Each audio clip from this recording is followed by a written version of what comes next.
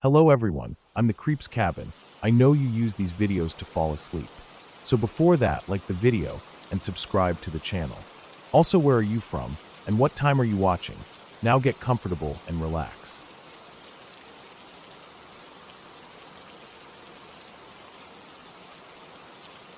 I remember that morning feeling colder than usual.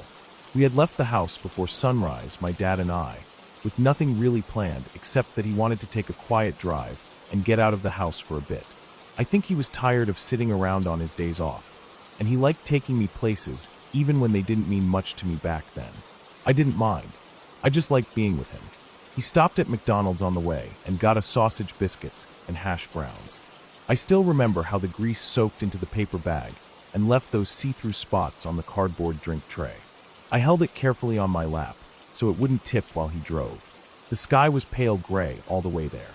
It was November, and even though the sun had come up by the time we arrived, it still looked dim outside, like the light just couldn't break through all the heavy clouds and mist. When he parked, he backed his truck up near the edge of a small hill where there were a couple old cannons lined up facing the fields below. I didn't think much of them, just metal with big wheels on each side, and the ends covered up with what looked like rust and dirt. We sat on the tailgate with our legs hanging off the back, eating our breakfast. The food felt warm in my hands. I could see my breath when I exhaled, but it didn't bother me. I watched my dad as he ate, his fingers blackened slightly with car grease even though he'd washed them before we left. He always carried that smell of old oil and metal. It made me feel safe, like nothing could really go wrong with him around. We didn't talk much while we ate. My dad wasn't big on talking unless he had something worth saying. I remember picking at the wrapper of my sausage biscuit, peeling off little pieces of paper and letting the wind catch them. The hill felt quiet except for a few crows in the trees behind us and the low breeze that kept brushing against my neck. The grass was a faded brown, and the fog rolled along the ground in thin waves, gathering thicker around the cannons and the small stone fence that lined part of the field below. The air smelled like cold dirt and rotting leaves. It wasn't strong, just the way the land smelled before winter came in fully. After we finished eating, I wiped my hands on my jeans because I didn't want to use the napkins for some reason. My dad sipped the last of his coffee and pulled out his small black binoculars. He always kept them in the glove compartment, saying it was good to have them around when driving in the country, looking at deer or checking fence lines. I was just staring out at the field, feeling the cold starting to creep through my hoodie, when I noticed movement near the cannons. It wasn't fast, just a person standing there and lifting their arm in a slow wave. At first, I thought it was a worker or someone cleaning up trash. I didn't react until I noticed the way they were dressed.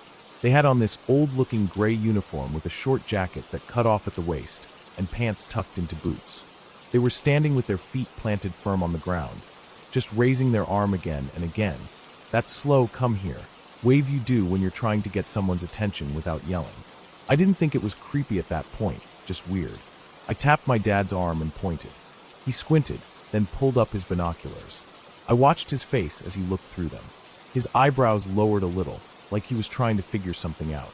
He handed me the binoculars without saying anything and gestured for me to look. When I looked through, I could see the person so clearly that for a second it felt like they were standing right in front of me. Their face was pale, but not ghostly pale, just like they hadn't seen the sun in a while. Their hair was brown and tucked under one of those small caps with the short brim, tilted slightly to the side.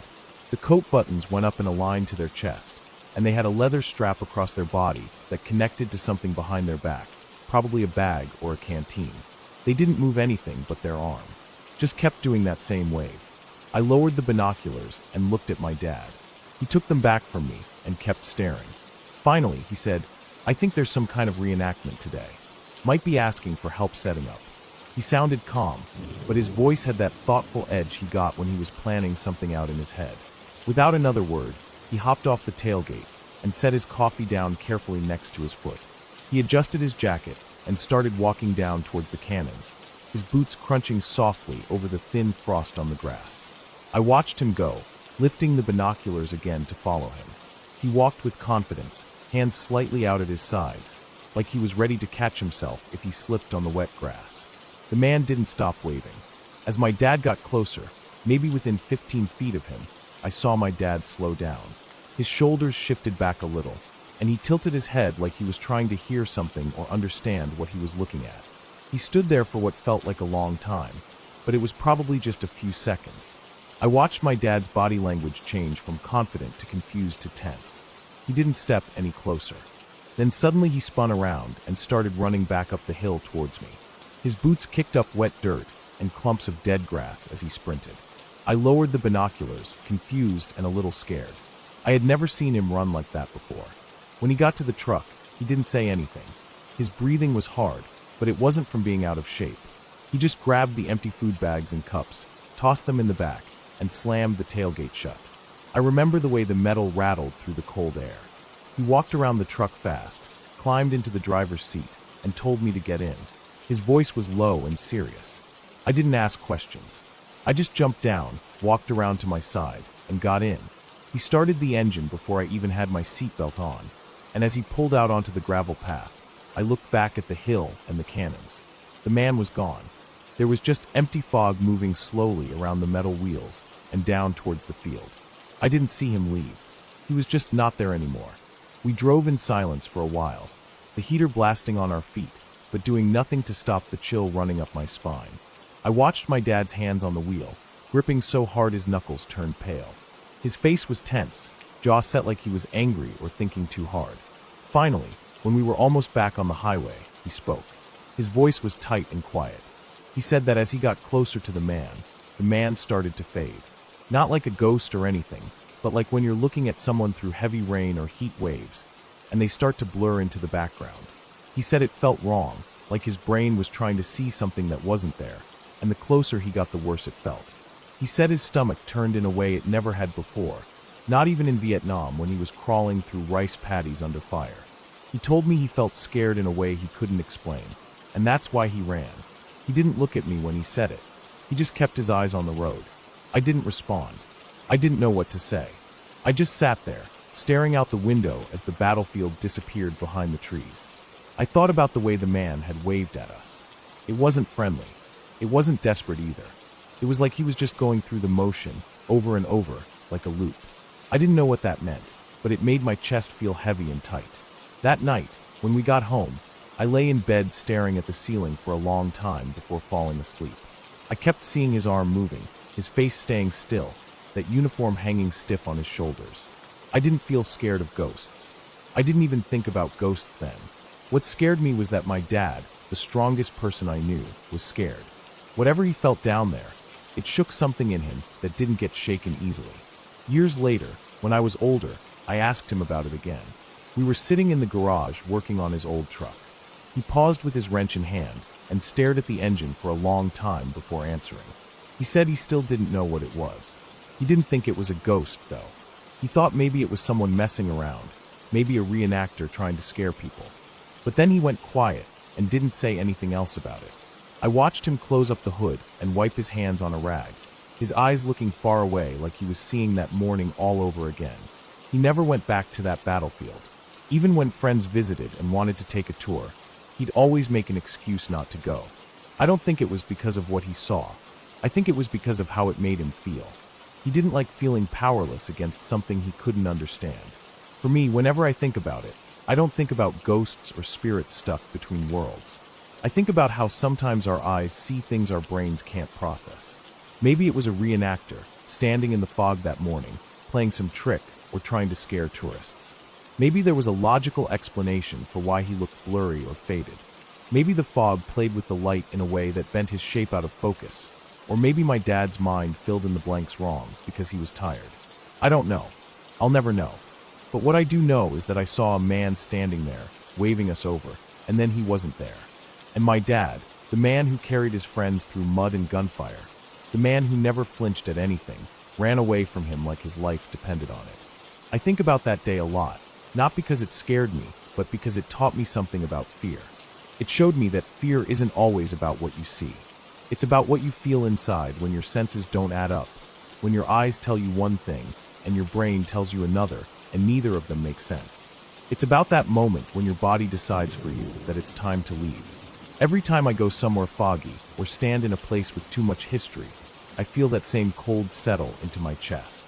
And I wonder if there's someone standing just out of sight, waving me over for reasons I'll never understand.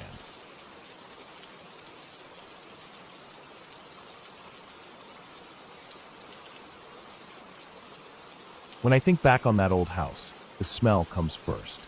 It was always a bit musty, even in summer when the windows were open and the breeze carried in the scent of fresh-cut grass and the lilacs that lined the fence out front. The walls held onto that damp, earthy smell no matter how many candles Mom burned or how many times she scrubbed the floors with pine sol. It was her childhood home, and by the time I was born, it had seen 3 generations of our family live and die under its roof. I never really thought about that when I was little. To me, it was just home. My sister and I shared the bigger bedroom at the end of the hall. It had yellowed wallpaper that peeled at the seams and a single window that looked out over the backyard. The backyard was big, full of patchy grass and old trees that creaked on windy nights.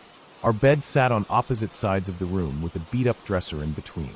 We had mismatched sheets. Hers had faded cartoon flowers. Mine were plain blue. And we kept our toys in old milk crates stacked by the closet door. My sister was 4 years younger than me. When she was little, she spent a lot of time talking to the empty air. At first, Mom and Dad thought it was cute. They'd stand by the door and listen to her chatter away in her tiny voice, laughing at her stories about E. She said E was an old lady with gray hair who wore a long dress. E liked to sit with her when she colored or when she played with her dolls. I didn't pay much attention. I was older, busy with my own friends and my own games, and little sisters were mostly a nuisance. Back then, I didn't care about old stories or who used to live in the house. The grown-ups talked about it sometimes, usually in low voices when they thought we were asleep. I'd hear bits and pieces. How Mom's mother died when Mom was just a kid herself. How Grandpa had remarried a woman none of the family liked much. How there weren't any photos left of Grandma. I didn't know what any of that really meant. It was just old family stuff. The kind of thing you heard when the grown-ups were drinking coffee late at night, their voices soft and sad under the hum of the kitchen light. I remember the day everything started, or maybe the day it all cracked open for me. I was 13. It was early fall, that time when the air starts to smell like leaves, and the evenings come quicker than you expect. Mom had gotten a call that Grandpa wasn't doing well.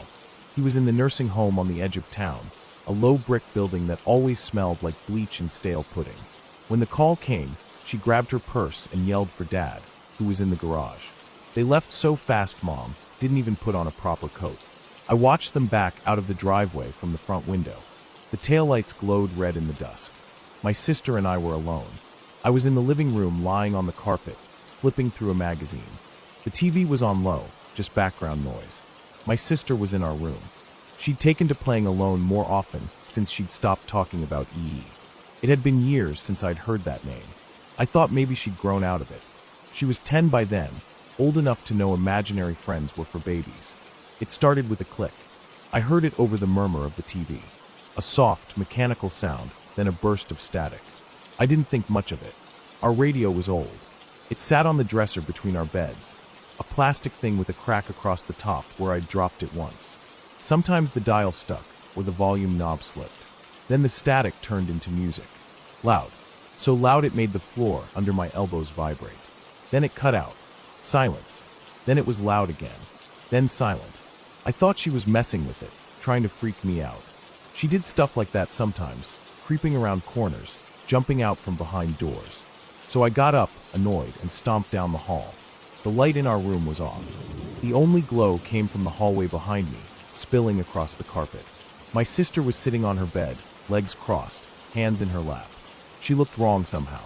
Pale, stiff. Her eyes didn't move when I stepped inside. She was staring at the radio. It clicked on again.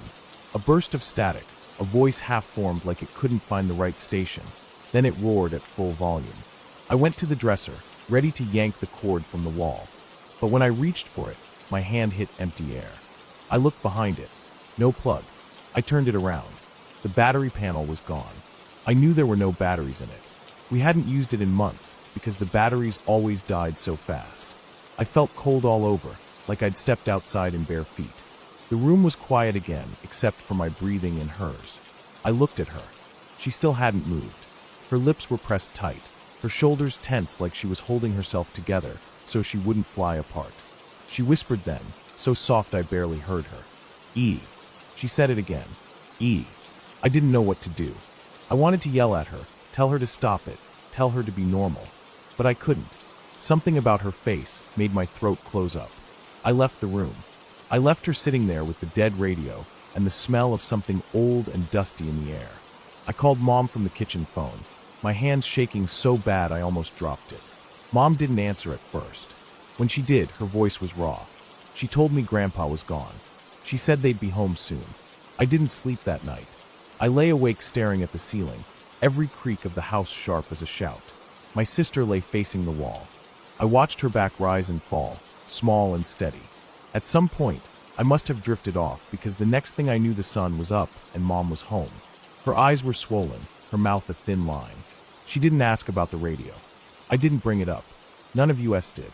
A few days later, we stood in the church for Grandpa's funeral. The place smelled like lilies and floor wax. My sister held Mom's hand so tight her knuckles turned white. People came up to us in their dark clothes, faces I didn't really know, cousins from out of town, old neighbors, friends of Grandpa's from the American Legion. They spoke in low voices, eyes darting to us and then away. I just kept looking at the casket, trying to make myself feel something big and proper like they did in movies. But mostly I felt empty, tired. It was near the end, when everyone was milling around in the foyer, that an older woman I barely recognized came up to us. She was holding something wrapped in tissue paper. She handed it to Mom, saying she'd found it tucked away in an old Bible after Grandpa died. Mom unwrapped it slowly, her fingers trembling. It was a photograph, faded black and white, the edges curled. My sister leaned in. She froze. Then she pointed. Her finger hovered over the woman standing next to Grandpa in the photo. It was their wedding picture, probably taken in the church we were standing in now. The bride's hair was pinned up, her dress long and simple. She was smiling, but there was something about her eyes, soft, patient, familiar in a way that made my skin prickle. My sister's voice was so calm when she spoke. She said, "That's E." Mom's hand jerked. She pulled the photo closer, like she needed to check if what she was seeing was real. I watched her face change, watched something behind her eyes sink in and settle there. She didn't say much, just folded the tissue back around the photo and held it to her chest. We went home after that. The house felt smaller somehow, like the walls had drawn closer while we were gone. That night, my sister put the photo under her pillow. She told me, in her small voice, that E wouldn't come back now. I wanted to ask her what that meant, why she'd come in the first place, but the words didn't fit in my mouth. I just nodded and turned away. Years passed like that. We grew up. The house stayed the same. The wallpaper peeled a little more every winter. The lilacs came back every spring. We moved out eventually, first me, then her. Mom stayed behind, alone after Dad passed. Sometimes when I visit, I stand in our old room. The radio's still there on the dresser. Still cracked, still empty inside. I pick it up sometimes, turn it over in my hands. It's always cold. I don't tell anyone about that night. Not really. If it comes up, I laugh it off. Old house, old wiring, old kids with wild imaginations. But when I lay down at night, sometimes I see my sister's face the way it looked then. Pale, still, eyes fixed on something I couldn't see. I hear the click of the radio, that hiss of static. I wonder about the things we carry with us, the pieces of people that stay behind. I wonder if they ever really leave. Mom still keeps that photo in her dresser drawer. She says it helps her sleep, knowing there's a piece of her mother in the house with her. I guess that's true for all of us in a way. The house keeps the old things close. The smell, the creak of the floors, the faded wallpaper, and the lilacs by the fence. And sometimes, when the wind rattles the windows just right, I swear I can hear that soft click. Like someone turning the dial, trying to find the right station. Trying to remind me of what was always here, long before I knew how to listen.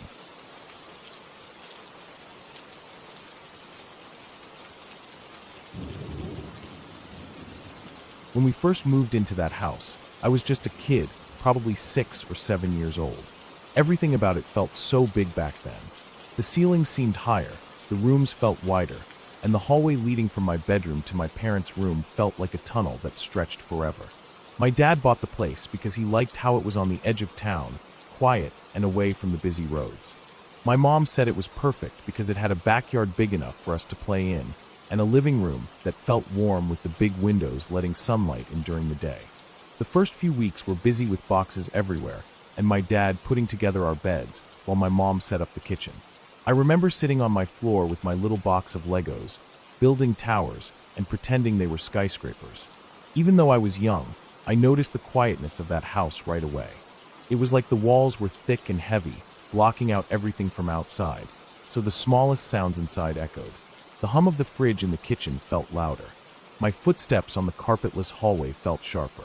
At night when my parents were asleep, and I stayed up playing with my toys, I could hear the ticking of the living room clock all the way in my bedroom. It was on one of those afternoons when I first heard it. I was sitting cross-legged in the middle of my room, carefully placing a little blue brick on top of my tower, when I heard my dad's voice calling me. It was faint but clear enough to know it was him. He said my name, just once, like he always did when he wanted me to come.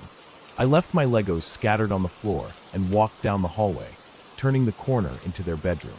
They were both sitting on the edge of the bed. My dad was reading something, and my mom was folding laundry. I remember standing there for a second, waiting for them to say something, but they both looked up at me with puzzled faces. I asked what they wanted, and my dad shook his head, saying he never called me. My mom told me to go finish playing. I walked back to my room, feeling confused, but I didn't think much of it. I was a kid. I thought maybe I imagined it. But then it happened again a few days later, and then again after that. Always the same. Always when I was alone in my room, playing with my toys, drawing, or just sitting there daydreaming like kids do. Sometimes it was my dad's voice, sometimes it was my mom's, but always from the opposite end of the house. And every single time I went to them, they told me they never called me. After a while, I started thinking maybe they were messing with me. Maybe it was a joke I didn't understand, and they laughed about it later. But I never heard them laugh about it. They always just looked confused, or told me to stop making things up. There was this one evening I remember clearly. The sky outside was turning orange as the sun went down behind the row of trees behind our house. I was sitting on the floor building a Lego police station set my dad had bought me a week before. I had just finished putting together the jail cell door when I heard my dad call my name again from his bedroom. His voice was low and sounded a little tired, just like when he called me to brush my teeth before bed. I sighed, feeling a little annoyed, and got up to go see what he wanted. The hallway felt colder than my room, and I remember dragging my feet on the carpet because I didn't want to go. As soon as I stepped into their bedroom, before I could even say anything, I heard my mom's voice calling my name again, but this time from the living room, which was all the way on the other side of the house. I stopped. Both of my parents were right there in front of me, sitting on the bed watching TV. I remember my chest tightening and my skin feeling prickly all over. I just stood there, staring at them, and they asked what was wrong. I told them I heard Mom calling me from the living room. My dad muted the TV and listened, but there was nothing. The house was dead silent, except for the ticking of that clock in the living room echoing faintly down the hallway. After that day, I stopped telling them about the voices. I just kept it to myself. But it didn't stop. It kept happening, always at random times. Sometimes days would go by without anything. Sometimes it happened twice in a day. When I got older, around 9 or 10, I started ignoring it. I would hear them call my name, but I wouldn't get up. I would just sit there, feeling my heart beating hard, waiting for it to stop. Sometimes I would put my hands over my ears and hum to myself to block it out. The older I got, the less I thought about it. When I was in middle school, I convinced myself it was just the house making noises. Maybe the wood shifted and made sounds that, as a little kid, I thought were voices. But then my brother started having sleeping problems. He was always tired during the day and sometimes fell asleep in the middle of talking. My parents took him to the doctor, and he was diagnosed with partial narcolepsy. They told us that people with narcolepsy sometimes hear things that aren't there, like voices or sounds. I started thinking maybe that's what happened to me too. Maybe I had it and didn't know. I didn't tell anyone about it until I was in high school. I was sitting in the car with my mom waiting for my brother to come out of his doctor's appointment. I asked her if she remembered me always going to their room because I heard them calling me. She nodded and laughed a little, saying she thought I was just a weird kid back then. I told her I thought I had narcolepsy like my brother. She looked at me for a second, then shook her head and said I never had any other symptoms, but if I was worried, I should get checked out just in case. So I did. They ran all sorts of tests on me, had me sleep with wires stuck to my head, and asked me a million questions about my sleep and dreams. Everything came back normal. The doctor told me I was completely fine. That was almost 10 years ago now. I moved out when I turned 18. I got a job in the city and only go back to visit my parents on holidays or birthdays. But every time I sleep in my old room, it comes back. I lie there at night staring at the ceiling, listening to the house creak and the fridge hum, and I hear it. My mom's voice or my dad's voice calling my name from the other side of the house. It's always faint, like they're standing far away, but clear enough that I know it's them. Sometimes it wakes me up from a dead sleep. Sometimes I hear it right as I'm falling asleep, and it jolts me back awake, my heart pounding in my chest. I lie there, staring at the darkness, waiting for it to stop. It always does. It never says anything else. Just my name. I don't tell my parents about it anymore. I don't tell anyone. I tried telling a friend once, and he just laughed and said it was probably the pipes making noises.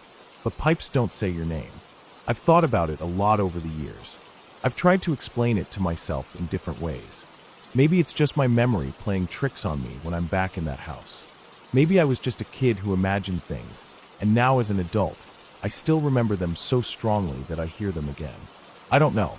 The last time I visited, just a few months ago, I was lying on my old bed looking at the glow-in-the-dark stars still stuck to the ceiling. I was thinking about how small the room felt now, how the hallway didn't seem so long anymore. I closed my eyes, listening to the house, feeling the quiet pressing down on me. That's when I heard my dad's voice, calling my name softly from the kitchen. My chest tightened, but I didn't move. I just lay there, staring at the darkness with my eyes open. After a few minutes, I heard my mom's voice calling me too, but from the front door this time. I didn't move then either. I just lay there, staring at the little glowing stars, thinking about how many times I heard them call me like that when I was a kid, thinking about how it never really stopped. I don't know what it is. I don't think I ever will. But I know what I hear, and I know it's real to me. Even now, as an adult, I hear it every single time I stay over. But the weird thing is, I'm not scared of it anymore. I used to be terrified when I was a kid, my heart racing, my palms sweating every time I heard them call my name when I knew they didn't. But now it just feels like part of the house, like the creaking wood and the humming fridge and the ticking clock. It's just there, always in the background, calling my name softly from the other end of the house, like it's reminding me that it's still there, that it never left, and that no matter how old I get, or how far away I move, it will always be waiting for me when I come home. I don't know why it happens. I don't know what causes it. But I do know one thing for sure. It's not a joke, it's not a hallucination, and it's not just the house making noises. Because houses don't call your name when no one else is there to say it. And I know I will keep hearing it every time I go back, for as long as I keep going back.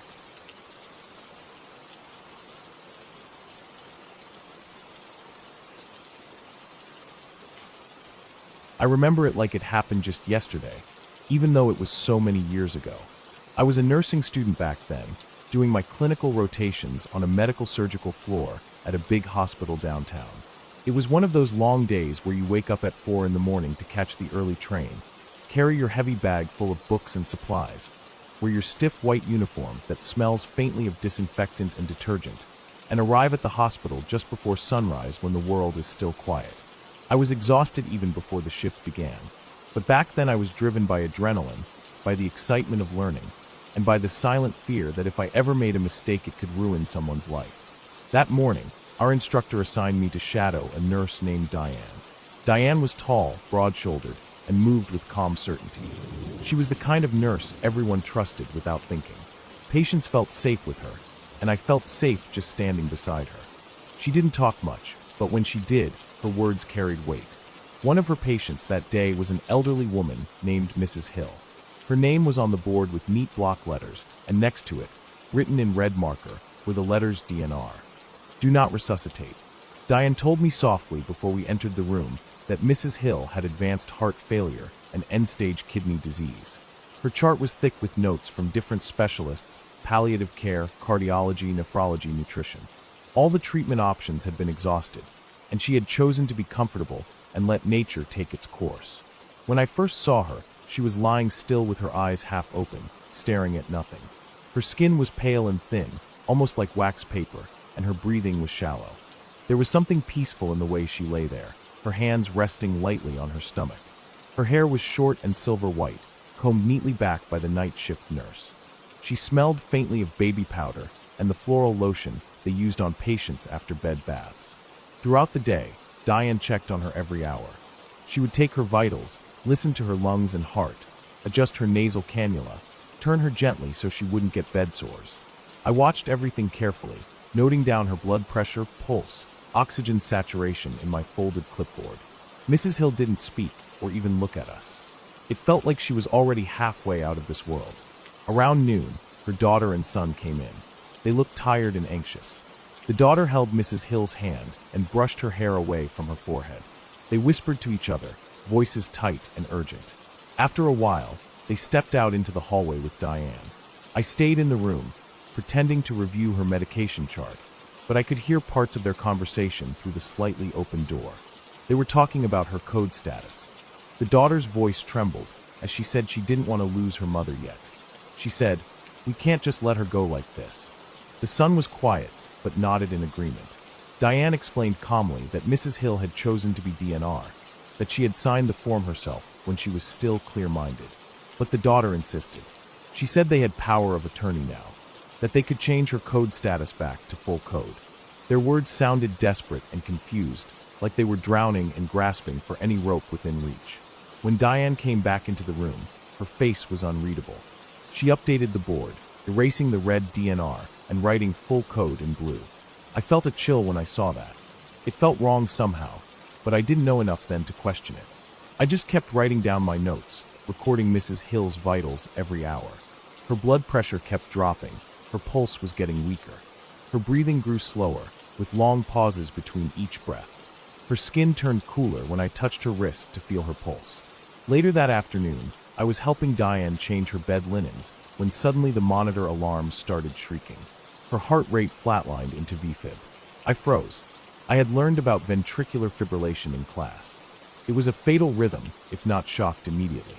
I backed away as Diane pressed the code button. The room filled with nurses in seconds.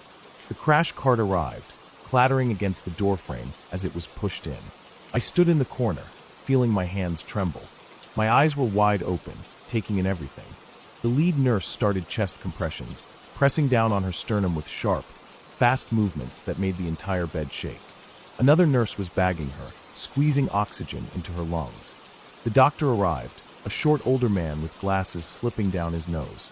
He pulled the defibrillator paddles from the machine and pressed them against her chest after applying gel.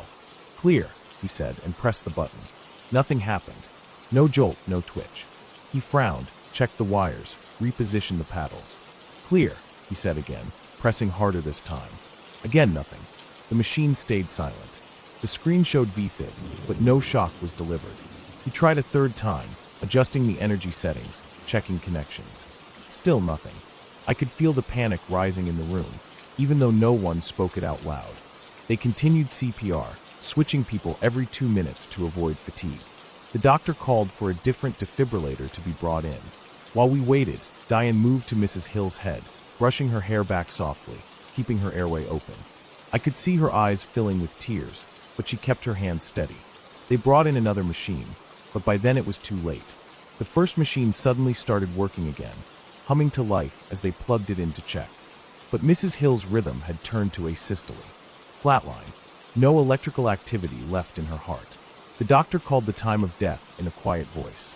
Everyone stepped back. The room felt heavy, like all the air had been sucked out. I stood there, staring at her still chest, at her pale face turned slightly to the side. She looked almost relieved, like a great burden had been lifted from her. Diane gently closed her eyelids and arranged her hands over her stomach. The daughter and son were outside in the hallway, sobbing into each other's shoulders when Diane went to tell them. I didn't hear what she said. I just kept looking at Mrs. Hill's face, thinking how peaceful she looked. After the family left, I helped Diane clean her body, removed her IVs, wiped away the gel from her chest, changed her gown to a clean white one with tiny blue flowers. We wrapped her in fresh blankets and placed a single flower from the nurse's station on her pillow. It felt like the only thing we could do for her now. That evening, when the shift was ending and we were finishing our charting, the biomedical technician came to check the defibrillator. He tested it multiple times. It worked perfectly. He frowned and said, "These machines are checked every single day. This never happens." His voice was tight, like he didn't know how to explain what had happened. I went home that night on the train, staring out the window at the dark city lights flickering past. I felt cold deep inside. I kept thinking about how she had made her choice clear. She didn't want to be brought back. She didn't want her last moments to be chest compressions and electric shocks. And in the end, despite everything, that's exactly what she got. Her heart stopped, the machine failed, and no matter how much anyone wanted her to stay, she left on her own terms.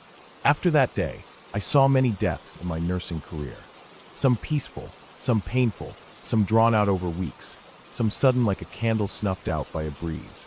But I never saw anything like that again. A machine failing again and again, refusing to shock, and then working perfectly the moment she passed. It felt like something that couldn't be explained by procedure or science. It felt like her will was stronger than anything we could do. Like she waited for us to try, knowing it wouldn't work. Like she held on to her choice until the very last breath. I think about Mrs. Hill often. I think about how quiet she was that morning, how she stared at nothing but still seemed calm. I think about her children, how desperate they were to hold on, how afraid they were to let her go. I think about that defibrillator, humming to life only after she was gone. And I think about how sometimes, no matter how hard we fight against it, death comes in its own way, in its own time. It's been 20 years since then, and I have cared for hundreds of patients, seen technology fail, seen miracles happen, seen people survive when no one thought they would, and seen people slip away no matter what we did. But that day taught me something I never forgot. Sometimes, no matter how advanced our machines are, no matter how skilled our hands are, there is something beyond our control. Mrs. Hill didn't want to come back, and in the end, she got her wish. When I lay in bed at night thinking about the people I cared for, her face always comes back to me. Calm, peaceful, eyes half open staring at something none of us could see. A part of me feels grateful she found her peace despite everything. A part of me still feels a cold chill when I remember how that machine refused to work again and again until she was gone. It was as if the universe itself was making sure her choice was honored, even when no one else did. That was the day I learned that death does not wait for our readiness. And sometimes, even the strongest of us have no choice but to let go.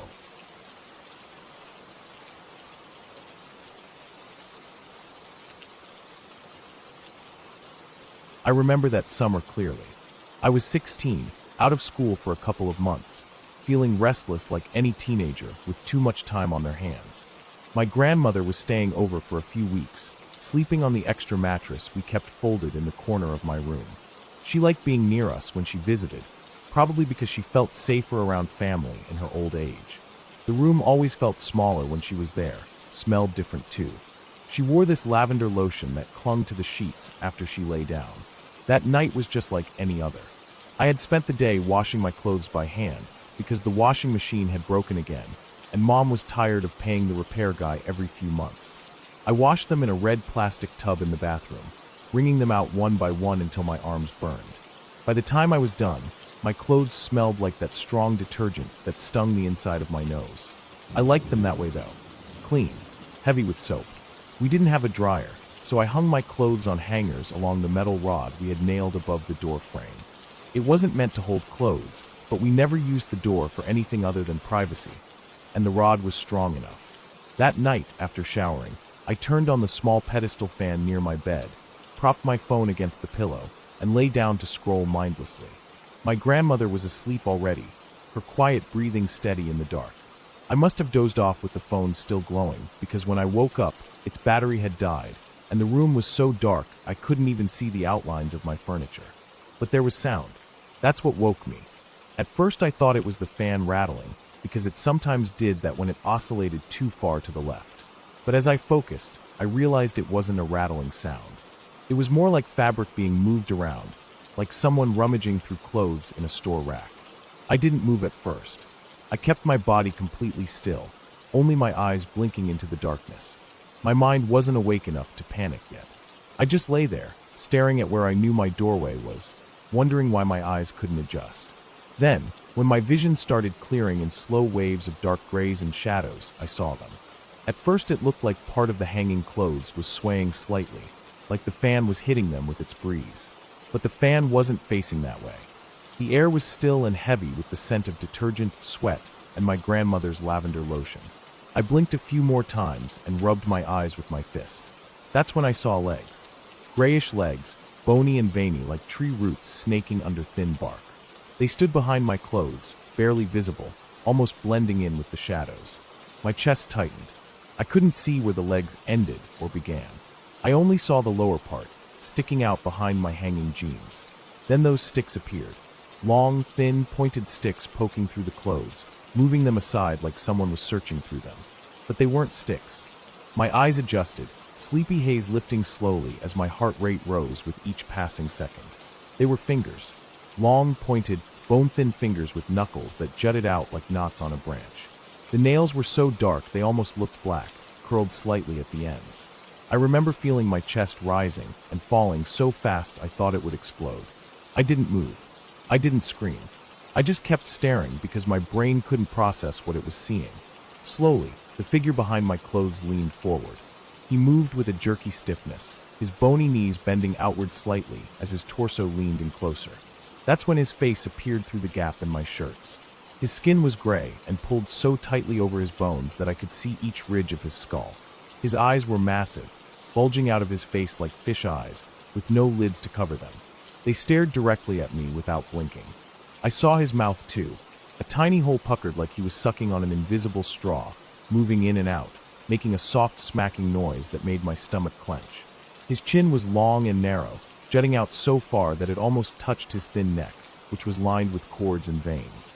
His body was horribly thin, but his stomach stuck out round and distended, as if he hadn't eaten properly in weeks. His shoulders hunched up so high they looked like broken wings sprouting from his neck, tearing through the old, stained hospital gown he wore. The gown was so tattered it barely covered his chest, and there were holes everywhere, showing his veinous skin underneath. His back was curved in a hunch, so deep it looked painful to stand that way. And on top of everything, his head was cone-shaped, long and narrow, sloping back into a sharp point that almost touched the top of the door frame. He just stood there, frozen, staring at me with those lidless eyes. His fingers stopped moving through my clothes and curled up against his chest, as if surprised that I could see him. The sound of his smacking lips filled the room. I felt like throwing up. My grandmother was still asleep, only a couple feet away from me. I turned my head slowly towards her mattress. My voice wouldn't work at first. I tried again, this time forcing a scream from my throat, but it came out like a croak. I reached over, grabbing her blanket and shaking her with trembling hands. My eyes flicked back to the doorway. He hadn't moved. He just kept staring at me, puckering his lips again and again. His fingers twitched, curling and uncurling like dry, dead spiders. I shook her harder. My grandmother stirred, mumbling something under her breath. The rustling of her mattress felt so loud in the silent room. I looked back at the figure. He was still there, but something had changed. His shoulders tensed up like he was about to move forward. My heart felt like it was beating in my mouth. Then my grandmother sat up. Her hair was messy, falling over her eyes as she looked towards me with confusion. I opened my mouth to say something, but before any words came out, I glanced back at the doorway. He was gone. There was nothing there except my clothes swaying slightly, the hangers creaking softly as they settled back in place. The fan kept humming. The room felt just as it had before, small, stuffy, and dark. My grandmother rubbed her eyes and asked me what was wrong, but I didn't say anything. I just lay back down, staring at the ceiling, listening to my blood rush through my ears. That morning, I woke up with my neck stiff from sleeping so tense. I walked to the doorway and touched my clothes. They were still damp, cold from the night air. I checked behind them, touched the walls, tapped the door frame. Nothing. My grandmother was making tea in the kitchen. I didn't tell her what I saw. But the truth is, things had already been feeling wrong in the house weeks before that night. I'd been having these nightmares that felt so real I woke up drenched in sweat, heart thumping as if I'd run for miles. Some nights I would wake up to my bedroom door slamming shut on its own. It wasn't the wind. I always kept the windows closed because of mosquitoes. The door would slam so hard the entire room shook. I'd get up, open it again, and try to go back to sleep, but it always left me awake for hours, staring into the shadows. Another night, about a week before seeing him, I woke up feeling hands on my feet. Not just one hand, but several, all grabbing at my ankles, my calves, my toes. It felt like fingers wrapping around each part of my legs, cold and rough. I kicked and pulled my legs up to my chest. When I turned the light on, there was nothing there. My feet felt numb for hours afterwards. Every morning, I would wake up more tired than the night before. My eyes felt heavy all day in school. I stopped wanting to eat breakfast. I stopped laughing at jokes my friends made. My mom asked me if I was getting sick, but I told her I was fine. After that night, after seeing that gray man, I couldn't keep it inside anymore. I told my parents everything. The dreams, the hands, the door slamming shut, and finally what I saw in my doorway. My mom listened without interrupting, and when I finished, she didn't say anything for a long time. My dad stared at the floor like he was thinking of the right words to say. A few days later, my parents called a priest they knew to come over. He walked through the house with a small metal container of holy water, sprinkling it in every room, muttering prayers under his breath. When he got to my room, he paused for a long time by the door frame. He pressed his fingers against the wood, leaning in so close his nose almost touched it. Then he sprinkled extra water there and prayed a little louder. When he left, the house smelled like burnt wax and incense for days. My mom said the priest told her everything would be fine now, that it was just something that had attached itself to the house, and it was gone. But I don't know if it was ever there in the first place. Sometimes I wonder if my own head made it up. If my body was so tired from stress and nightmares that it created something that didn't exist. Some people say the brain can do that, create things so real you feel their touch, hear their breathing, see their eyes watching you in the dark. After the blessing, the nightmares stopped. My door stopped slamming shut. I never felt those hands again. But I never slept with my door open again either. Even now, years later, every night before I go to sleep, I walk over to my bedroom door and shut it completely. I press my palm against the wood, feeling its solid warmth, and listen for any rustling on the other side. Then I lock it, just in case. Because whether he was real or not, I know what I saw. I know how those eyes felt staring at me, how his mouth puckered and moved like he was sucking on something invisible, how his shoulders shook as he stood there, frozen in place. I know how his fingers curled against his chest like they were made of dry sticks ready to snap.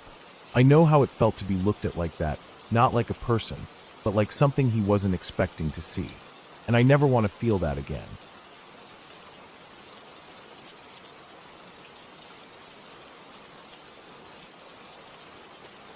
When I was 8, we moved from urban South Florida to a really small town in North Florida.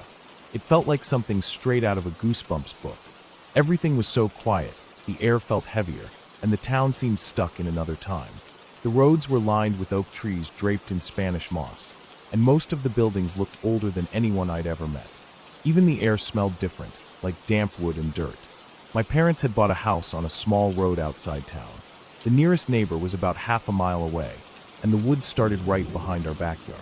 I had always lived in apartments before, surrounded by cars, shops, and the constant hum of traffic. Here it was so silent at night that it made my ears ring.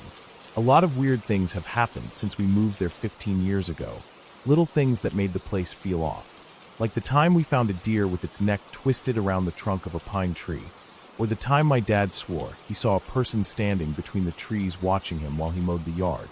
But when he went over, there was no one there.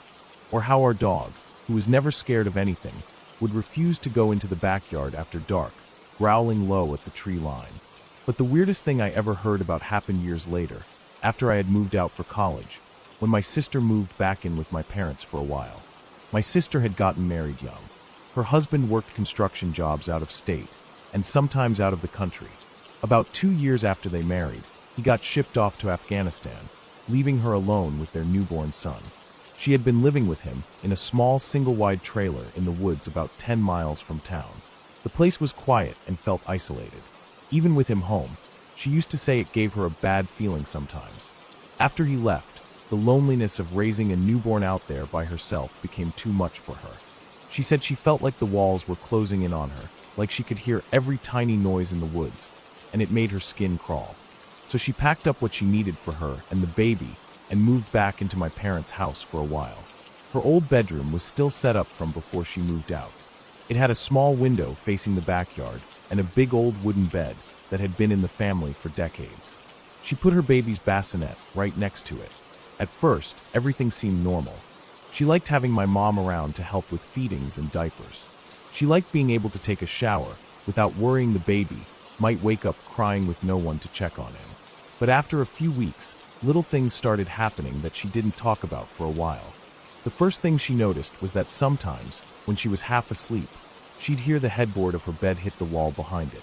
Not just creaking, but slamming, like someone pushing it forward then letting it bounce back.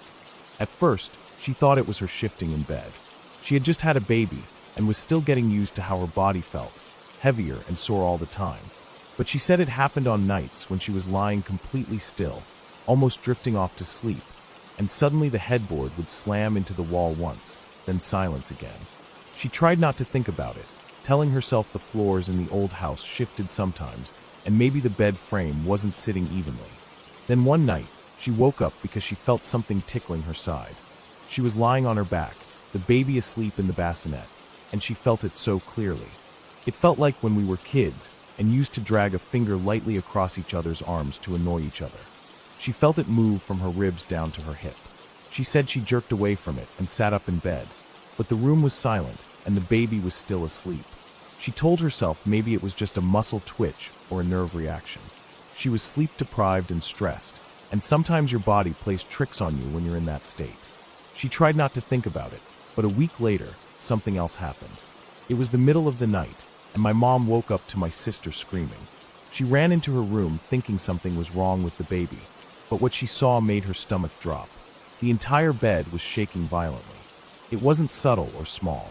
The mattress was lifting up on one side then slamming down, shifting side to side, like a boat going over rapids. The old wooden frame was creaking so loud it echoed down the hall. My sister was clinging to the baby, curled up around him with wide eyes. My mom rushed over and grabbed her arm, and as suddenly as it started, the shaking stopped. The baby had slept through the entire thing, his tiny face peaceful against her chest. They didn't tell anyone about it for a while. My sister was embarrassed and didn't want people thinking she was losing her mind. My mom thought maybe it was an earthquake, but nothing else in the house moved. There were no reports on the news about tremors that night. The rest of US didn't find out until weeks later, when my sister finally talked about it over dinner one evening. Her face was pale as she spoke, and she kept rubbing the side of her neck like it hurt. After that, it kept happening in small ways. Sometimes, she'd wake up and feel her hair being pulled. She wore her hair in a ponytail most nights, so it wouldn't get in the baby's face while she nursed him. One night, she was sitting up in bed feeding him, her eyes half closed, when she felt a strong yank on her ponytail. Her head snapped back so fast it hurt her neck. She thought maybe it had gotten caught between her back and the headboard, but when she reached back, there was nothing there. Before she could adjust her grip on the baby, it yanked again, pulling her head sideways. She let out a sharp cry and clutched her son tighter. The baby stirred, making little noises, but didn't fully wake up. After that night, she started sleeping in my old bedroom instead. But even then, she said the air in the house felt heavy, like someone was always watching her, curious and unblinking. She started leaving a small lamp on at night. The baby didn't seem to notice anything wrong. He was always calm, sleeping peacefully in his bassinet, unaware of the tense way his mother would lie awake next to him. My mom and sister are tough people. They've both been through a lot, moving from place to place when we were little, barely scraping by sometimes, but always finding a way to keep going. They didn't want to leave the house or make it a bigger deal than it was. They just kept living there, doing what they always did. Cooking meals, watching TV, taking care of the baby. Over time, the shaking stopped happening. The hair pulling stopped. The slamming headboard didn't slam anymore. My sister stayed for about 6 months before moving back to her trailer when her husband came home. She still talks about those nights sometimes. She says she doesn't really know what to think about it. She's not the type to believe in ghosts or spirits. She thinks maybe it was the house settling, or maybe she was just so tired that her senses got mixed up and she imagined it all, even though she knows how real it felt at the time. My mom says the same thing. She remembers standing there in that dimly lit bedroom at 3 in the morning, watching the bed rock so hard it scraped against the floorboards. She remembers the way the baby slept through it, and how my sister's hair was pulled so hard it left her scalp sore for days. But she doesn't talk about it often. When she does, she just shrugs and says old houses do weird things. Sometimes with shifts. Sometimes old metal bed frames rattle with the right vibration in the ground. Sometimes your nerves twitch and your hair catches on something without you realizing it. And sometimes you just don't know the reason. All I know is that the house still stands there today. My parents still live there. They've remodeled parts of it over the years. Painted the bedrooms, replaced the carpets with wood flooring, put new siding on the outside. But the bones of the place are the same. The layout is the same. The room where my sister stayed is now used as my mom's sewing room. The old bed was taken apart and burned in a bonfire years ago because the wood was warped and cracked.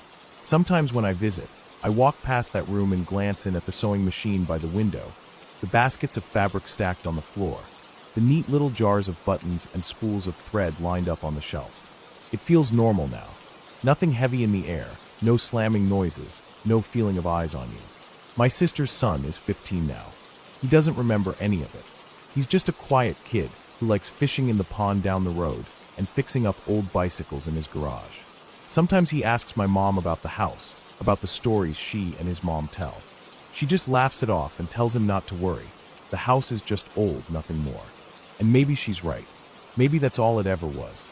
Just an old house shifting its weight under the heavy Florida air, creaking and settling like the trees outside. Or maybe it was something else.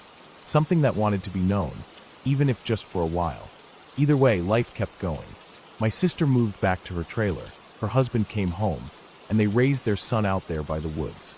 My parents kept the house clean and warm, filling it with grandkids and dogs, and the smell of dinner cooking every evening. And whatever happened in those months, it faded away like a strange dream. Just another weird story in a town full of weird stories, buried under the quiet hum of cicadas and the rustle of oak branches in the breeze.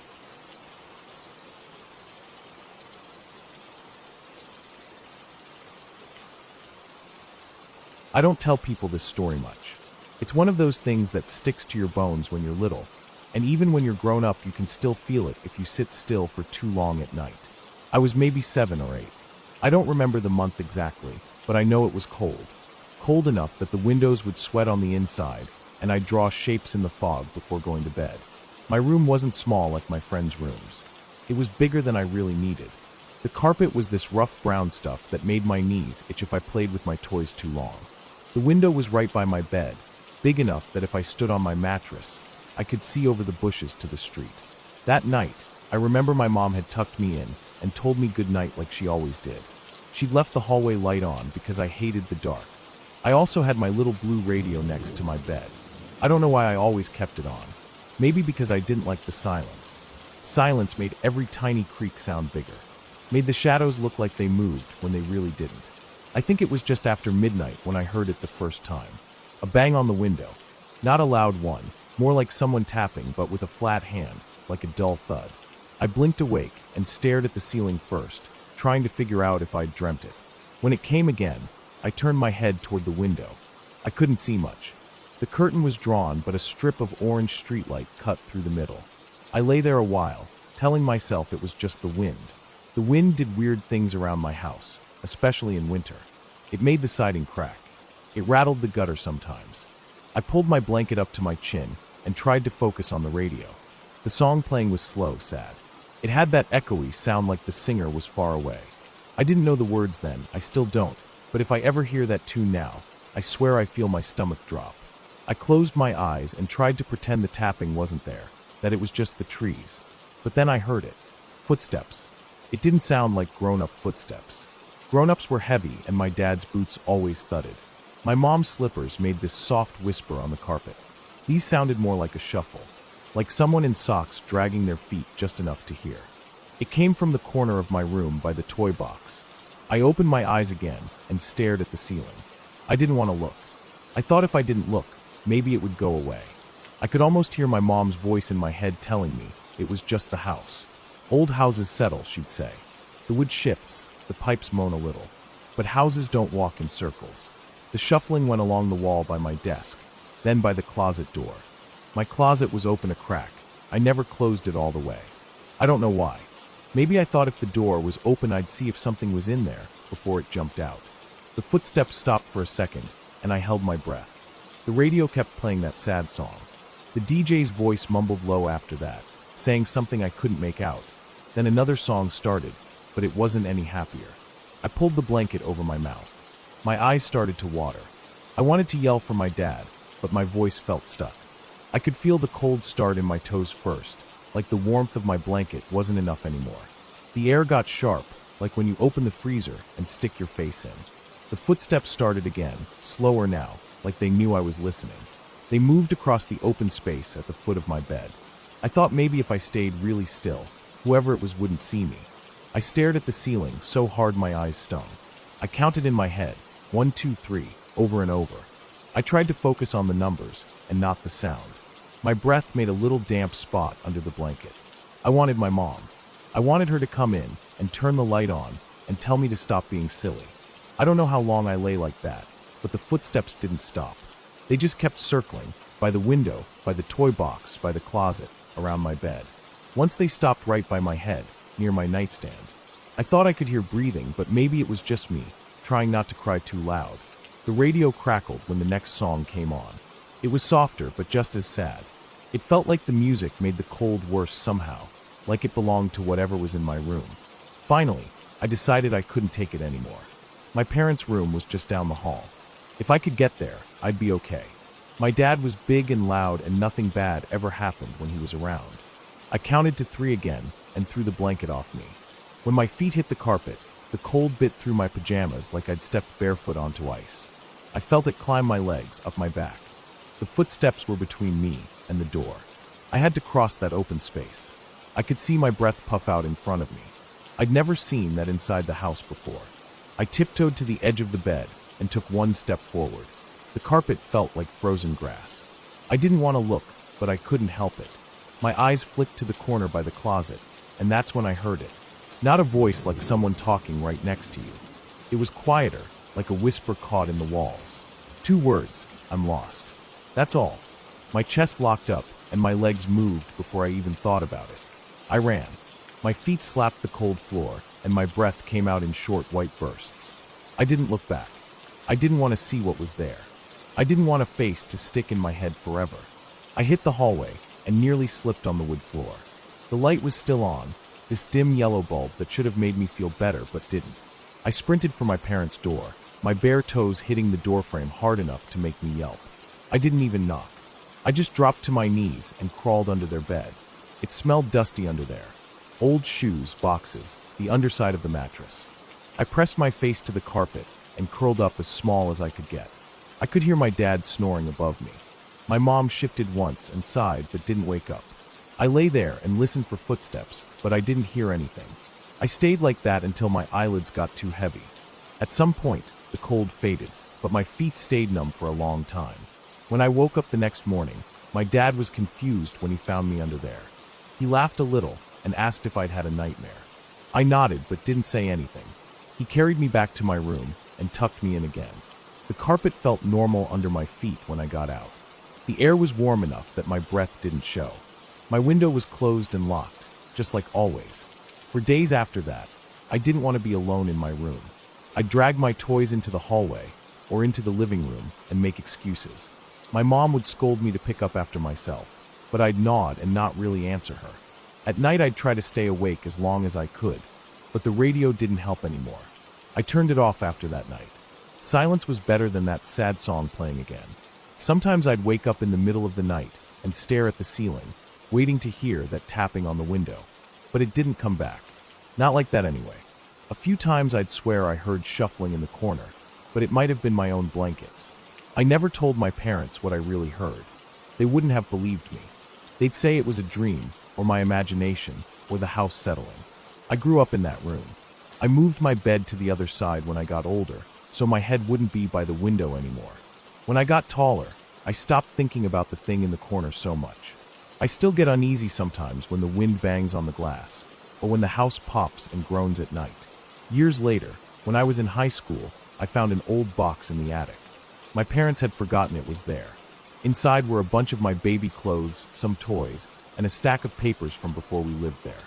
It turns out our house was built on a piece of land that used to be part of a much bigger property, an orchard that shut down decades ago. The original farmhouse was torn down, but some of the foundation was still buried out by the edge of our backyard, near the woods. I don't know why, but seeing that made something in my chest twist. Like maybe the voice I heard that night wasn't really in my room at all. Maybe it was stuck here long before my family moved in. I don't think about it too hard. I don't like to. I moved out as soon as I could.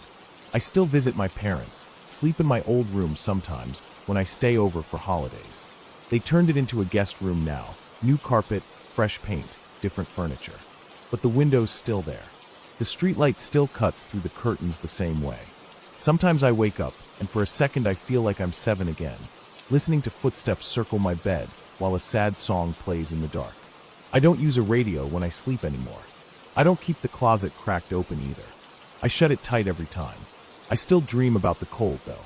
About standing in that empty space where my breath turned white.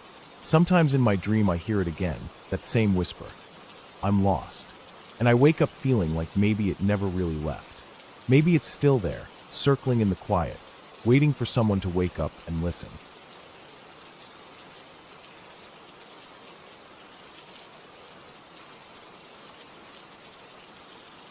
I woke up to the sound of my own breathing, too loud in the dark. The first thing my eyes caught was the red glow of the clock on my nightstand. 3:34 a.m. The numbers almost looked like they were pulsing, like a heartbeat. I could feel my own heart trying to match the rhythm, thudding against my ribs so hard it almost hurt. I lay still listening. At first I thought it was just the wind, maybe the old siding creaking or a branch tapping the window. But then it came again, this rattling sound from somewhere below me. It wasn't the wind. It was too steady, too deliberate, metal clinking against something else. I'm 17. I tell myself that because I feel like a kid just then, blanket pulled tight under my chin, eyes wide open in the dark like I'm 5, and convinced there's something under the bed. I shift my legs, trying not to make the mattress squeak. The rattling goes on, then stops. Silence makes it worse somehow, like the house is holding its breath. I swing my legs over the edge, and wince when my heel taps the wooden floor. It feels like a gunshot in the silence. I freeze, listening. Nothing. I get up, trying to remember every loose floorboard in my path. My door always sticks a bit. I turn the knob slow, careful not to let the latch click. The hallway feels colder than my room, and it's so dark I can't see the end of it. My parents' door is halfway down. I tiptoe, rolling my feet like they taught us in PE for that stupid silent walk drill. The carpet under my toes is rough and scratchy. When I reach their door, I nudge it open just enough to peek. Their bed is empty. No shapes under the covers, no sound of Dad's snoring or Mom's restless sighs. Just the sheets pulled back like they left in a hurry. I stand there for maybe 30 seconds, willing my eyes to adjust. Nothing. The clock in their room says the same, 3:34 a.m. I close the door soft and stand in the hallway, feeling the cold draft slide up my legs under my shorts. Next is my brother's room. He's 19, always up late, gaming or blasting music through his headphones so loud I can feel it through the walls. But tonight it's quiet. A thin strip of light leaks out from under his door. I knock once, so soft my knuckles barely touch the wood. Nothing. I open it. His chair is there, the big black gaming chair he begged for last Christmas. The screen is lit up with the desktop wallpaper, his headphones tangled on the desk. The bed's empty. No sign of him. I stand there a second longer than I should. The rattling downstairs starts again, louder this time, mixed with something softer, like fabric dragging. I tell myself it must be them, my parents and brother, moving stuff around for some reason. But why would they be up in the middle of the night? Why didn't they say anything? Maybe someone died, I think. Maybe they're packing to go somewhere. But then why wouldn't they wake me up? The sound shifts, turns into a dull thud, then another. I pull the door closed and step back into the hallway. My chest feels tight. I move down the stairs, each step slower than the last. There's a small nightlight plugged into the outlet near the bottom, but it barely does anything. It only makes the dark feel thicker around it.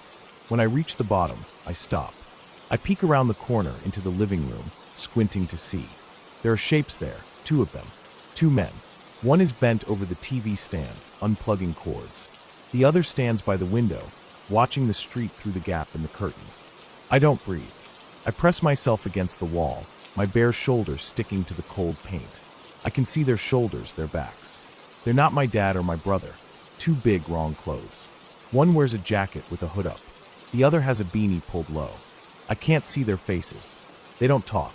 Just keep working, quiet but not quiet enough. I move 1 foot back, then the other. Slow. Slow. The step creaks under me and I freeze. Neither of them looks up. I move again, backward up the stairs. Every muscle in my legs feels like it's tearing, trying to keep from putting my full weight down. I reach the top, heart slamming so hard I think they must hear it. I don't look back down. I don't dare. I get to my room, close the door slow. The latch clicks louder than I meant it to. I twist the lock, then press my back against the door, trying to breathe. My throat feels dry, my eyes sting. I'm staring at the door handle, waiting to see it move. Then the banging starts. A single fist or boot hitting the wood. I jump so bad my teeth clack together. Again, bang, bang, bang. I shove my dresser over, scraping it across the floor, books and random junk clattering down. The banging goes on. I slide down to the floor, knees pulled up, hands over my ears. Then silence. My head is buried in my arms, but I know it's quiet. I peek out. Nothing. No banging, no rattling. Just my breathing, ragged and too loud. Then I'm in bed. My eyes open. I'm staring at the ceiling. I turn my head. The clock says 3:34 a.m. again. For a second, I think I'll puke. My sheets are damp, stuck to my skin. I sit up, rub my eyes, tell myself it was a dream. Just a dream. The air feels stale. My throat hurts. I tell myself to get up, to go check. I do. My feet hit the same cold floor. Same sticky doorknob. Same hallway. Parents' door, open, empty. I check my brother's room. Same light, same empty bed. My stomach twists. Downstairs, I pause at the top step. I can hear voices now, angry, sharp. I move down, crouching low so my head barely peeks over the banister. The two men are in the kitchen. The light's on. One has my dad by the collar, shaking him so hard his head snaps back. My mom stands near the fridge, hands over her mouth. My brother's at the table, frozen, eyes wide. I can't hear the words, but I know they're bad. I see the glint of something metal. A knife, or maybe just something they grabbed. My dad's face is red, twisted. I don't wait. I turn and bolt back upstairs. My feet slam each step. I don't care how loud it is now. I get to my room, slam the door, twist the lock so hard it almost snaps. I drag the dresser back, press my shoulder to it, breathing so hard I feel dizzy. The banging comes faster this time. Louder. The door shakes in its frame. I close my eyes, press my palms over my ears, try not to scream. The banging gets softer, or maybe I'm drifting away from it. I feel heavy, sinking down into the floor, my knees pressed into my chest, cheek against the wood. I open my eyes again. I'm staring at the ceiling. The clock says 3:34 a.m. I don't move at first. I just lie there, eyes on the glowing numbers. They look like they're burning holes in the dark. I think about getting up, about going to check. But my body won't move. My arms feel like they're full of sand. I listen. Nothing. No rattling. No banging. Just the tick of my heart and the quiet hum of the old house settling. The next time I wake up, it's light outside. The sun is leaking through my blinds, striping the floor. My alarm says it's almost noon. I'm still in the same position I fell asleep in, curled up tight, blanket twisted around my legs. I sit up slow. My neck aches. My head feels stuffed with cotton. Downstairs, my mom is making coffee. I can hear the sound of the machine sputtering, the smell drifting up. My dad is in his chair, scrolling on his phone. My brother's voice drifts up from the basement. He's yelling at his game again. Everything is normal. I stand at the top of the stairs for a long time, staring at them, listening to the normal sounds of my house. My mom sees me and waves her mug at me to come down.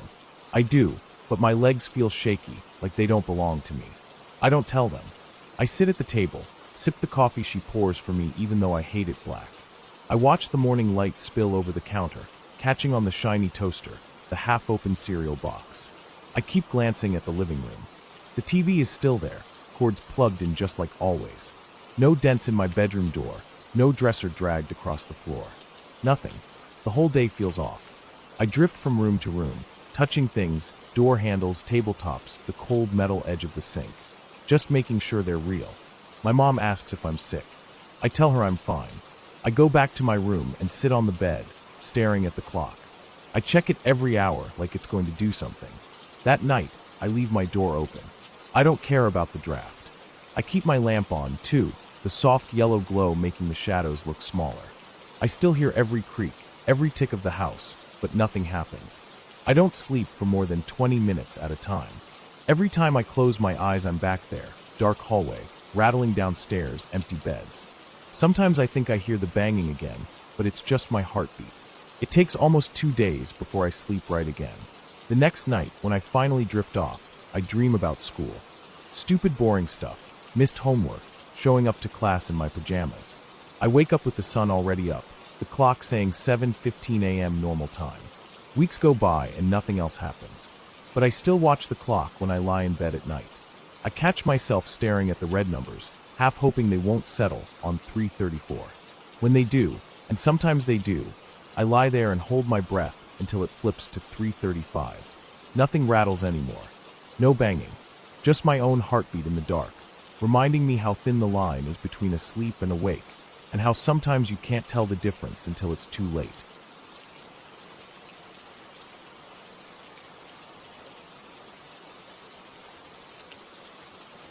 When I think back to my childhood, there are parts of it that feel warm and safe, like the smell of toast in the kitchen on winter mornings, or the way my mom would brush my hair before school, humming under her breath.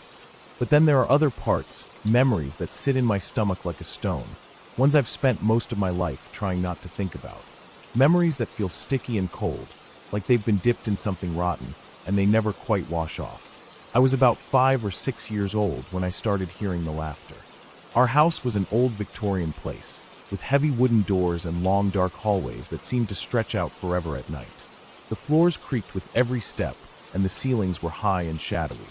My bedroom was at the end of the upstairs hallway. My mom's room was on the other side of the house. We lived alone, just the two of us. She worked long hours at the florist shop in town, and always looked tired by the time she tucked me in. I don't remember when the laughter started exactly, but I do remember how it felt.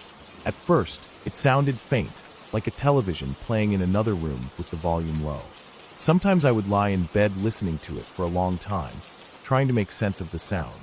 It wasn't a TV show, though. There were no words, just laughter. Soft, rolling giggles that would drift through the floorboards and the hallway outside my room. I remember once getting out of bed and walking to my door. I pressed my ear against it and just stood there in my pajamas, bare feet on the cold wood listening. The laughter didn't stop. I was scared to open the door. I didn't want to see what was out there. I don't even think I could really understand what was scaring me back then, just that I knew the sound didn't belong. In the mornings, I'd mention it to my mom while she buttered my toast or tied my shoelaces for school. I'd say, "Mom, I heard laughing again last night." She'd always give a tired smile and say, "Probably the TV, love. I must have left it on by accident." Then she'd kiss the top of my head and rush out the door to get to work on time. I never argued with her. I didn't have the words back then to explain why it didn't sound like the TV. It sounded close, real, too real. Almost like whoever it was laughing at me, not at a joke on TV or something funny in a movie, but at me. It happened on and off for months. Some nights I would hear nothing at all and sleep through the night, waking up to the soft golden sun coming through the old curtains. Other nights, the laughter would start as soon as the house went quiet, and I would lie awake for hours with the blankets pulled up to my chin, staring at the shadows on the ceiling and trying to keep myself from crying. Then came that night. I remember it clearly because the air felt heavy before I even fell asleep.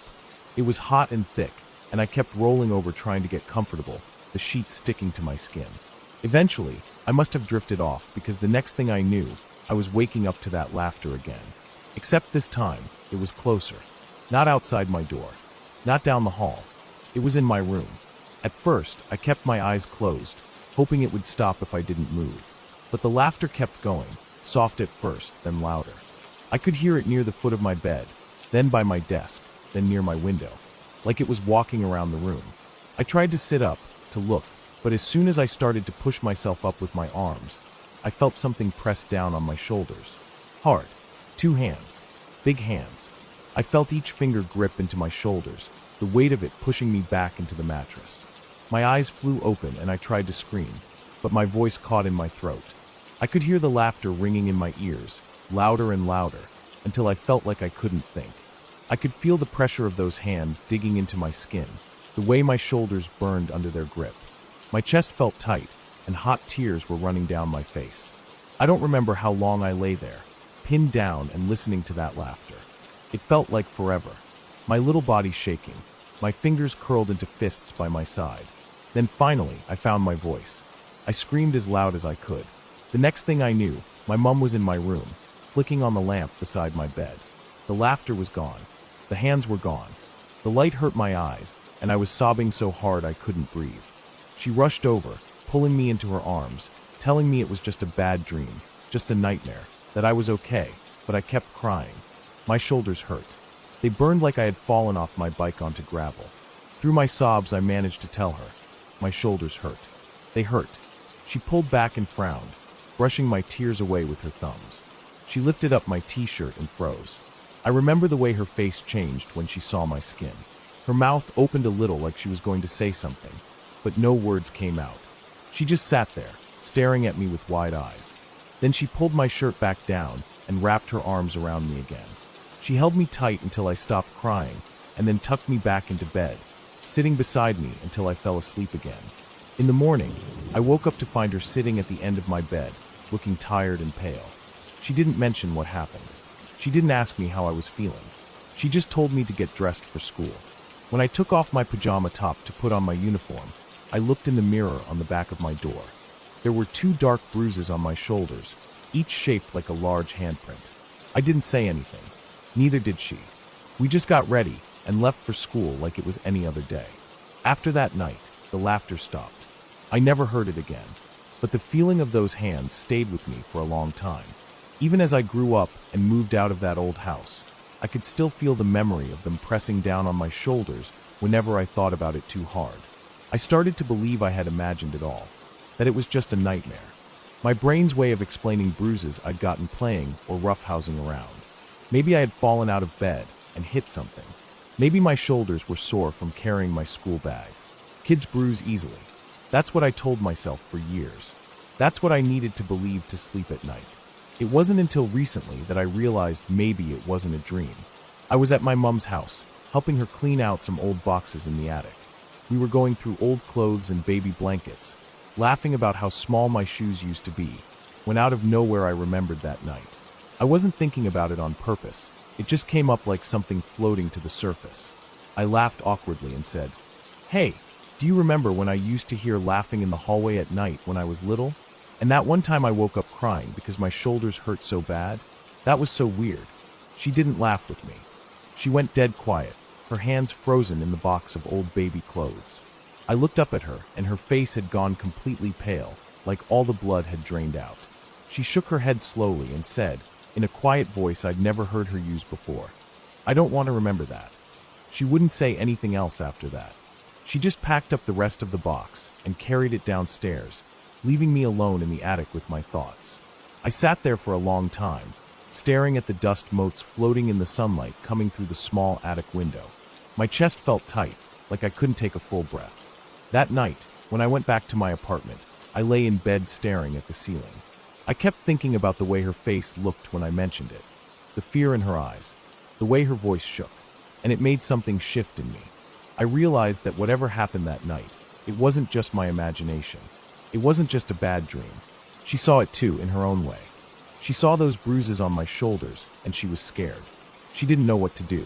She couldn't explain it to herself, so she buried it, just like I tried to bury it.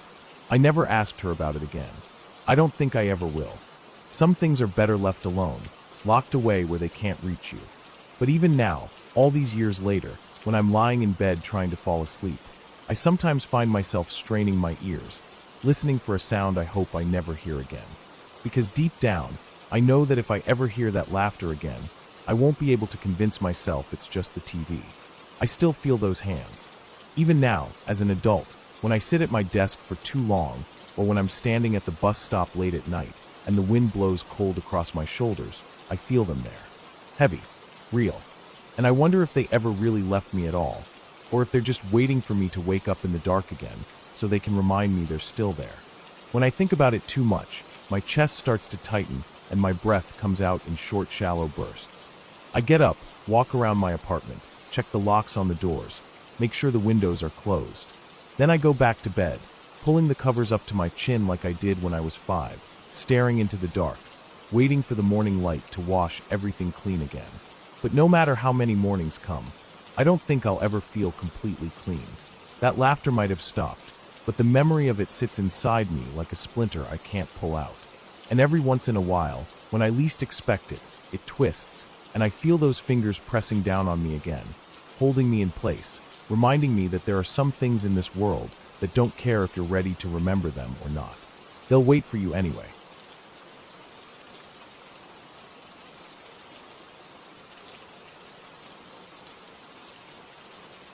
I woke up earlier than usual that morning. The air felt heavy and damp, even though the sun was already climbing up over the trees. I could hear birds outside my window and the hum of traffic far off, but inside my room it felt silent. I lay there staring at the ceiling fan, watching it turn in slow circles. For a while, I thought about calling in sick to work. I didn't feel sick, but something about the day felt off, like the edges of everything were too sharp. Eventually, I got up and walked to the kitchen. I made some coffee and stood by the counter while the machine sputtered and steamed. I watched the dark liquid fill the pot, breathing in the smell. It was quiet outside, except for a few cars that passed now and then. I poured my coffee into a steel travel mug, got dressed in my uniform, and tied my boots by the door. I had to go check on a property out by the old train tracks today, where someone had dumped broken appliances and trash last week. My boss wanted me to walk the entire perimeter to look for more illegal dumping. I drove out of town, heading west past the hardware store and the empty gas station that closed down a year ago. The roads were dry, but the air felt sticky. I passed a few small houses set back off the road, some with rusted cars on cinder blocks in the yard. Then I turned down a dirt road that led to the tracks. I parked under some cottonwood trees near a metal gate. The tracks weren't used anymore. They were old and twisted, overgrown with weeds and wildflowers. I grabbed my clipboard and walked down the dirt path beside the tracks. It was quiet except for cicadas buzzing and the crunch of gravel under my boots. The sun felt hotter now. I could smell creosote from the railroad ties and the faint smell of rotting wood. I checked the first dumping spot. Someone had left a broken washing machine and some ripped-up carpet. The metal was already rusting. Flies buzzed around it. I wrote it down on my form and kept walking. After a while, the path narrowed and the weeds grew taller, brushing against my jeans. I stepped over old ties and bits of wire. There was an old concrete bridge ahead that went over a dry wash. I hadn't been this far down before. As I got closer, I saw graffiti on the concrete pillars, names, dates, and a faded drawing of a skull with crossed wrenches. Under the bridge, it was cooler. The concrete smelled like damp earth and dust. I could hear water dripping somewhere deep inside one of the drainage pipes. I walked around checking for trash. There were old beer cans and cigarette butts, some plastic bags stuck in the weeds. I wrote it all down. I was about to turn back when I noticed something further down the wash. It looked like a tarp, half buried in the sand. I walked down the slope to check. The sand was soft, and I could feel it filling my boots as I stepped. When I got close, I saw it wasn't a tarp. It was a blue sleeping bag, dirty and faded from the sun. It was zipped shut, and the middle looked sunken in, like something was inside, but not big enough to fill it completely. I stood there for a moment, just staring. The air felt hotter suddenly, or maybe my chest just felt tight. I crouched down and poked it with my pen. It felt soft and heavy at the same time. I felt my stomach twist. I knew I had to open it. I unzipped it slowly. The zipper was clogged with dirt, and I had to tug at it. When I finally got it open, I smelled something sour and rotten. Inside, there was a pile of clothes, food wrappers, and what looked like rotting meat. At first, I thought it was just animal parts someone dumped, but then I saw a human hand, grayish and bloated, with dirt under the fingernails. I felt like I couldn't breathe. My ears were ringing, and I could hear my own heart beating in my neck. I closed the bag again quickly and stood up. I stumbled back up the slope to the bridge and sat down on a flat rock. I felt dizzy, like I was going to faint or throw up. I sat there for a long time, just staring at the weeds shaking in the hot breeze. I could hear flies buzzing louder down in the wash. Eventually, I stood up and called the sheriff's office. My voice felt flat and far away as I told them what I found. They told me to stay there, so I did. I walked back under the bridge and just waited, staring at the cracked concrete. I didn't want to look down the wash again. My head hurt and my mouth felt dry. After what felt like an hour, I saw dust coming up the road and heard sirens. 2 deputies got out of their SUV. They walked down to where I stood. I pointed down to the wash. One of them put gloves on and climbed down to check. The other one stayed with me, asking my name and phone number. I told him everything I saw. He just nodded and wrote it down on his notepad. I could hear the other deputy calling something in on his radio. He climbed back up and said it was definitely a body. They taped off the area with yellow tape and told me I could leave after giving my statement.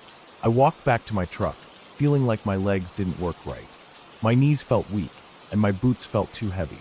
I sat in the truck for a long time before starting it. My hands were shaking when I put the key in. I drove back down the dirt road slowly, watching the trees and weeds pass by my window. The sun was higher now, glaring down on the fields. I passed a dead rabbit on the road, its body flattened and covered in dust. When I got back to the office, I sat at my desk and tried to write up my report, but I couldn't focus. Every time I closed my eyes, I saw that bloated gray hand and the dirt under its fingernails. I thought about what it felt like to poke the bag with my pen, how it sank in like rotten fruit. My stomach twisted again, and I had to run to the bathroom and throw up. That night, I lay in bed staring at the ceiling fan again. It turned in slow circles, wobbling on its mount. I couldn't sleep. I kept thinking about how long that body had been there. No one knew it was there until I found it. I wondered who they were, what their name was, and if anyone missed them. I thought about the trash dumped all along the tracks. How many times had I walked past sleeping bags or tarps or piles of old clothes without thinking twice? The next day, the sheriff's office called me again to ask more questions. They didn't know who the person was yet. They said they would let me know if they needed anything else. After I hung up, I sat there holding my phone in my hand. I could hear people outside mowing their lawns and kids riding bikes down the street, their laughter echoing in the hot morning air. I went back out to the tracks a week later with another coworker to finish checking the dumping sites. They had cleared the area by the bridge. The sleeping bag was gone. There was just bare sand with tire tracks and footprints all around it. My coworker talked about what he wanted for lunch. I just nodded and kept walking, scanning the weeds and the gravel, looking for trash. Every time I walked under that bridge after that, I felt the same heaviness in my chest, the same tightness in my throat. The smell of rotting wood and old concrete felt stronger. I could still hear flies buzzing down in the wash, even though it was empty now. I wondered how many more sleeping bags or tarps I would find out here, hidden under the weeds, just waiting for someone to unzip them. When I got home that night, I sat on my porch and watched the sun go down behind the trees. The sky turned orange and then purple. I could hear crickets and a few cars in the distance. I felt tired, but I couldn't sleep. I kept thinking about that hand in the dirt, the flies, and the heat rising off the sand. I thought about how small we are when we're dead. How quiet. I knew I would keep finding things like that. Out here, in these empty places, people think no one is watching. They dump their trash, their broken things, and sometimes they're dead. They think it disappears out here. But it doesn't. It just waits to be found. And that was the worst part. Knowing it would happen again. Knowing I would be the one to find it. Knowing I would have to open the bag, smell the rot, feel my heart hammer in my chest, and then go home and try to sleep. Just like always. Because that's what the job is. You keep walking. You keep looking. You keep finding. And the desert just keeps on holding its secrets until you do.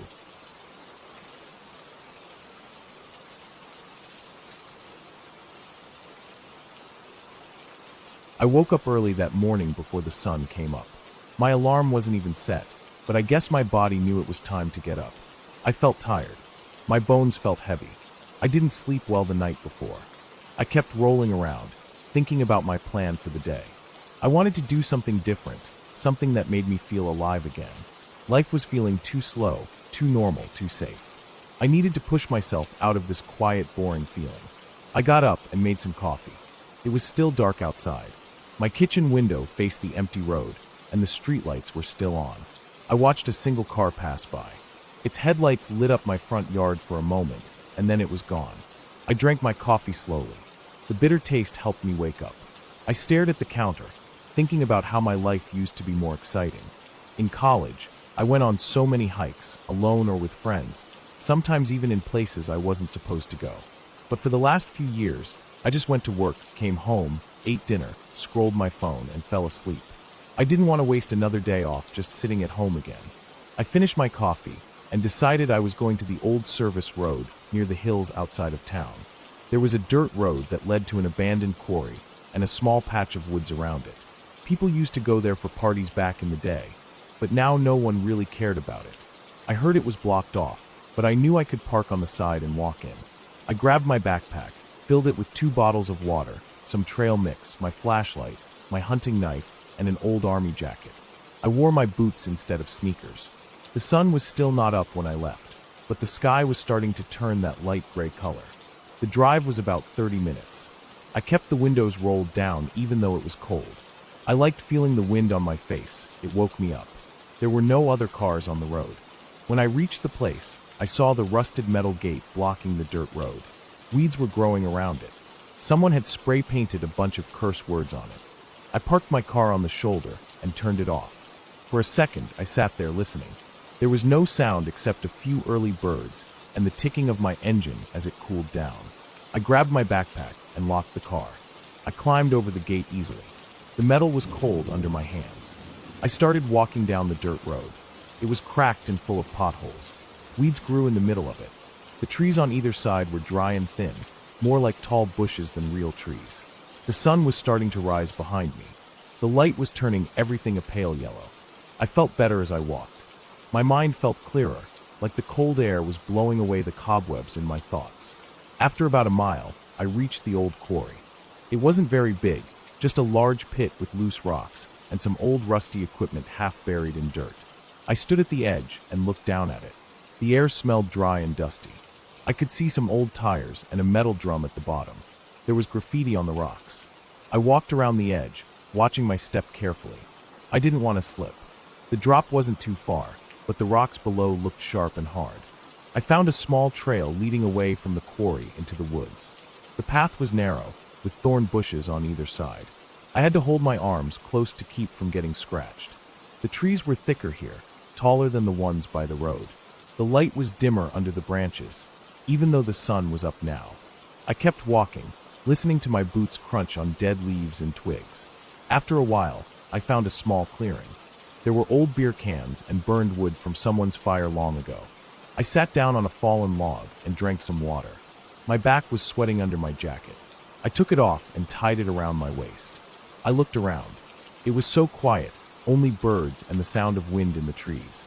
It felt peaceful. I closed my eyes for a bit, breathing in the cool morning air. I don't know how long I sat there. When I opened my eyes again, I noticed something strange.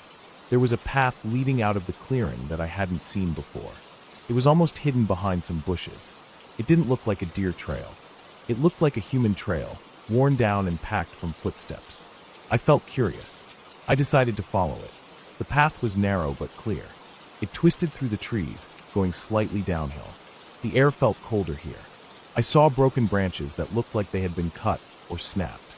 After walking for maybe 15 minutes, I smelled something bad. It was faint at first, but it got stronger as I walked. It smelled like rotting meat. I slowed down, breathing through my mouth. I didn't want to throw up. My stomach felt tight. The smell was coming from somewhere ahead. I kept walking, careful where I stepped.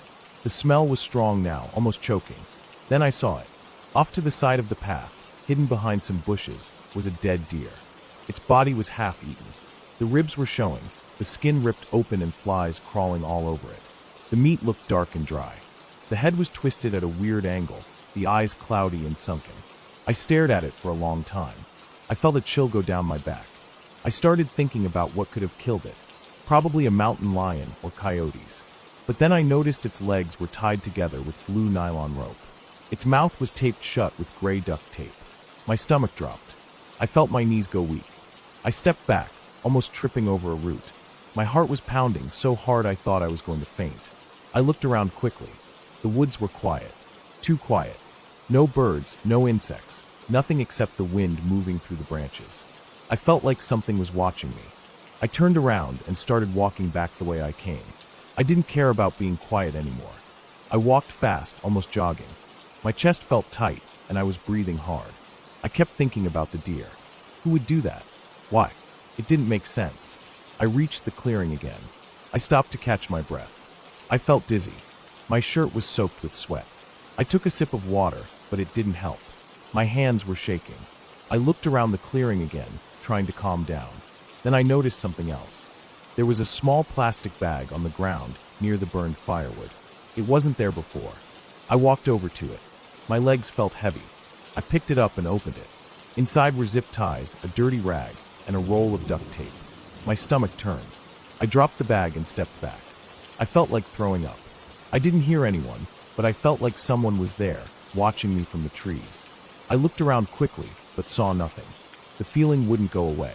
I turned and ran down the trail back toward the quarry. My boots slipped on the dirt and rocks, but I didn't care. My breathing was loud in my ears. I kept running until I reached the edge of the quarry. I stopped and bent over, trying to catch my breath. My chest hurt. I wiped sweat off my face with my sleeve. My hands were shaking badly now. I stood there for a moment, looking around, listening.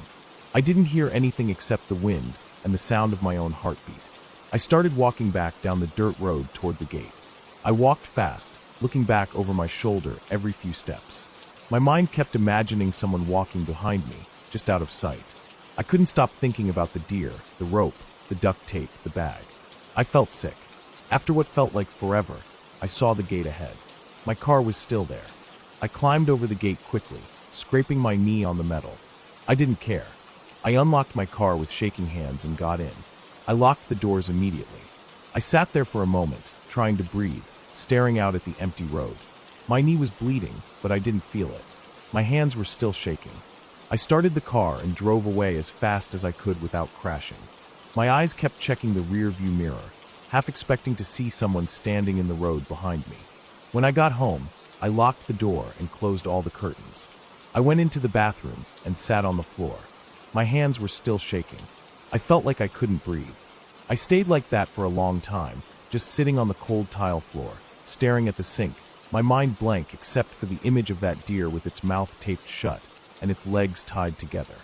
I kept thinking about how whoever did that was probably out there right now, watching me in the woods. I wondered if they saw me find it.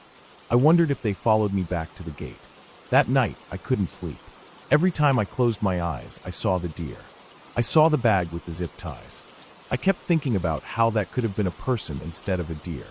I kept thinking about how I walked into someone else's place, someone who did things like that. The worst part was thinking about how they probably knew I was there. They probably watched me find it. They probably watched me run away. And they let me go. The next morning, I called the sheriff's office and told them what I found. They sent someone out to look. Later they called me back and told me they found the deer, and that the bag was gone. They said they'd keep an eye on the area, but there wasn't much else they could do. That made me feel worse. I realized whoever was out there came back for the bag after I left. Maybe they watched me leave, then went to clean it up. Maybe they were just cleaning up their mess so no one would know what they did. Or maybe they were getting ready to do it again somewhere else. After that day, I never went back to that place. I stopped hiking alone. Every time I think about going into the woods again, my chest gets tight and I feel sick. I keep thinking about how the world feels normal and safe until you walk into the wrong place at the wrong time, and you find out that someone else is out there, someone who doesn't think like you, someone who doesn't care about life the way you do. And if you're lucky, they just watch you leave. If you're unlucky, you never leave at all.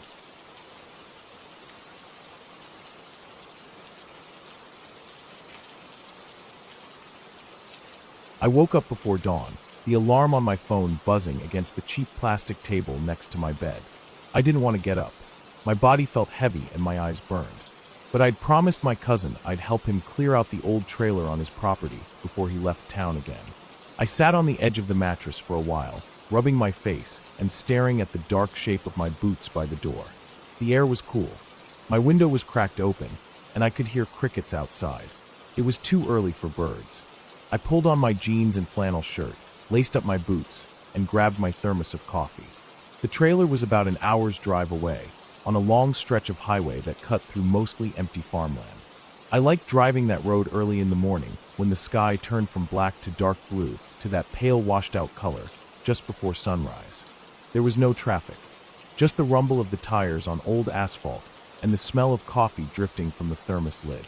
By the time I got to his property, the sun was up but still low in the sky. The light was orange and soft, stretching shadows across the dry grass. His house was small, a single story with peeling white paint and a metal roof that pinged as it warmed up. Behind it, about 50 yards away, sat the old trailer. It was a faded green and cream color, probably from the late 70s, with grime on the windows and weeds growing up around the tires. I parked by the house and walked down the slope toward the trailer. There was no one else around.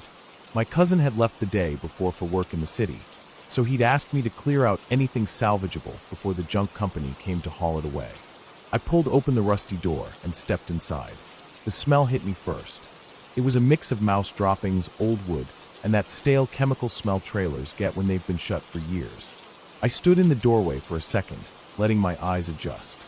The living area was small, with a narrow bench seat along one wall and a tiny table bolted to the floor. A stained mattress lay against the far wall. Cabinets with peeling fake wood veneer lined the ceiling. Dust floated through the slanted beams of light coming in through the blinds. I took a breath through my mouth and stepped further in. I started with the cabinets above the bench seat. Mostly junk. Old packets of sugar hardened into rocks, a half-empty box of rice, plastic cups with spider webs stretched across their rims. Under the table was a cracked cooler with mold blooming on the lining. I dragged it outside and dumped it on the grass. I worked slowly, trying not to breathe too deep. Sweat started to gather under my arms as the sun rose higher and warmed the metal walls. I opened all the windows I could to let air flow through. I moved to the back room, which was just a narrow space with a closet on one side and a small bathroom on the other. The closet smelled sharp, like old shoes. Inside were dusty coats and jackets, some plastic hangers melted into weird shapes, and a box of nails. I pulled it all out, setting the usable stuff in one pile and the trash in another. My boots crunched on something, and I looked down to see a small dead mouse flattened against the linoleum. I scraped it up with a piece of cardboard and threw it outside. The bathroom door was stuck. I leaned my shoulder into it and felt the wood bend a little before it finally popped open. The toilet was full of brown water and dried leaves. A thick spider web blocked half the tiny shower stall, and there was a black widow sitting in the middle of it. I backed out and closed the door again. There was nothing worth saving in there anyway. I decided to check under the bench seat in the living area before leaving for lunch. The seat cushion was brittle, and when I lifted it, flakes of foam fell onto the floor. Underneath was a storage compartment. I grabbed the edge of the plywood lid and pulled it up.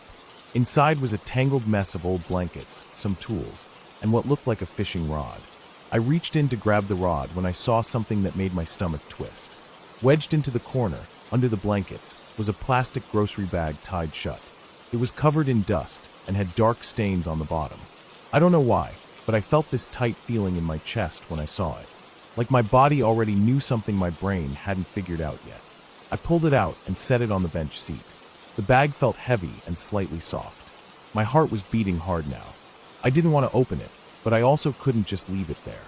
My hands felt cold, even though sweat was dripping down my back. I loosened the knot at the top and peeled the plastic open. Inside was a bundle of rags, stiff with dried brown stains. I felt a sour taste fill my mouth. I pulled the rags apart with shaking fingers and saw what was hidden in the middle. It was a small purse, the leather cracked and dark. I didn't recognize the brand, but it looked old. I picked it up, careful not to touch the rags too much, and unzipped it.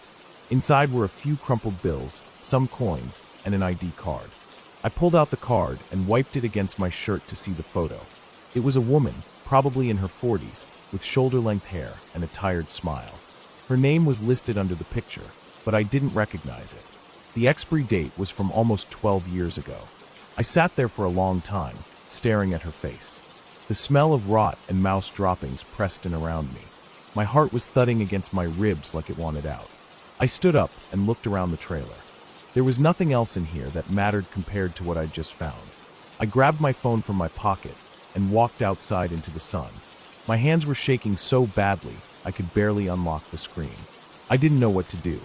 I walked in circles on the dry grass, staring at the purse, at the ID card, at the brown-stained rags.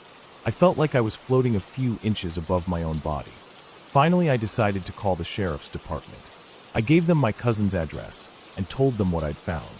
The dispatcher's voice was calm and flat, and she told me to wait there until deputies arrived. I ended the call and sat down on the metal steps of the trailer. The sun felt hot on my shoulders. Flies buzzed around my face, landing on the sweat on my temples. I felt sick. It took them about 30 minutes to get there. I heard their tires on the gravel driveway and saw 2 patrol trucks pull up by the house. 2 deputies got out. They didn't say anything to me. They walked straight to the trailer, their boots crunching on the gravel and dead grass. I stood up and handed them the purse and ID card without saying anything. They both looked at it, then at me, then at each other. One of them nodded and stepped inside the trailer. The other told me to stay put and walked off to call someone on his radio. I watched as more vehicles arrived over the next hour. Unmarked cars, another patrol truck, and finally a white van with coroner printed on the side. People moved in and out of the trailer, talking in low voices I couldn't hear from where I stood. Someone taped off the area with yellow tape that flapped in the hot breeze. I could hear metal clinking as they moved things around inside. My stomach growled with hunger, but I felt too sick to even think about food. Finally, after what felt like forever, one of the deputies came over to me. He told me they were going to take the trailer in as evidence, and that I should go home for now. He said someone would contact me later if they needed a statement. I nodded and walked back to my truck.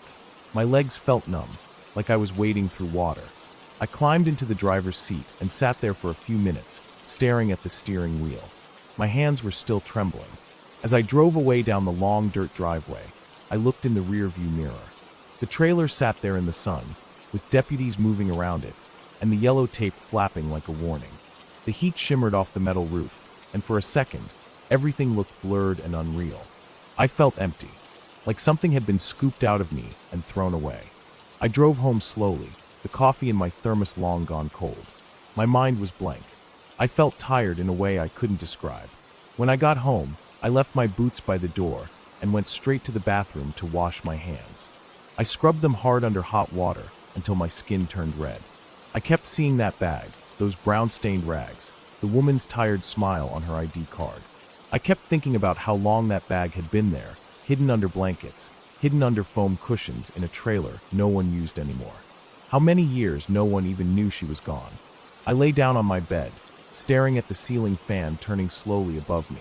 The room felt too quiet. The smell of dust and mouse droppings clung to my nose. My stomach twisted when I thought about what else might have been hidden in that trailer, or what had happened there before it was abandoned. That evening, as the sun set and the sky turned purple, I sat on the steps outside my door. The air felt cooler now. A breeze rattled the dry leaves of the tree in my yard. I thought about that woman's family, if she even had any, if anyone had missed her or wondered where she'd gone. I wondered what my cousin would say when he got back and saw the trailer gone, yellow tape tied around the dirt patch where it sat for years. I sat there until the first stars came out, thinking about how easily people disappear, and how sometimes the truth stays hidden in the smallest, darkest places, and how the only reason it comes out at all is because someone like me was just cleaning out junk on a hot morning, trying to finish a promise before lunch.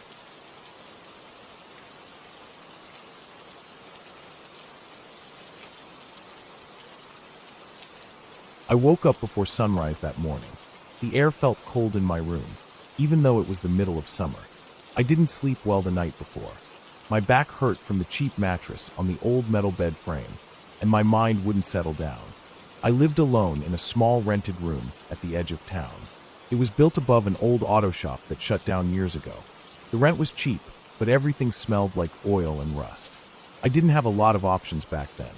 I worked part-time at the storage facility across the highway, mostly evening shifts, sometimes nights, checking cameras and walking the fences to make sure no one was trying to break into the units. It wasn't a hard job, but it was boring and the pay barely covered food and rent. I usually woke up late in the day, but that morning my body forced me up early. I had this uneasy feeling sitting deep in my chest, like something was wrong, but I couldn't name what. I sat up on the bed and looked around my room. The dim light coming through the single small window made everything look gray. My old wooden dresser with peeling paint stood against the wall. On top of it were a few crumpled receipts, my empty wallet, and a small mirror that I never used because it was cracked. My boots sat by the door, caked in dried mud from the week before when I helped my cousin move some junk from his backyard. My uniform pants were folded over the chair, and I reached for them and pulled them on slowly, feeling the stiffness of the fabric. I put on my work shirt, grabbed my boots, and laced them up tight. I had a long day ahead. My boss asked me to come in early to cover for someone who quit without notice. I stepped outside into the narrow metal staircase that led down to the street. The sun wasn't up yet.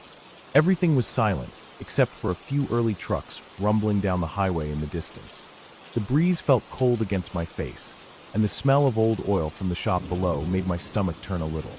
I walked down the steps and headed across the cracked pavement towards the gas station nearby to buy a bottle of water and a cheap sandwich for breakfast. After eating, I crossed the highway and walked down the dirt path that led to the storage facility. It wasn't far, about 15 minutes on foot. There were weeds growing along the fence line and empty beer cans scattered under the bushes. The facility was just a long row of metal units with corrugated doors, painted dull blue and covered in dust. At the end was the small office where I spent most of my time, sitting behind a scratched counter with old cameras flickering on the monitor in front of me. When I got there, my coworker was already waiting. He looked half asleep. His eyes were red, and he just handed me the keys and left without a word. I sat down in the cracked leather chair behind the counter and leaned back, closing my eyes for a moment, trying to calm down the weird feeling that kept gnawing at me since I woke up. Around noon, the sun came out strong and bright. The metal doors of the units shone in the heat, and the air started to smell like burning dust. A few customers came by to drop off boxes or pick up old furniture. Most of them didn't say much to me, just nodded and went about their business. The day passed slowly. By evening, the shadows grew long across the dirt lot, and the cicadas started their loud rattling in the bushes. That's when I got a call from my boss. He asked me to check the far end of the property, near the old units that no one used anymore. They were rusted shut, and the company never bothered to fix them because there wasn't enough demand. Someone called in, saying they saw a truck parked behind there last night, and my boss wanted to make sure no one was trying to sleep back there or dump trash. I grabbed my flashlight and the set of old keys and headed down the dirt lane between the rows of units. The sun was almost gone now, leaving a purple glow along the horizon. The air smelled like hot dirt cooling down for the night. As I walked, I felt that uneasy feeling in my chest grow stronger. I tried to ignore it, telling myself I was just tired from the long shift. The dirt under my boots felt loose and dry, and every step kicked up a small cloud of dust. When I reached the old units, everything was silent except for the buzzing of insects. I shined my flashlight around, checking for any sign of a truck or fresh tire tracks, but the dirt was undisturbed. I walked to the back, behind the last unit. The area there was overgrown with tall, dry weeds, and an old chain-link fence separated the property from the empty field beyond. I scanned my light along the fence line. That's when I saw something that made my stomach clench. There were pieces of cloth caught on the rusted fence, as if someone had climbed over it in a hurry. The cloth looked like part of a gray hoodie. I moved closer and saw footprints in the loose dirt leading away from the fence into the field. They were fresh. I felt that feeling again, stronger than before. My chest felt tight, and my mouth went dry. I knew I should go back and call the sheriff's office to report trespassing, but something in me pushed me to keep looking. I stepped over the fallen fence post and into the field. The weeds were tall, scratching against my legs as I walked. The sun was gone now, and darkness was settling in fast. I kept my flashlight pointed down, following the footprints. They led further out into the field, then curved towards a small grove of trees near the edge of the property. As I walked, I heard something in the distance, a soft, rhythmic thudding. I stopped and listened. It sounded like footsteps, but heavy and slow, like someone dragging their feet through the dirt. My heart started pounding in my ears. I turned off my flashlight for a moment and stood still, trying to hear better. The footsteps stopped too. I waited, my breathing shallow, trying not to make any noise. After a few seconds, I turned the light back on and kept walking, moving slowly now, careful with each step. When I reached the grove of trees, the footprints disappeared into the hard-packed dirt under the trees. I swept my light around, scanning the branches and the ground. Everything was still. The trees were thin and dry, their leaves barely rustling in the light breeze. The smell of dust and old leaves filled my nose. I stood there listening. I didn't hear anything else, so I turned to go back. That's when I heard it again behind me. Heavy footsteps coming closer. I spun around, shining my flashlight through the trees, but saw nothing. The footsteps stopped again. My chest felt like it was being crushed from the inside. I stood there, frozen, trying to listen over the sound of my own heartbeat. Then I heard breathing. Slow, deep breathing, like someone was standing just out of sight, watching me. I forced myself to move, taking one slow step back, then another. I kept my light pointed in the direction of the sound, but saw nothing. I turned and started walking quickly back towards the fence. Every few steps, I turned to check behind me, but there was nothing there. Just the darkness between the trees and the soft rustle of dry leaves. When I reached the fence, I climbed over it as fast as I could, scraping my hand on the rusted wire. I didn't care. I ran back towards the units, my boots slipping on the loose dirt. I didn't stop until I reached the office and locked the door behind me. I stood there for a while, breathing hard, my whole body shaking. I felt sick. My hand was bleeding from where I scraped it, but I didn't even feel the pain. I sat down in the chair and watched the camera monitors, scanning each feed over and over. I didn't see anything unusual, just the dark, empty rows of storage units and the flickering security lights. But that feeling never went away. Even when I finished my shift and walked back home in the dark, I kept looking behind me every few steps. When I reached my room, I locked the door and pulled the chair up against it. I sat on my bed in the darkness, listening to the quiet hum of cars on the highway. I didn't sleep that night. Every time I closed my eyes, I heard those footsteps again, heavy and dragging through the dirt. In the morning, I called my boss and told him what I saw and heard. He didn't say much, just told me to keep an eye out and let him know if anything else happened. Later that day, I called the sheriff's office myself. They sent someone out to check, but they didn't find anything. They told me it was probably just a transient passing through. For the next few weeks, I kept seeing footprints by the fence. Sometimes I saw fresh cigarette butts in the dirt, even though no one was allowed to smoke near the units. I started carrying a small utility knife clipped to my belt, just in case. I never saw the person who left those footprints, but the feeling never went away. Every time I walked down that dirt lane to check the old units, I felt them watching me from the trees, just out of sight. The footsteps and the breathing haunted me for months. Eventually, I quit that job and moved to a different town. I found work at a grocery warehouse unloading trucks. It was hard work, but at least I didn't have to walk down dark lanes alone at night.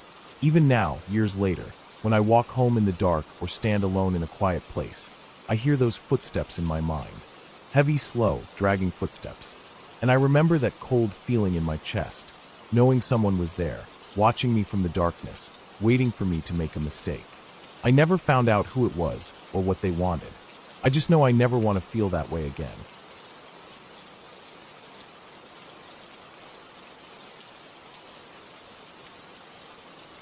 When I think back to that fall, I remember a lot of small things before I remember what actually happened. I remember the way the air felt that morning when I left the house, how it was cold enough to sting my face, but still warm enough that I didn't need a heavy coat. I remember how my dad gave me a quick nod when I left, and how my mom just kept looking out the window at the sky like she was thinking about something far away. I remember riding in my uncle's truck with the windows half down, the stale smell of old paint cans and dusty tarps mixing with his aftershave, and how he kept humming quietly under his breath, tapping the steering wheel with his thumb to a song only he knew. The whole drive there was quiet except for that humming and the rattle of ladders and metal brushes in the back as we went over bumps in the road. My uncle was always working. He was the kind of man who'd spend 15 hours on a job site and still come home to mow his lawn before dark. He never said much about why he worked so hard, but my dad once told me that my uncle never wanted to be poor again after how they grew up. That was enough explanation for me. He was a good man, always paid me fair when I helped him out, and I liked being up high on ladders and scaffolds, looking out over rooftops like I was on top of the world. Painting houses was easy work once you got used to the heights. Most people don't think about who paints their houses. They just want it done, fresh and clean, and we gave them that. That year had been rough because it rained so much. Every morning felt damp. Even if the sun came out by noon, everything was still wet. Paint doesn't stick right when it's wet. It bubbles or runs down in streaks, so you wait. And waiting costs money, especially when you're trying to finish a job you promised to someone weeks ago. My uncle hated disappointing customers. He always said your name was worth more than any job you did, and if your name got bad, your business was done. So when the lady from that Victorian house called him, asking if we could come finish up because her husband was getting distracted by the scaffolding, my uncle said yes right away. I didn't know much about them, just that it was an old house on a quiet street, set back from the road with big oak trees lining the yard. The house was painted a dull white, almost gray with age, and the wood trim was cracking in places. It was a beautiful place, but it needed work. My uncle had already done the front and one side earlier in the summer before the rains came. Now it was time to finish the back. He told me on the drive that the husband was a writer. He wrote books but hadn't had one published in a while. His wife seemed nice, my uncle said, always brought him iced tea when he worked. But she sounded worried on the phone, he told me, like she wanted the job done as fast as possible. I didn't think anything of it at the time. People get impatient when they see work half finished on their house. It makes them feel like their life is unfinished too. That's how people are. We pulled up around mid-afternoon. The sky was covered in a layer of thin clouds, just enough to turn the whole day gray. There wasn't any wind, and the trees didn't move at all. It felt strange, standing in the yard with no sound, but our boots crunching the gravel and the faint screech of a blue jay somewhere out of sight. My uncle looked up at the back of the house, studying it the way he always did, calculating how long it would take, what angles to paint from, where to place the scaffold. He told me to grab the tools from the back of the truck and carry them around. I could smell the cold in the air, that earthy smell of wet leaves stuck to the ground, mixed with old paint fumes coming off the half-empty cans. When we rounded the corner to the back, I saw the scaffold already set up from when he'd started earlier that summer. It was tall, 3 stories up, a metal skeleton leaning against the old wood siding. The boards were dark with rain stains and age. My uncle turned to me and asked if I was scared of heights. I felt a flicker of fear in my chest because the truth was I never liked being that high up, but I didn't want him thinking I was weak or childish. So I shook my head and said no. He smiled a little and told me he was glad, because he needed me to paint up top while he did touch-ups below. My job was always the first coat, the quick coverage. His was making it look perfect. He handed me a utility belt with brushes, scrapers, and tape, then gave me 2 paint cans with the tops sealed tight. I slung them onto the hook attached to my belt, so they dangled behind me, bumping against my thighs as I climbed. The metal rungs of the scaffold were cold under my fingers, almost burning. Every step higher made the world look smaller. The ground dropped away, and I could see over the roof of the neighbor's garage to where a row of maple trees lined the fence. Their leaves were still clinging on despite the cold, bright red and orange, like little scraps of fire against the gray sky. I reached the top plank and hauled myself up, setting the cans down with a heavy thud. The scaffold swayed just a little under my weight, and I paused, feeling it settle. Then I stood, breathing hard, and looked around. From up there I could see the rooftops stretching off in all directions, chimney stacks poking up like stone fingers.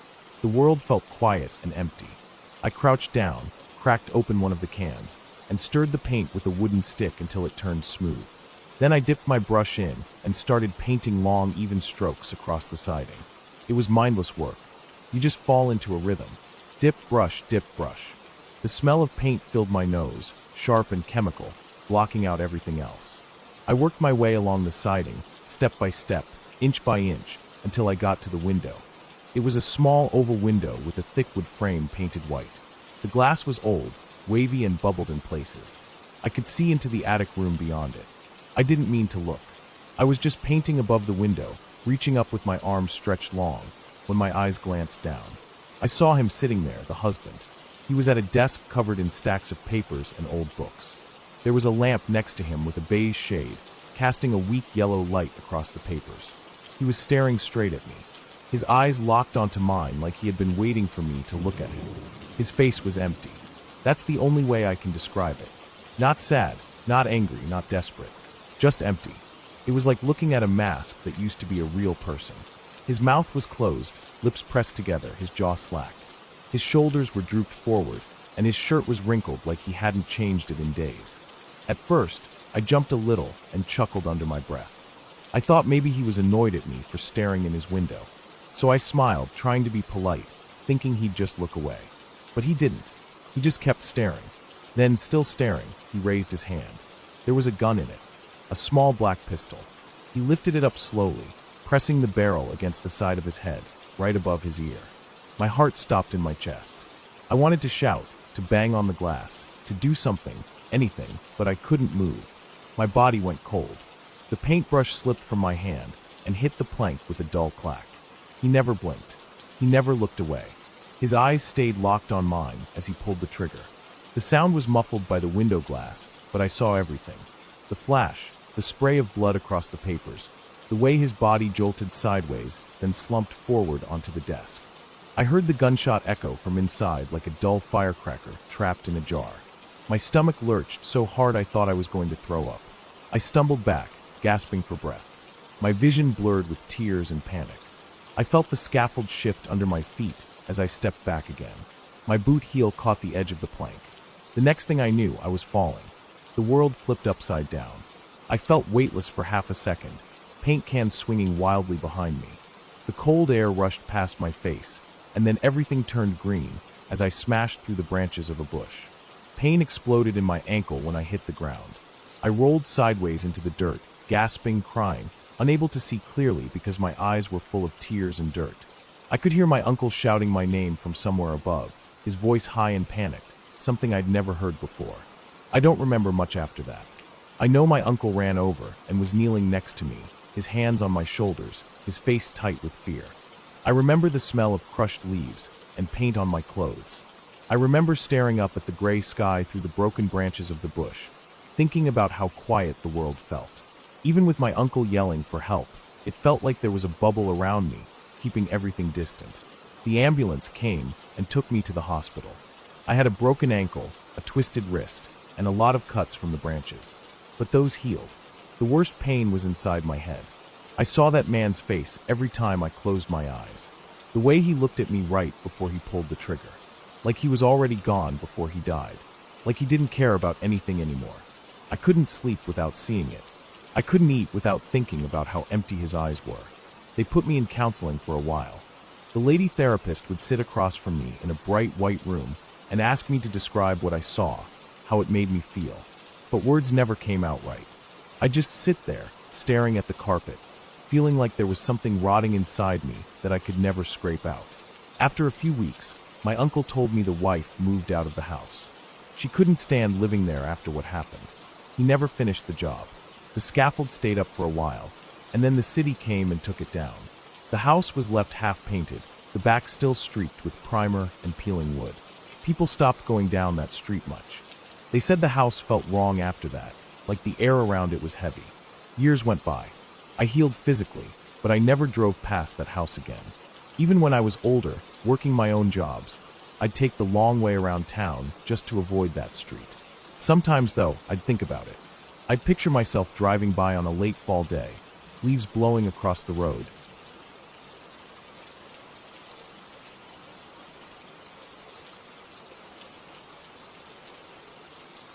When I think back to that day, it feels like it was another lifetime. I was 7, small for my age, with thin arms and legs that always seemed covered in dirt and scrapes. My 2 older brothers were with me.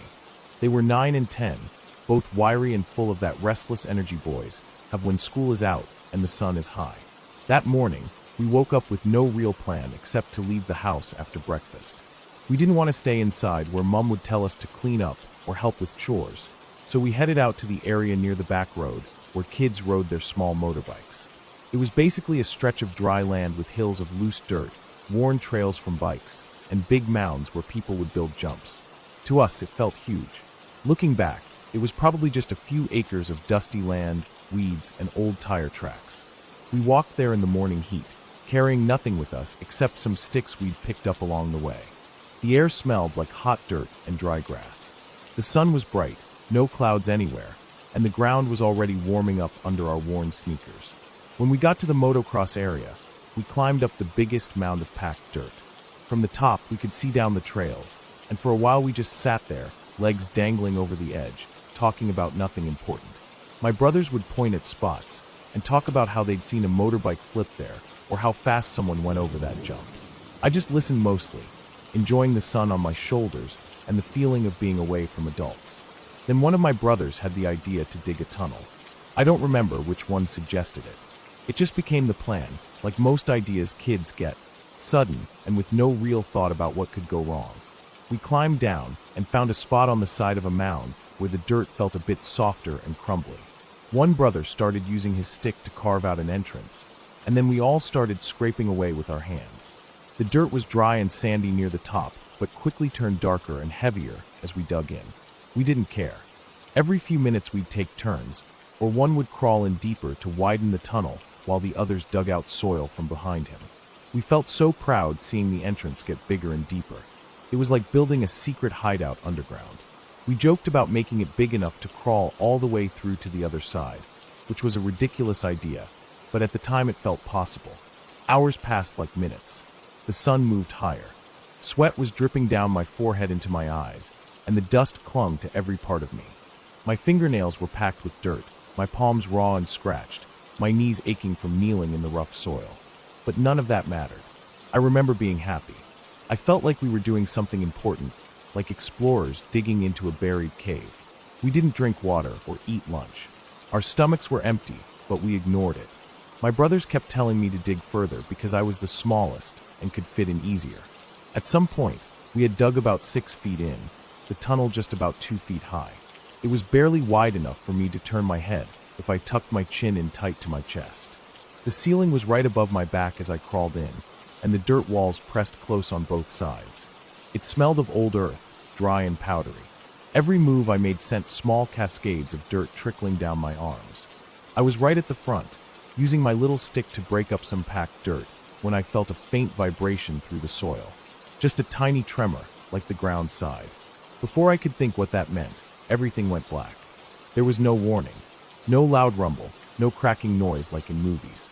Just instant darkness and weight slamming down on top of me. It knocked my stick out of my hand and pinned my chest and head into the dirt floor. The roof of the tunnel collapsed, and the dirt poured over me, pressing me down. My mouth and nose were full of soil before I even tried to scream. I felt the rough grains scrape my gums, the dry taste filling my throat. The pressure was crushing me into the ground. I couldn't move my arms or legs.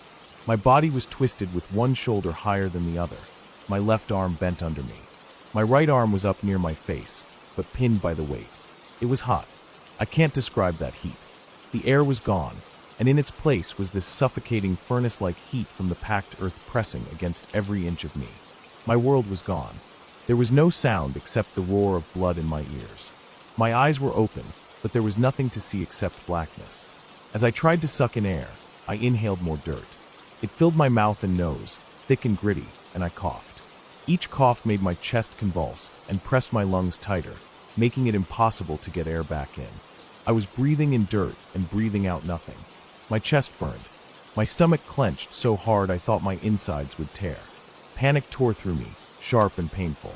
I tried to scream again, but it was just a rasping gasp against the dirt. My head felt like it was going to explode. Everything started turning red in my vision, like hot blood was pushing against my eyes. The darkness went from black to deep red, swirling with shapes that weren't really there. My body felt like it was being burned alive. The heat, the pressure, the pain in my chest and head, it all combined into something that didn't feel real. I started to think that I was dead already, and that this was hell. I didn't know what hell really was, but in my young mind, darkness and burning heat felt like it. My heart was slamming in my chest, and I could feel my blood pounding through every vein in my head like hammers. My ears rang with a high-pitched whining noise that didn't stop. Time didn't exist there. There was no before or after. Just that eternal crushing heat and darkness. I thought about my mom. Her face came into my mind, blurry and wavering like she was underwater. I thought about her cooking dinner that night, and me not coming home. I thought about my dad coming home from work and asking where I was. I thought about my room with the little plastic toys on the windowsill, the worn-out stuffed dog on my bed. I thought about my brothers, wondering if they were trapped too, or if they had run away to get help. I didn't want to die there alone, with dirt filling my mouth and lungs. I tried to move my hands to scrape the dirt away from my face. They were so close. I could feel my fingers brushing against my cheek, but the dirt was packed so tightly that I couldn't move them more than a twitch. My wrists were stuck. The heat pressed in from every side. My chest felt like it was caving in. Each breath was shallow and brought in only dust. My throat was raw and dry. I tried to swallow, but it felt like swallowing sandpaper. Then, just as suddenly as it collapsed, something grabbed my ankle. It was a rough grip, small fingers wrapping around the bone above my shoe. I didn't realize what it was at first. My mind was too far gone into panic and darkness. But then I felt a second hand, stronger, gripping my calf and tugging. The dirt shifted around my body, some of the weight loosening. Fresh air didn't come in, but the pressure moved enough that my chest expanded a fraction and I sucked in a ragged breath of dusty air. Hands pulled harder. My shoe twisted on my foot, the laces biting into my ankle. I felt my body start to slide backwards, inch by inch. The dirt scraped along my arms and face as I was dragged out. My head was bent sideways, neck straining against the soil pressing in. I felt light on my face before I saw it. The bright sun burning through the darkness behind my eyelids. My brothers were yelling. I couldn't hear the words, just the noise of their panicked voices. Then the dirt was gone, and I was outside, lying on the ground in the hot sun. My chest heaved up and down, pulling in big gulps of dusty, dry air that burned my lungs. My eyes were full of tears and dirt. My nose was clogged, my mouth tasted like mud. My whole body shook.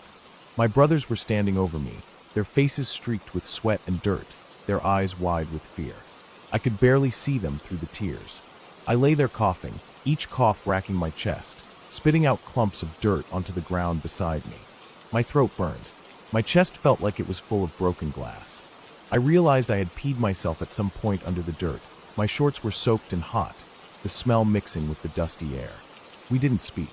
My brothers just stood there breathing hard, their arms and hands covered in dirt from digging me out.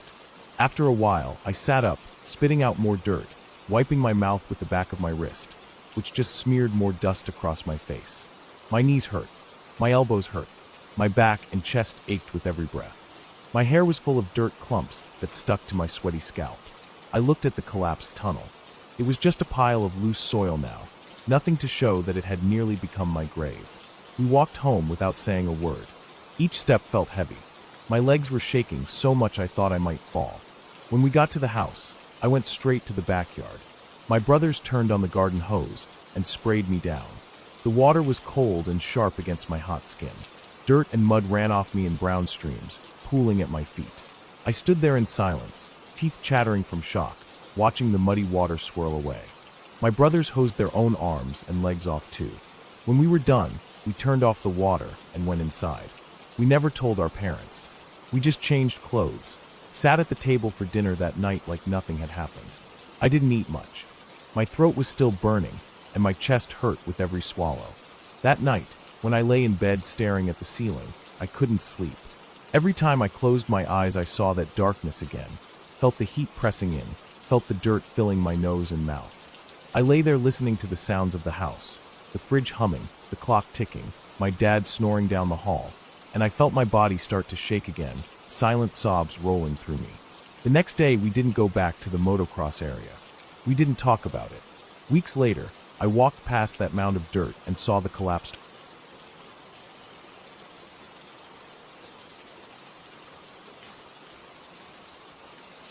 I don't know exactly when I realized that our house was different from the others on our street. Maybe it was the first time I got invited to a friend's place and saw how wide and flat everything felt compared to my home's tight, vertical stretch. Ours rose up like a skinny tower, 3 full stories pressed into a footprint barely big enough for a normal bungalow. Every step you took in that house creaked under your feet. The floors leaned in weird directions, and the windows never shut quite right. But to me, that house was magic. It was my whole world. I was maybe 10 when we had to pack up. My parents told me we were moving because it was just too expensive to keep fixing all the broken bits. The roof leaked when it rained. The pipes gurgled like they were alive. The front door had a habit of popping open when the wind blew hard enough. They'd patch one thing, and another would fall apart. But I didn't care about any of that. To me, the slanting floors and crooked door frames made it feel alive, like it had moods, secrets. The backyard was laughable. You could stand at the back door, stretch your arms, and practically touch the fence. I tried to play catch with my dad back there once. The ball bounced off the fence, so hard it nearly hit him in the face. After that, I mostly stayed inside, where there were 100 little places to hide and climb. My favorite was the dumbwaiter. It connected the kitchen to my room on the 2nd floor. My parents used it to send up snacks or laundry sometimes, but mostly I'd just sit in it, pulling myself up and down with the old rope. It squeaked and groaned the whole way, and the inside smelled like dust and old wood. When it came time to pack, I decided I'd make a game of it. My clothes were all shoved into my tiny closet, which was so narrow I could press my hands against both walls at once. Instead of folding them neatly, I just crammed them all in, pushing and stomping until they were wedged tight. I told myself I'd just pull them out like a big block when it was time to load the boxes. I remember it was raining the day I found the attic. The clouds pressed so low against the roof, I could hear the soft drum of water hitting the shingles. I was supposed to be packing my clothes, but instead I was standing in my closet, staring at the ceiling. I don't know what made me look up. Maybe it was a draft, or maybe the smell, an old, dry smell I hadn't noticed before. There was a square cut into the plaster above my head, almost invisible under the dim closet bulb. I dragged a chair in and pushed at the square. It gave way easily, and a piece of ceiling swung down on old hinges, nearly knocking me off the chair. Inside was a hole just big enough for me to squeeze through. The clothes under my feet were packed so tight I could stand on them like a step. I hauled myself up, elbows scraping the rough wood, and pushed my head into the attic for the first time in my life. The air was warmer than I expected, and it smelled stale, like dust, dry paper, and something I couldn't place then, but later would realize was rot. But it wasn't pitch black. Strings of red Christmas lights zigzagged along the beams. Some bulbs had burned out, but most still glowed faintly, painting everything in a dull, haunted red. I crawled up fully, my hands brushing over old boards and loose nails. The roof arched low over my head, forcing me to crouch. It was bigger than I expected. I'd always pictured an attic as a tight, triangle space where you'd bump your head immediately. But this one stretched nearly the length of the house. I turned in a slow circle, taking it all in. One side was lined with old insulation, stapled and covered in clear plastic sheets like someone had tried to keep it neat. Near the far end, under the lowest part of the roof, was a gurney, one of those rolling metal beds you see in hospitals. On top of it was a mound of sleeping bags and blankets, layered so thickly they made a sort of nest. Next to the gurney was a small fridge, the same sickly mint green color as our kitchen sink downstairs. I opened it half expecting to find mold or old soda cans, but when I tugged the door, the light flickered on and cool air drifted out. Empty, but humming, still alive. That's when I saw the first pile. At first I thought it was a bundle of sticks. They were stacked in a loose pyramid, shadows making strange shapes on the roof. But when I shuffled closer, I realized they weren't sticks. They were bones, long, thin ones. Some curved like ribs, others straight like arms or legs. A few still had scraps of yellowed tendon clinging to them. My stomach twisted. I tried to convince myself they were animal bones, maybe old chicken bones tossed up here by some weird kid before me. But when I turned around, I saw more. 4 or 5 piles, scattered in a rough circle around the middle of the attic. Some were bigger than others, some smaller. One was burned black, a smear of charred ash spreading into the wood floorboards. I knelt by the burnt pile, drawn to it like I was under a spell. The bones here were brittle, flaking away when I touched one. The wall behind it was streaked with something dark, and through the red light I could just make out words, smeared, scratched in charcoal, or maybe something else. The word sorry, repeated 3 times, each one darker than the last. I didn't know what to do. I just sat there, my legs numb against the cold floorboards, staring at those piles. I remember counting them again and again. 6 piles. 1 burnt, 1 half burnt, the rest clean. Some bones looked small, like they belonged to animals. Some were too big for that.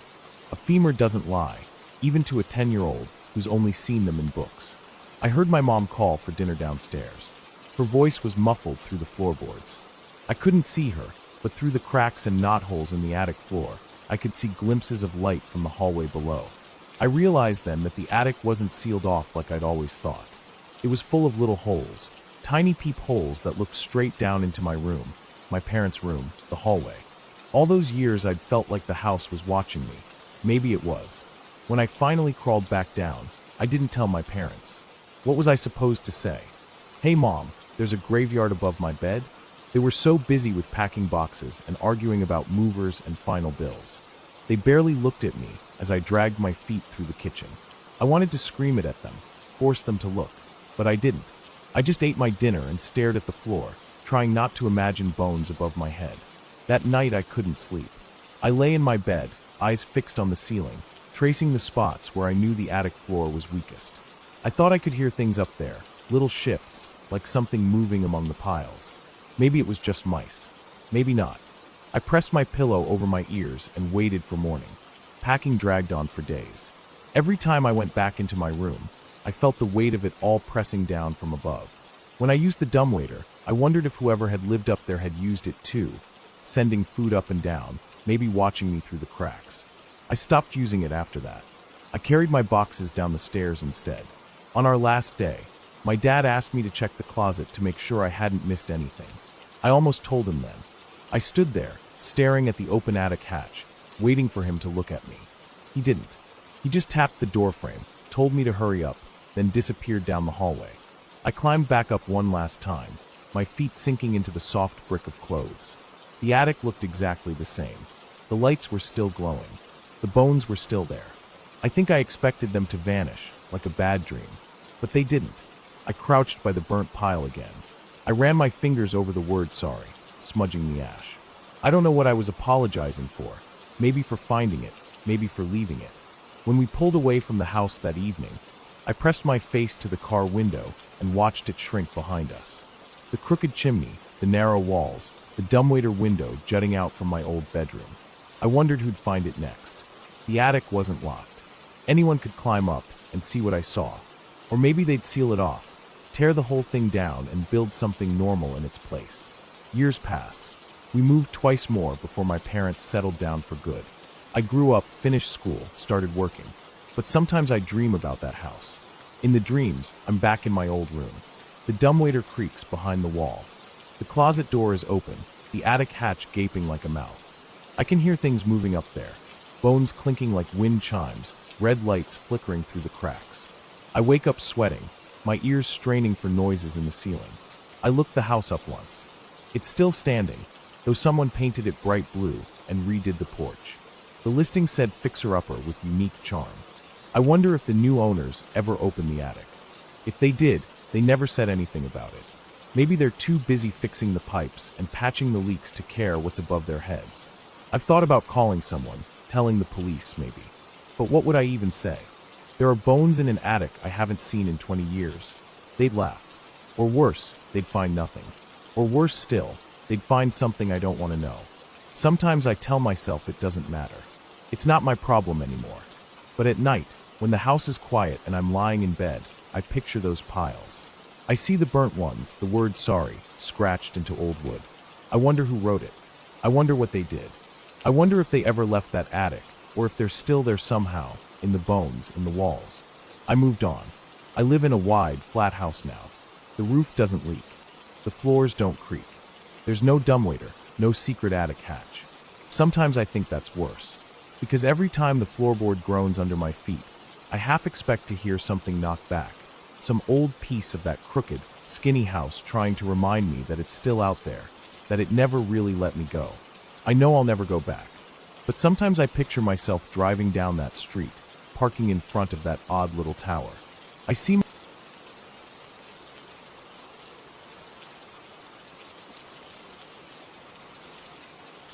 When I was a kid, our house always felt too small. I didn't think much about it back then. It was just normal to me. Normal that my brother and I shared a room. Normal that the kitchen was tiny and the living room only had enough space for one couch. But I guess my parents felt it. They wanted to make the house better. I remember the conversations about it starting when I was in second grade. They'd sit at the dining table after dinner, stacks of papers and magazines in front of them, talking about sunrooms and bigger hallways and new bathrooms. I'd sit on the couch and half listen while trying to do my spelling homework, hearing words like budget and estimate and historic commission approvals float over to me. Our house was old. Not just old like my friends' houses built in the 1950s. Ours was old like it creaked in storms and smelled like old wood in summer. Old like every window was heavy and rattled with iron locks that left rust on your fingers. My mom said it was built in the late 1700s. A colonial house, she'd tell people proudly. The floors were dark and scratched up, the walls were thick and cold, and the doors were crooked in their frames. Even the attic door barely shut right. But to me it was just home. I didn't think about the way the floor dipped in the hallway, or how my room always smelled dusty no matter how much my mom vacuumed. It was just how things were. My parents wanted to make the kitchen bigger, add a family room with windows all around so the light could come in, and build a new bathroom upstairs so my brother and I wouldn't fight every morning. They found an architect who specialized in old houses, someone who knew what paint colors people used back then, someone who could make everything look historically correct. That was important to them. I didn't care. I just wanted a room that wasn't freezing in winter. They hired this contractor, who came highly recommended. At first he seemed fine. I don't remember him well because he barely showed up. My parents would argue about him almost every night. The work was supposed to take a year, but he kept not showing up, and the men who worked for him would come and just sit around or rip out boards and leave everything half finished. For months the back of our house was open to the outside. There were tarps nailed up to keep out the rain. Every storm they would flap and snap against the wood. At night I could hear them from my room. The wind would push them in and out, like lungs breathing, and I'd lie there staring at the ceiling feeling scared for reasons I couldn't name. I remember one summer when I was about 9, our backyard was a construction site. There were stacks of lumber, piles of nails, buckets of paint, bags of cement. My brother and I weren't allowed to play back there. My mom was scared we'd step on a nail or get splinters or fall off the unfinished porch. Sometimes we'd sneak around anyway, weaving between sawhorses and half-built frames, pretending it was a secret fort or a pirate ship. We'd crawl into the wooden skeleton of the new family room and sit on the beams and talk about stupid kid things like cartoons and Pokemon cards and what we wanted for our birthdays. Eventually my parents fired that first contractor. I remember that day. They were both red-faced and angry, talking to him out front while he stood there with his arms crossed. I peeked out the window from behind the curtain. My mom's voice was shaking and my dad kept rubbing his forehead. After he left, my mom cried in the kitchen. I remember standing in the doorway holding my stuffed bunny, just watching her. She was washing dishes, but tears were falling into the sink. My dad came in and hugged her from behind, and they just stood there. I felt weird watching, so I went back to my room. It took them months to find a new contractor. They ended up talking to their lawyer about the situation, and he said he knew someone from his church who was reliable and honest. That's how they found the second contractor. He was a big man with a deep voice, very polite, always saying, "Yes, ma'am," and "No, sir." He had a crew of men who came with him most days. Sometimes he came himself, but mostly it was his men working. My mom always tried to be nice to them. She'd fill a big pitcher with lemonade and send me out with cups. Sometimes cookies too, or granola bars if we had them. She said it was important to treat people well, especially when they were working hard in the heat. That summer was brutal. The air felt like soup, thick and sticky, and every time I stepped outside I started sweating. The men would be out there hammering and sawing, their shirts sticking to their backs, their baseball caps dark with sweat stains. I'd walk out barefoot on the warm porch boards, carrying the tray carefully with both hands. I remember feeling shy around them. They were all grown men with loud voices, and they'd laugh at jokes I didn't understand. But they were polite to me. They'd say thank you and drink the lemonade in big gulps and wipe their mouths on their sleeves. One of them was named Kenny. He wasn't very tall, but he was wide and heavy looking, like a tree stump. He had dark hair that curled under his cap and a thick beard with streaks of gray. He always smiled at me when I brought out drinks. Sometimes he'd squat down on his haunches and ask me what I was doing that day. I'd tell him about my dolls or what movie I watched or how I beat a level on my Game Boy. He'd nod and smile, listening like it was the most interesting thing in the world. Then he'd stand back up with a grunt and go back to work. He was there almost every day. The contractor put him in charge when he wasn't there. I guess he was like the foreman or something. My dad said later he was more like a gopher, just doing what he was told. But he seemed in charge to me because everyone listened when he spoke. He'd tell the men where to carry beams, how to fit the window frames, when to take lunch. I got used to seeing him out there every morning when I left for school and every afternoon when I came home. Sometimes I'd sit on the porch steps and watch them work while I ate an ice pop.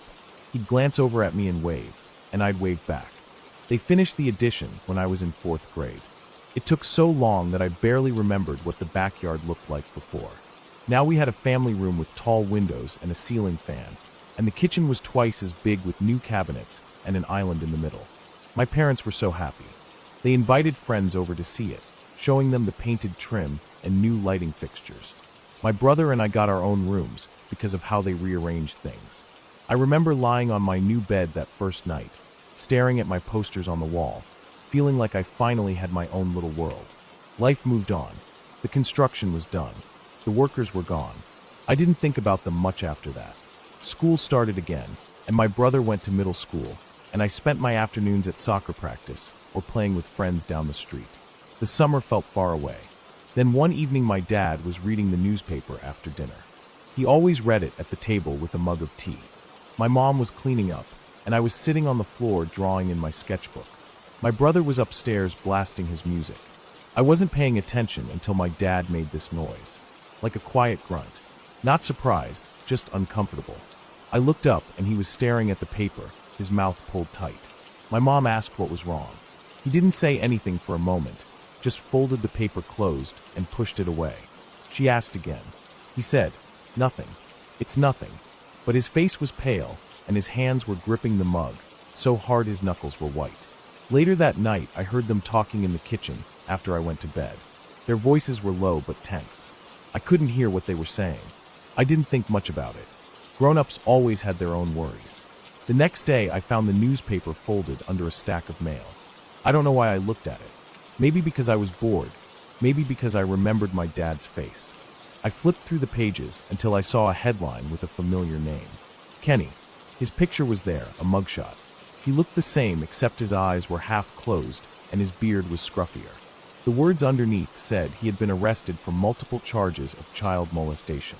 They listed his history, that he was on a sex offender registry, that he had worked construction jobs around kids, that he had been in and out of prison before. I sat there staring at his face. My stomach felt cold and hollow.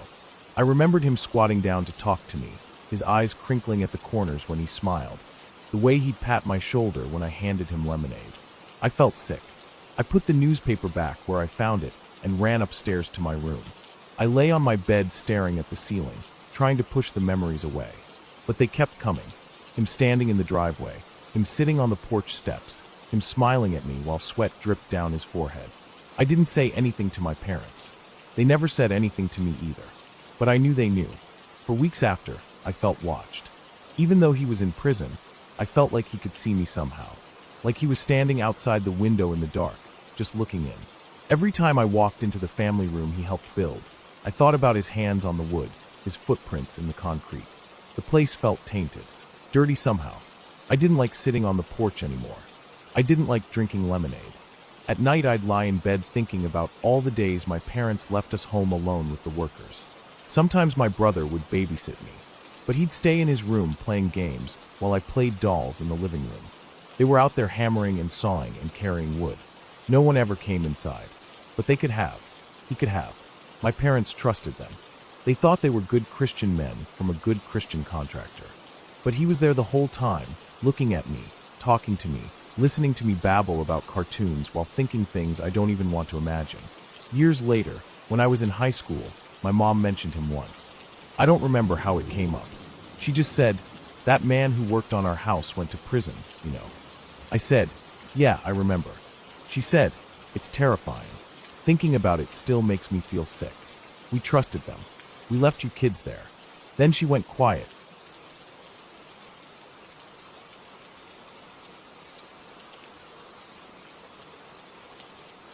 I woke up before sunrise, the cold air making my breath fog up the inside of my old truck as I sat there sipping coffee from a chipped thermos.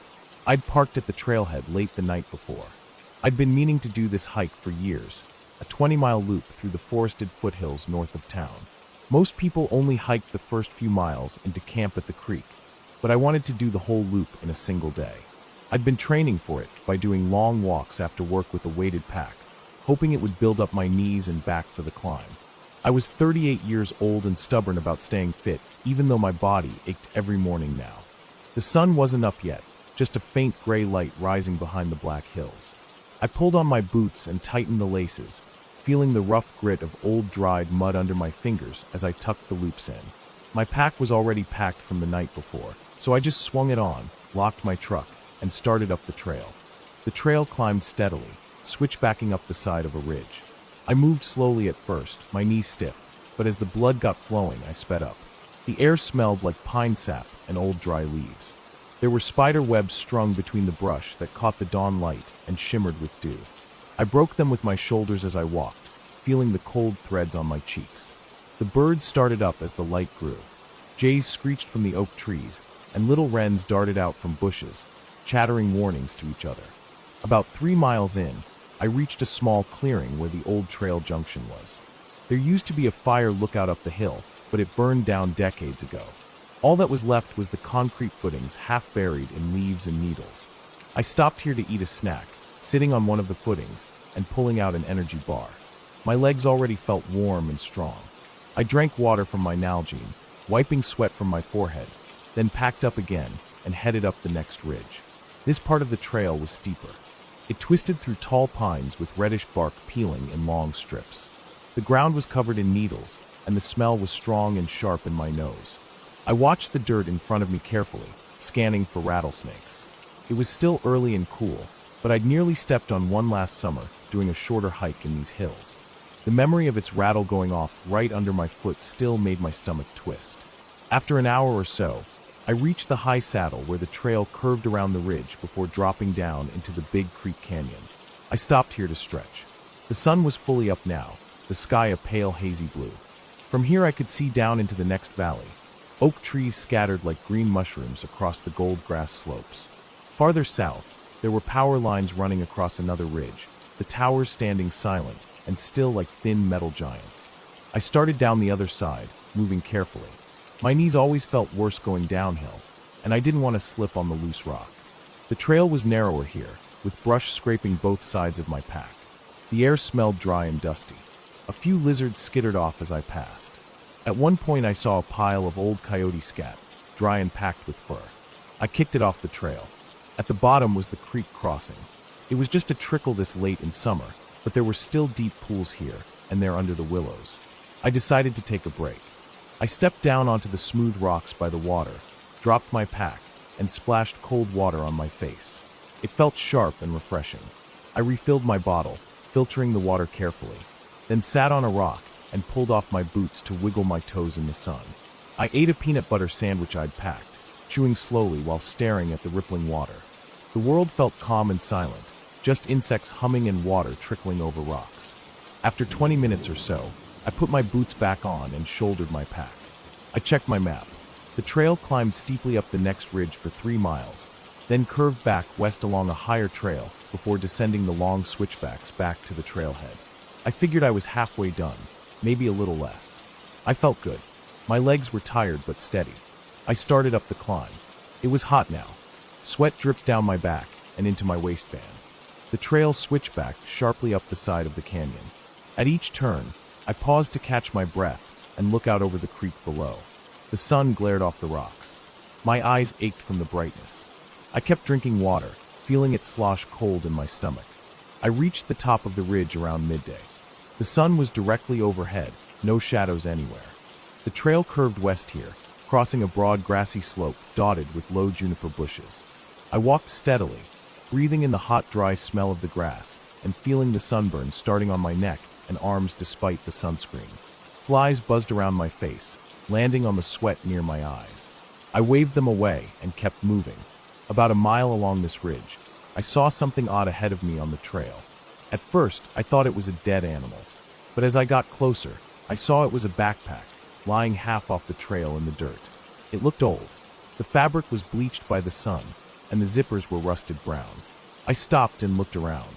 There was no one in sight, no sound except the breeze rustling through the dry grass. I stepped closer and nudged the pack with my boot. It was half unzipped. Inside I could see a dirty sleeping bag, a metal cup, and some other gear.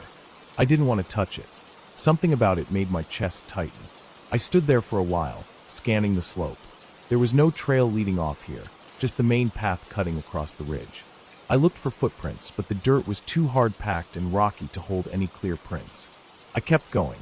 I felt unsettled now, my mind running ahead of me. Who left that pack there? Why hadn't they come back for it? I walked faster, wanting to get to the descent and back to my truck before the day got any hotter. The breeze picked up, blowing hot and dry across the ridge, rattling the dead seed heads of the tall grasses. Soon I reached the junction where the trail started down. I paused to check my water and snack again, trying to calm the jumpy feeling in my chest. As I stood there, I heard something behind me on the trail, a sound like rocks shifting under a foot. I spun around quickly, but saw nothing. The trail was empty, curving back along the ridge and disappearing behind the junipers. My pulse thudded in my ears. I stared for a long time, scanning the brush.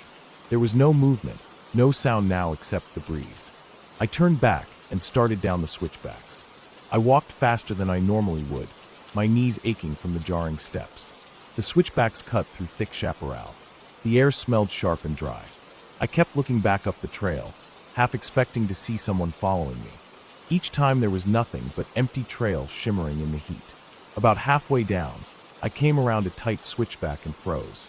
In the dust ahead of me was a footprint, a boot print facing uphill. It looked fresh, edges sharp in the dirt. My heart started pounding. I bent down to look closer. The tread was different from mine, wider lugs and a different pattern. I scanned the slope below and above me, my eyes flicking from bush to bush, searching for movement. There was no one, just silence and heat. I stood up and kept walking, but now I walked as quietly as I could, placing each foot carefully to avoid scuffing rocks. My mouth felt dry, and I stopped drinking water because I didn't want to swallow and miss any sounds. The switchbacks kept going down and down.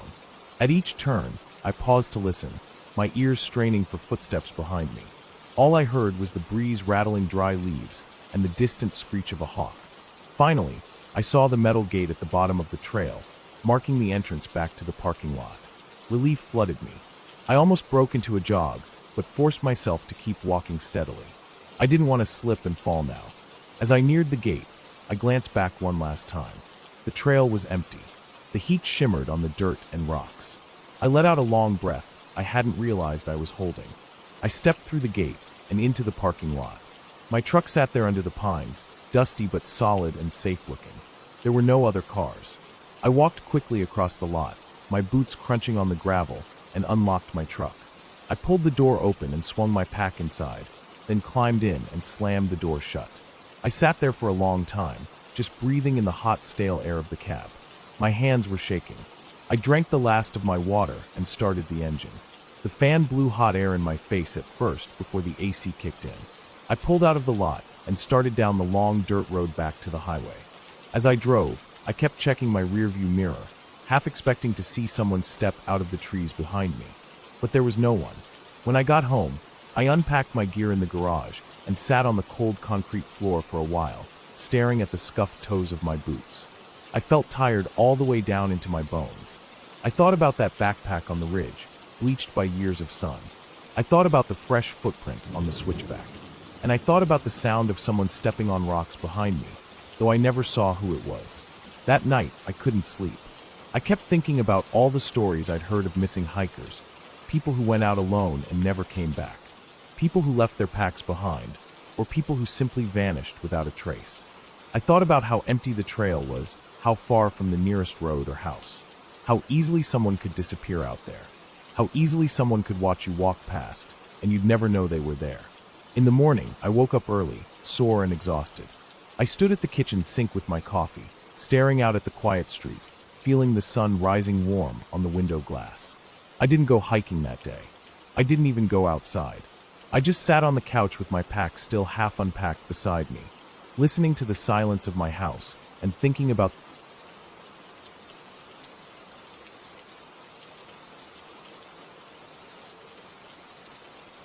I still think about it sometimes when I see a white truck or hear tires screeching on pavement. I'm 23 now, but back then I was just a kid, 13 or 14, still short enough that I looked even younger. I had scabs on my knees from skating, sunburn peeling on my shoulders, and a cheap black backpack I carried everywhere. We thought we were tough back then, skating for hours until our shirts were soaked with sweat, our ankles screaming from all the failed kickflips and ollies, our elbows bruised from when we bailed too hard. But really, we were just kids. That day had felt normal. It was hot, the kind of dry heat that made the asphalt smell like melted tar. Tim, Brandon, and I had been skating down by the abandoned factory earlier, just goofing off. Brandon was trying to land a new trick off the loading dock, and Tim kept messing with his trucks because he thought they were too loose. We spent a couple hours there before getting bored, and the sun had started to dip just a little, making everything glow that hazy gold. We decided to head to July 11th to get some drinks before going home. Our boards clacked along the sidewalk. I remember feeling tired, my feet aching from standing on the board all day, my hands sticky from sweat and dust. The 7-Eleven was only a few blocks away. We passed cracked sidewalks lined with little weeds pushing through, past the small houses with peeling paint and faded cars parked out front. past the old dentist office that always smelled like burnt coffee when we skated by. I was thinking about getting a cold Arizona tea because they were only 99 cents back then. Tim wanted a Slurpee. Brandon said he'd probably grab a Mountain Dew and some chips. It was just a normal summer afternoon. We didn't have much money, just a few crumpled bills and coins pooled together in our pockets. That was how it always was. We got to the 7-Eleven and propped our boards up against the window outside.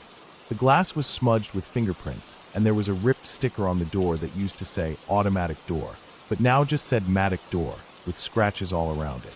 The store smelled like microwave burritos and cheap air freshener, cold and stale. The fluorescent lights buzzed overhead. Tim headed straight for the Slurpee machine, and Brandon went to grab chips. I stood in front of the coolers, letting the cold air hit my face for a second before grabbing the Arizona tea I wanted. The cans always felt nice in my hand after skating in the heat. We paid and left.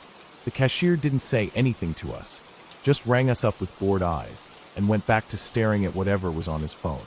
When we stepped outside, the sun felt blinding after the cold light of the store. I squinted against it, popping open my tea and taking a long drink. We didn't say much. We were tired, ready to go home. The sidewalk felt rough under my shoes as we walked toward the exit of the parking lot. Our boards clattered lightly as we held them by the trucks. The air smelled like gasoline and hot asphalt, with a faint breeze bringing the smell of cut grass from somewhere nearby. We waited at the edge of the parking lot for the traffic light to change so we could cross. It wasn't a busy highway, just 2 lanes each way, but cars came fast down the slope from the north end of town. I remember watching the red light, feeling the sun beating down on the back of my neck, the metal trucks of my board warming up in my grip. Tim was mumbling something about needing to get home soon because his mom was making burgers that night. Brandon was crunching his chips, staring out at the road with that blank look he always got when he was lost in thought. Then I looked back at the gas pumps, just absently glancing around the parking lot. That's when I saw him. This man at the farthest pump, maybe 40 or 50 years old. He wore a stained white tank top that clung to his stomach, and his arms were red like he'd been out in the sun too long. His hair was thin and gray, stuck to the side of his forehead with sweat. He was pumping gas into his white truck, just staring at me. At first, I didn't think anything of it. Adults always looked at us skating kids like we were trouble. But something felt weird. His eyes weren't annoyed or curious. They were locked on me like I was a deer and he was a wolf. Then it happened so fast I didn't even process it. He dropped the gas pump nozzle right there, let it clatter to the ground, and he jumped into his truck. The door slammed shut, and before I could even say anything, he turned the key and the engine roared to life. The next second, he slammed on the gas. Tires squealed against the concrete, and smoke puffed up from his wheels. His truck shot forward, straight at us. For a moment, everything froze. The world was silent except the sound of that engine screaming. My chest went cold. I felt my drink slip out of my fingers, cold tea splashing against my shins. I didn't have time to think. I tried to jump back, but he was too fast. The side of his bumper grazed my arm, so hard it felt like it ripped my skin off. My board flew from my hand and skittered across the sidewalk, clattering into the gutter. I stumbled back, catching myself on one knee. I heard Brandon scream, his voice cracked with panic. The truck didn't stop. It swerved away from us, peeling out as he turned into the parking lot next door. I remember the smell of burnt rubber filling the air so thick I could almost taste it, bitter and sharp at the back of my throat. My heart was beating so loud in my ears that I couldn't hear anything else. I felt my arm burning where he'd hit me. I stood up shakily and grabbed my board with trembling fingers. I thought it was over, that he was gone. But then I saw his truck driving over the ditch between the 2 parking lots, bouncing violently as it crashed down on the other side. He was coming back. He was trying to run us over again. I didn't even think. My body just moved. All 3 of us ran.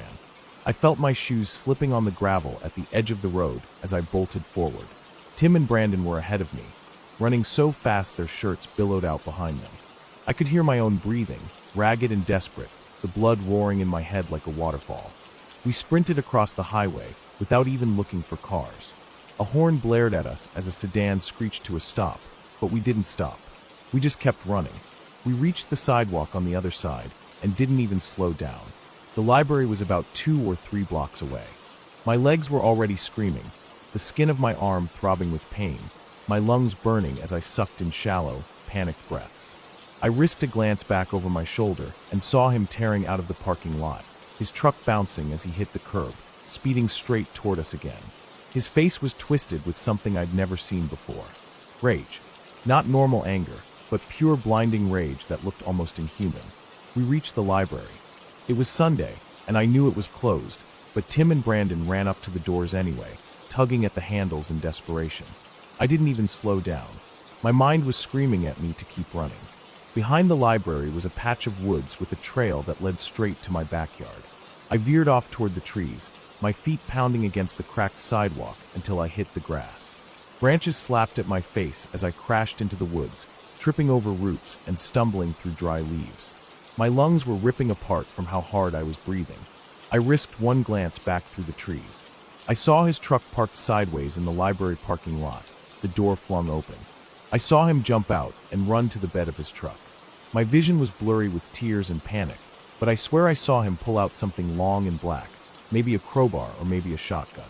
My stomach dropped to the ground like a stone thrown into deep water.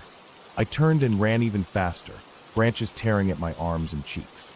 I could hear twigs snapping behind me, and every footstep I heard made my heart nearly explode out of my chest. The trail twisted between tall trees with dry leaves crunching under my feet. The smell of dirt and pine needles filled my nose, mixing with the coppery smell of blood from my scraped arm. My legs felt weak and heavy, like they'd give out at any second, but I kept running. I didn't want to die. I didn't want to be dragged into some truck by a man I'd never seen before. I just wanted to go home. The trail opened up behind my backyard fence. I burst out of the trees, nearly collapsing onto the grass. My chest felt like it was splitting open from the inside, every breath scraping my throat raw. I climbed the fence, my shoes slipping against the wood, and fell into my backyard. My knees hit the ground so hard it felt like my bones shattered, but I didn't care. I scrambled up and ran to my back door, tearing it open and stumbling inside. I locked it behind me and fell to the kitchen floor, gasping for breath, my whole body shaking so bad I couldn't even hold myself up. I didn't know what to do. My arm was bleeding a little where he'd grazed me with the truck. My knees were torn open from falling in the woods. I crawled to the sink and pulled myself up to drink water straight from the tap, my hands trembling so much that half the water spilled down my shirt. My heart felt like it would never slow down. Every sound outside made me jump, thinking it was him, thinking he'd somehow found his way to my house. I crouched by the window and peeked out, but I didn't see him. The street was quiet, just a dog barking somewhere far away, birds chirping like nothing had happened. A few minutes later, I heard a car pull into the driveway. It was my neighbor, Tim's dad. He saw me through the window and told me to come outside. His voice was calm, but I could see the worry in his eyes. I walked out, still shaking, my skateboard hanging limply in my hand. He told me to get in the car because we were going to the video store. I didn't understand why, but I didn't argue. I just climbed into the passenger seat, my knees stinging as they bent. We drove down the street, everything blurring past in the late afternoon sun. My fingers dug into the seatbelt across my chest. My neighbor didn't say anything. The car smelled like old coffee and sunscreen, and the radio was playing.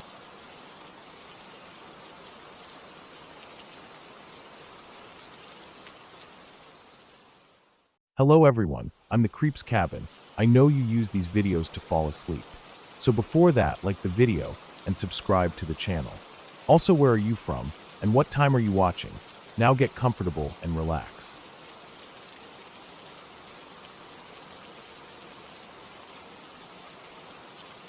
About 5 years ago, my life was in a place that felt settled but not calm. I was working a steady job, seeing my then girlfriend, who is now my wife, and we spent most weekends together either at my apartment or hers. Life felt routine in a way I had craved for years. Around that same time, my mom started dating again. She had been single for a while after her divorce, and even though I wanted her to be happy, part of me felt uneasy about her re-entering that world. I didn't like the idea of strangers being close to her, sitting in the chair I grew up seeing her in, sharing meals with her at the table that still had scratches from my childhood homework sessions. I knew that was selfish, but it was how I felt. She told me she met a man online. She said he was quiet and polite, someone who listened well and didn't push her to open up too quickly. She liked that about him. I didn't think too much of it when she told me. I just said I was happy she was happy. The first time I met him was when my wife and I went to visit her one Sunday. He was sitting on the couch with his eyes closed. He opened them briefly when we walked in, nodded a hello, then closed them again. I thought he was sleeping, but later he just got up and went to the bathroom with his eyes still half closed, like he was meditating or thinking deeply. My wife found it unsettling. She whispered to me later that night that there was something about him that felt off, like he wasn't fully there or wasn't fully human. I told her not to say things like that it was cruel, but secretly I agreed. Something about him felt not right. He wasn't mean. He never raised his voice. He never criticized anyone. But there were these little things, like how he ate chocolate. One time he offered my wife a piece of chocolate from a small plastic bag he kept in his pocket. She said no, politely, but he took a piece out anyway, unwrapped it, and put it in his mouth so slowly it felt deliberate. Then he closed his eyes completely and let out a long sighing moan, almost silent, but enough to hear if you were close. He stood there with his eyes closed, unmoving, while it melted. My wife turned away. She didn't say anything. I felt uncomfortable watching him and left the room to pretend to check something on my phone. Things like that happened a lot. He would eat grapes one by one with his eyes closed. He would stand in the backyard with his eyes closed for nearly an hour, facing the fence. My mom said he was meditating, that it helped him with his anxiety. I said nothing. One time we visited, and my mom got called into work unexpectedly. It was a Saturday. She worked at the small local library and sometimes had to fill in when staff called out. She told us to make ourselves at home, that she'd only be gone a few hours. Her boyfriend was there too. As soon as she left, he went into her bedroom and closed the door. My wife and I sat on the couch watching TV, but neither of us could focus. The house was silent. We heard him moving in the bedroom once or twice, the soft thud of footsteps on carpet, then nothing. For hours he stayed in there. He never came out. I thought about knocking to check on him, but I didn't want to. I didn't want him to come out. I felt safer with him in there, behind a closed door. When Christmas rolled around that year, things between them had gotten tense. My mom started telling us little things. He never wanted to go anywhere with her, only stayed at her house.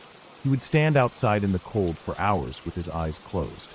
He would wake up in the middle of the night and just sit on the edge of the bed with his eyes closed until morning. She said she felt like he wasn't really with her, like his mind was always somewhere else. We told her she deserved better, that she didn't need to be with someone who made her feel alone. She agreed. She said she would break up with him soon. I didn't think she'd do it on Christmas Eve, but that's what she did.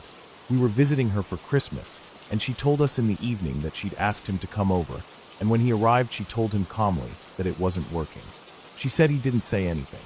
He just sat there with his eyes closed for a long time, and then stood up and left. She felt relieved, she said. That night we stayed over at her place, so we could get up early and go visit my dad on Christmas morning. It was a plan we'd made weeks before. We packed our bags into the car and left just after sunrise. The roads were clear at first, but as we got closer to my dad's house, the snow began to fall. By mid-morning the storm was heavy. We didn't plan to stay overnight, but the snow didn't stop. It kept falling hour after hour until the roads were closed and we had no choice. My dad's house was warm and bright, filled with food and the smell of pine candles and leftover turkey. We slept in the guest room that night, listening to the wind battering the windows. By morning the snowplows had cleared enough for us to leave. My wife was quiet during breakfast, pushing her food around her plate. When we got into the car, she turned to me and said she wanted to check on my mom. She said she had a bad feeling about her ex-boyfriend. I didn't argue. I felt the same deep down, even though I didn't say it. The drive back was slow but manageable. As we turned onto my mom's street, I felt a tightness in my chest. Her car was in the driveway. That didn't mean much. She lived close enough to walk to work, and it hadn't snowed as badly in her town. I parked behind her car, and we sat there for a minute, staring at the house. The curtains were open, but we couldn't see inside from the angle of the car. My wife said we should go in. I told her okay. My mom never locked her door. It drove me crazy. I always told her to lock it. Anyone could just walk in. We pushed the door open and stepped inside. The house was silent. Too silent. I remember feeling a sudden drop in my stomach like I was falling. My wife grabbed my arm. Her fingernails dug into my skin. She was staring at something in the kitchen. I followed her gaze, and that's when I saw it. Blood. deep red blood oozing out of the refrigerator's water dispenser. The spill tray was overflowing with it, dripping onto the linoleum floor, making a small puddle that was slowly spreading. For a split second, my brain refused to believe what I was seeing. Then reality slammed into me all at once. I thought he'd come back. I thought he'd killed her. I thought her head was in the freezer. I couldn't move. My wife was shaking. I could feel her trembling through my arm. My knees felt weak. I took a step forward, feeling like I was underwater. I walked to the fridge and reached out with a hand that felt numb. I pulled open the freezer door, expecting the worst thing I could ever imagine. Inside the freezer was a bag of frozen cherries. The bag had split open along the side seam. Someone, probably my mom, had shoved it onto the ice maker shelf without sealing it properly. The cherries had partially thawed and were frozen into a dark red clump. Melted cherry juice had leaked down into the ice chute, staining everything crimson. The juice had dripped through the ice dispenser, collecting in the tray and overflowing onto the floor. I stood there staring at it, trying to catch my breath. My chest felt tight, my heart hammering against my ribs like it wanted to escape. I felt dizzy with relief and leftover fear. My wife let out a long, shaky breath behind me. We cleaned it up together. We pulled out the ice tray and threw away the ruined cherries. We wiped down the inside of the freezer and the ice chute and the dispenser. The stain was thick and sticky, clinging to everything it touched. We washed the spilled tray in the sink and mopped up the puddle on the floor. My hands were shaking so badly, I dropped the tray twice. The cherry juice smelled faintly sweet, almost sickening after the adrenaline of fear. When we finished, we sat down at the kitchen table. My mom wasn't home. She'd gone to work early that morning, leaving before we arrived. I called her and she picked up right away, cheerful, asking if we were coming by for lunch. My wife and I sat there, the smell of cherries still lingering in the air, the quiet house pressing in around us, and I realized just how close fear and relief sit beside each other. My mom came home an hour later, smiling and hugging us both, apologizing for the mess with the cherries, saying she was in a hurry that morning and forgot. She had no idea what we'd thought. I didn't tell her. Some things are better left unspoken. But that day stayed with me. The feeling of seeing blood when your brain is telling you it's blood, your eyes are telling you it's blood, your body is already grieving before you even know the truth. The feeling of expecting to find death behind a thin sheet of plastic and metal. The feeling of looking into a freezer and realizing your worst fear is only fruit. After that, my mom changed her locks. She never spoke to him again. My wife and I never mentioned it to anyone. It felt like a dream, like something that didn't belong in the daylight world. Even now, when I eat cherries, I think of that day. I think of how easily fear can live inside us, waiting for the right moment to bloom, and how quickly relief can come, washing it all away, leaving only a quiet house, a clean floor, and the sweet lingering smell of fruit.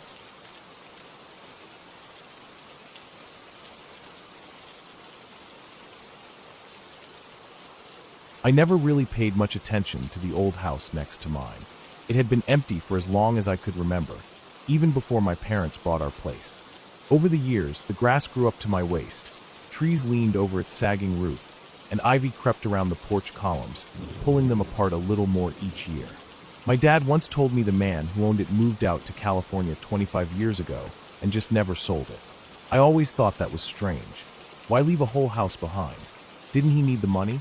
When I was a kid, I used to ride my bike down the street and avoid looking at that place, convinced there was something wrong with it. But as I got older, I stopped caring. It was just another empty, rotting house like you see in small towns all over. I'd walk past it every morning on my way to school, every evening coming home from work. Nothing about it caught my interest until last winter. It was a Saturday, about an hour before sunset. I was sitting in my living room, looking out the window at the yard, when I noticed how the light was hitting the house next door. All the windows were dark except one upstairs. The glass was streaked with dirt and fog from age, but I could see the faintest reflection of the sun, making it glow pale orange. For the first time, I wondered what was left inside. Did the man take everything with him? Did he leave furniture behind? Old photos? Money stuffed under the floorboards? My curiosity started chewing at me until I couldn't ignore it anymore. The next morning, I grabbed my flashlight and gloves and went around the side of the house. There was an old window leading to the basement, half buried under weeds and fallen leaves. I pulled away the dead plants, scraped off some dirt with my shoe, and pressed my hand against the glass. It rattled in the frame. I put my gloved fingers under the edge, pushed upwards, and after a few tries, it slid open with a screech that made me wince. The smell hit me right away. Damp wood mold, dust, and something sour like rotting cardboard. I swung my legs over and dropped down into the darkness, landing on cold concrete. I stood still for a second, letting my eyes adjust.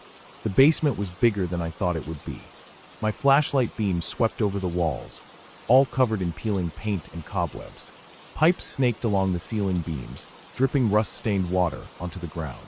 In the corner, half covered by an old canvas drop cloth, was a grand piano. My heart skipped a beat. Who the hell leaves a piano behind? I walked over to it, lifted the cover off the keys, and pressed one. The note came out warped and sad, vibrating through the basement like a dying animal. I pressed a few more, slow and careful, each one more out of tune than the last. I started looking around, sweeping my light over shelves stacked with dusty boxes. Some had old labels like Zmaz 1978 or Attic Junk. I saw a helmet sitting on top of one box. I picked it up and realized it was an old WW2 steel pot helmet, still with the chin strap attached, though the leather was cracking and stiff. Underneath it was a gas mask, lenses clouded with age, rubber stiff and curled inward. There were medals in a wooden case, little colored ribbons, and tarnished pins I didn't recognize.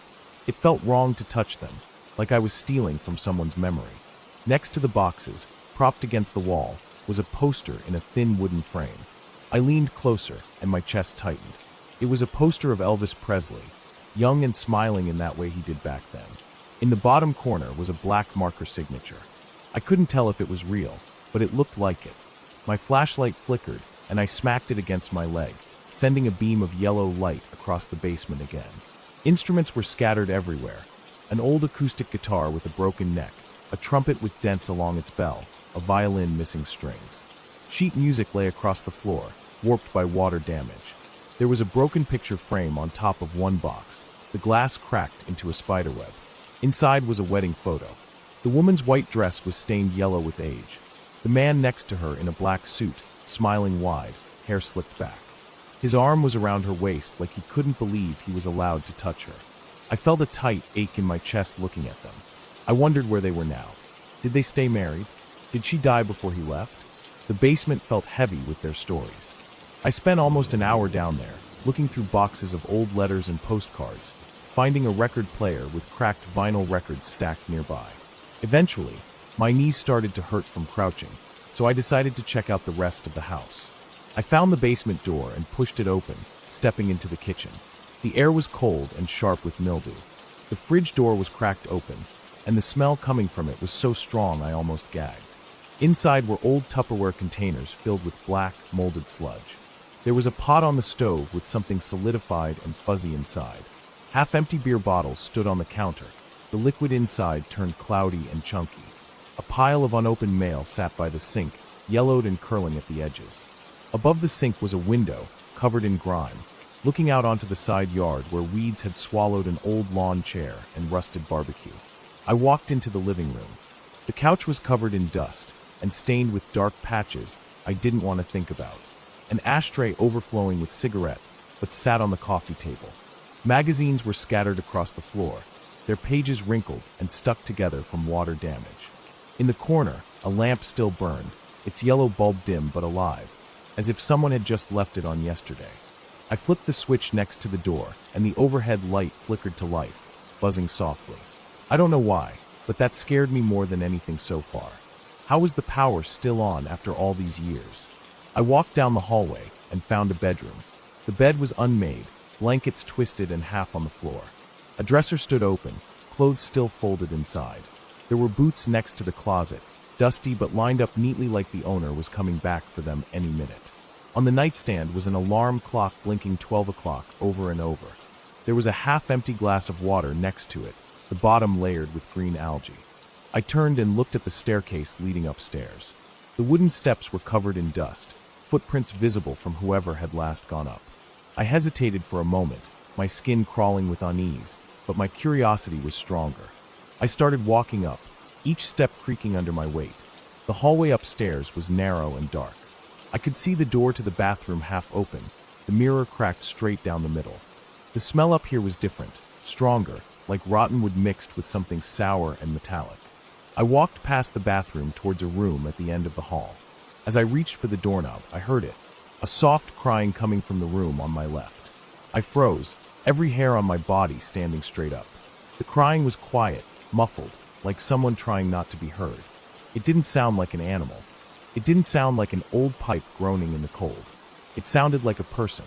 I turned my flashlight towards the door. The sound stopped. I stood there, not breathing, listening so hard my ears hurt. Then it started again, quieter this time. My mind was racing, trying to make sense of it. No one lived here. The place had been empty for decades. Was there a homeless person hiding out? Some runaway kid? Someone dying up here without anyone knowing? My chest tightened at the thought. I pressed my hand against the door and slowly pushed it open. The room was empty. Completely empty. No furniture, no boxes, nothing. The carpet was covered in stains and rat droppings. The crying had stopped again. I stepped inside, shining my flashlight into every corner, checking behind the door, in the closet, under the window. There was no one there. Just as I started to turn around, I heard the crying again. This time it was right behind me. I spun around so fast I almost fell. My flashlight beam swung across the empty room, the peeling wallpaper, the cracked ceiling. I stood there, shaking, waiting for something to move, for someone to step out of the shadows. But nothing happened. The crying stopped. All I could hear was my own breathing, ragged and panicked. I backed out of the room, keeping my light facing forward, down the hallway, down the stairs, through the living room and kitchen. I didn't stop until I was back in the basement, climbing out the window into the cold afternoon air. I scrambled out, fell onto the grass, and laid there for a moment, staring up at the sky, my heart pounding so hard it felt like it was trying to escape my chest. I never went back inside that house. Over the next few days, I tried to convince myself it was just old pipes making noises, or a raccoon trapped somewhere in the walls. But deep down, I knew what I heard. It wasn't an animal. It wasn't pipes. It was a person crying, and they were standing right behind me in an empty room. A week later, I called the county to report the place as a safety hazard. They came out and boarded up the windows, posted bright orange condemnation notices on the front door. Now when I walk past it, I don't look at it anymore. I keep my eyes straight ahead and my pace quick. Sometimes late at night, I lie in bed and stare at the ceiling, thinking about everything I saw down there. The wedding photo, the instruments, the beer bottles still lined up on the counter. And I think about that crying sound in the empty room. I wonder who it belonged to, or what they were crying for. I wonder if they ever left, or if they're still there, standing behind that door, waiting for someone else to come in and listen. I don't think about it for long. I force myself to roll over, close my eyes, and tell myself it doesn't matter. Because I'm never going back inside that house again. And that's the end of it. Or at least, that's what I tell myself.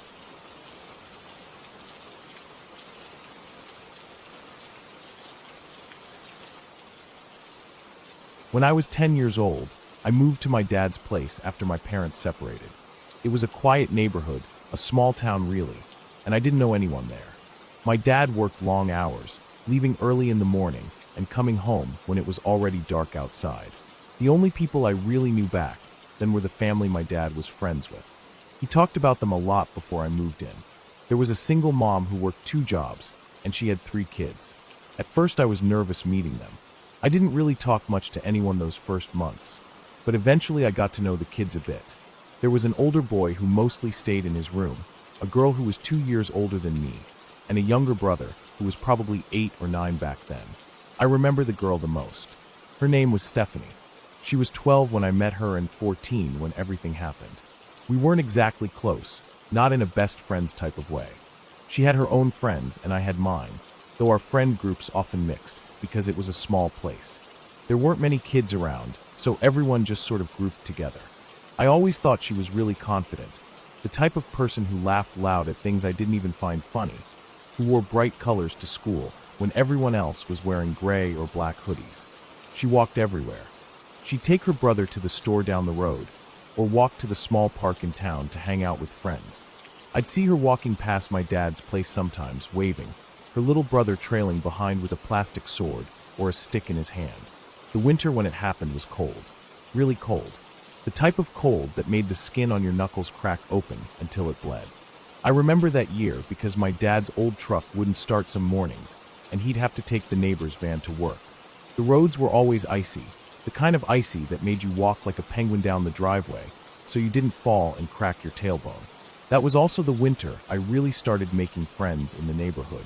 One of those friends was Rob. He lived just down the road from Stephanie's house.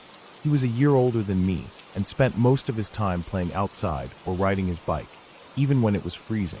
Rob knew Stephanie better than I did. They hung out more often, though I never thought much about it. She was older than both of us, so it was always cool when she'd let us hang around. It was a week before Christmas when it happened. I remember because my dad had finally put up the Christmas tree in the living room. We didn't have many ornaments, just a few red and gold plastic balls and some silver tinsel. There were only 2 presents under the tree, both from my mom, who mailed them from her place. I spent a lot of evenings sitting on the couch looking at that tree, feeling weird about how empty the house still felt even with all the twinkling lights. That night, my dad was working late again. I was sitting in the living room watching TV when my phone buzzed. It was Rob, telling me he was hanging out at Stephanie's house. I didn't go.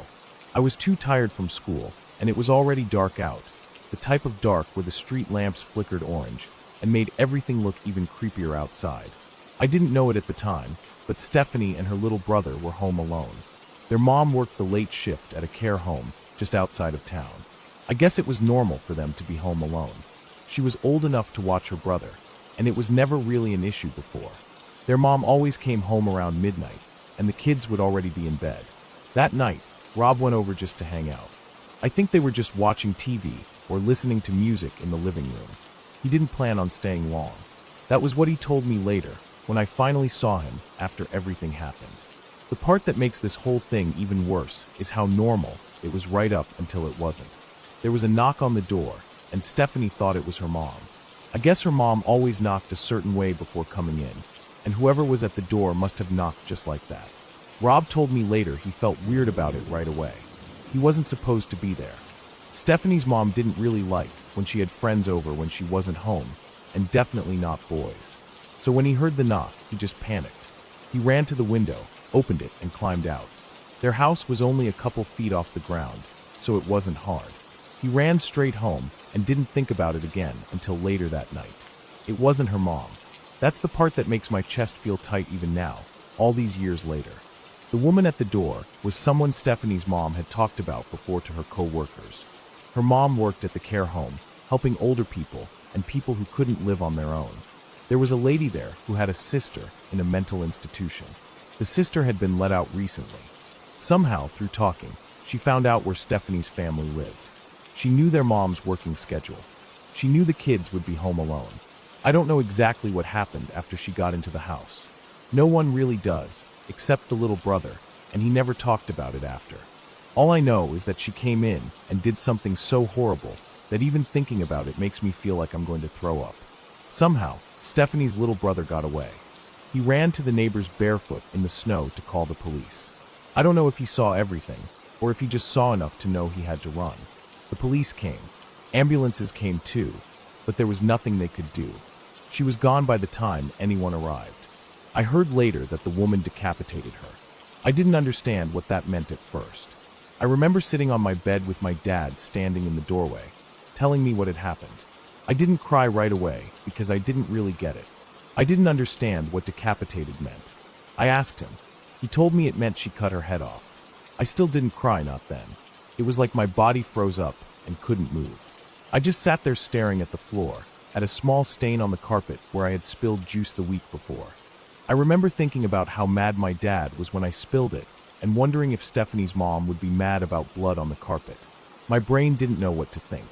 It was too big to understand. I heard later from other kids at school that when the police came in, they found Stephanie's body naked in the bathtub.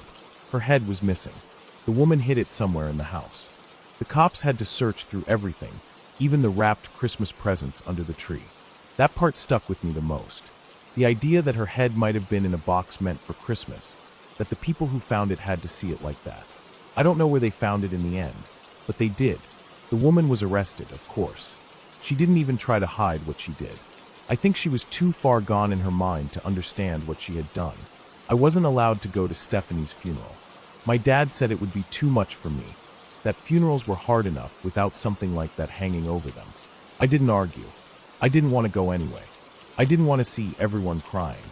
I didn't want to sit there and picture what had happened to her, how scared she must have been, how painful it must have been. I spent the day of her funeral sitting on the couch staring at our little Christmas tree.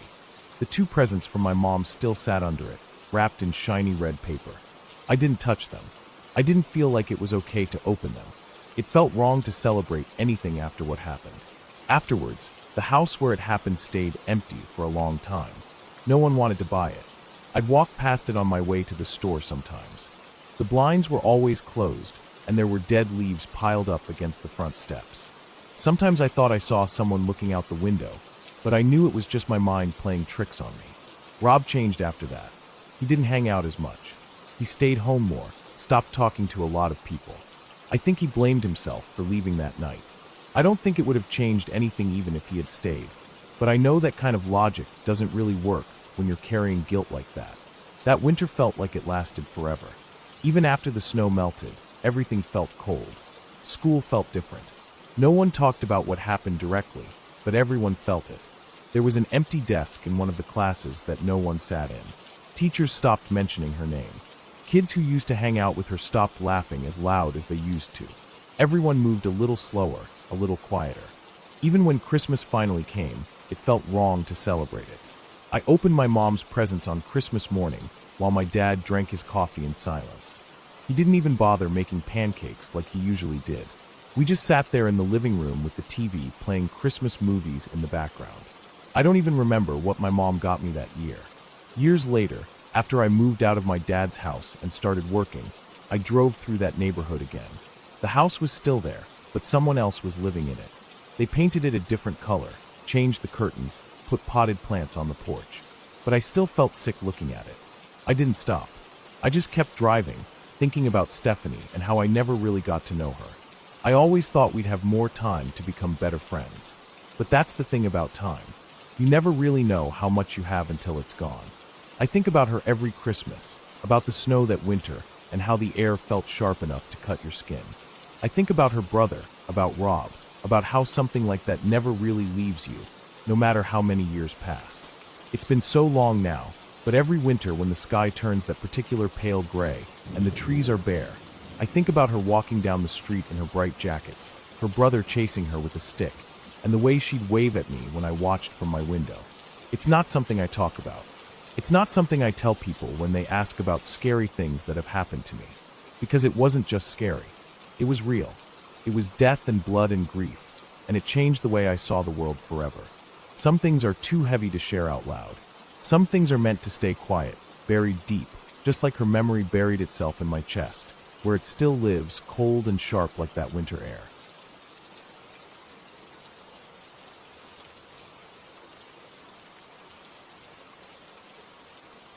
I remember that day so clearly, like it's burned into my mind. It started off like any normal workday. I woke up around 6, just before my alarm, and lay there listening to the sound of the ceiling fan turning in slow circles. My wife was asleep next to me. She worked nights at the hospital, so mornings were when she usually crashed into a deep sleep, her breathing slow and even. I slipped out of bed quietly, trying not to wake her. I remember I stood in the bathroom brushing my teeth, staring at my own tired face in the mirror, thinking about the long day ahead. I had back-to-back meetings at work and a report I needed to finish by lunch. I didn't think about anything else that morning, just work, bills, and the usual grind. I kissed her forehead before I left. She didn't even stir. The drive to work was quiet.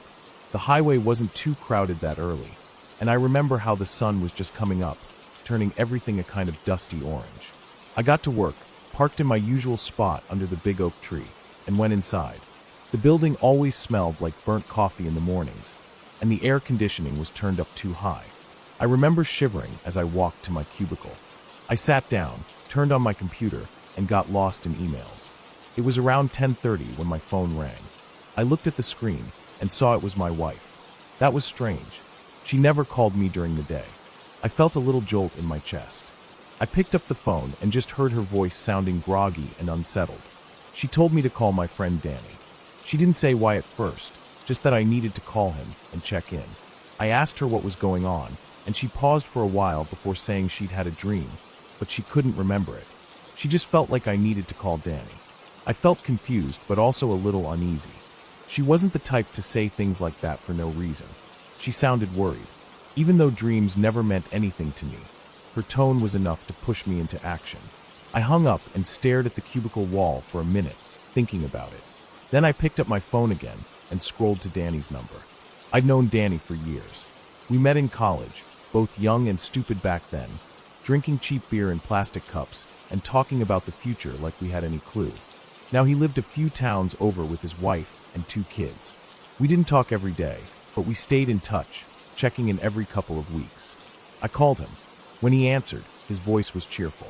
I told him about my wife's call, feeling awkward because it sounded silly to say out loud that she had a dream and wanted me to check on him. But he took it lightly, chuckled a bit, and told me everything was fine. I felt a bit embarrassed for calling him with no real reason, but he seemed to appreciate it in a way, like he knew it was coming from a place of care. He said his family was good, and he was just about to leave for work. I told him to take care, and we hung up. I called my wife back to tell her. She was quiet on the other end when I said Danny and his family were fine. I could tell she didn't believe it, but she didn't say much more. She just told me okay, and that was it. I went back to work, trying to focus on my report, but I kept thinking about her call. The feeling stuck with me all day like a stone in my shoe. I kept checking my phone every hour, half expecting another call from her, half expecting some news from Danny. It was later that evening when I found out. I had gotten home, changed out of my work clothes, and was sitting at the kitchen table with her while she ate her breakfast before leaving for her night shift.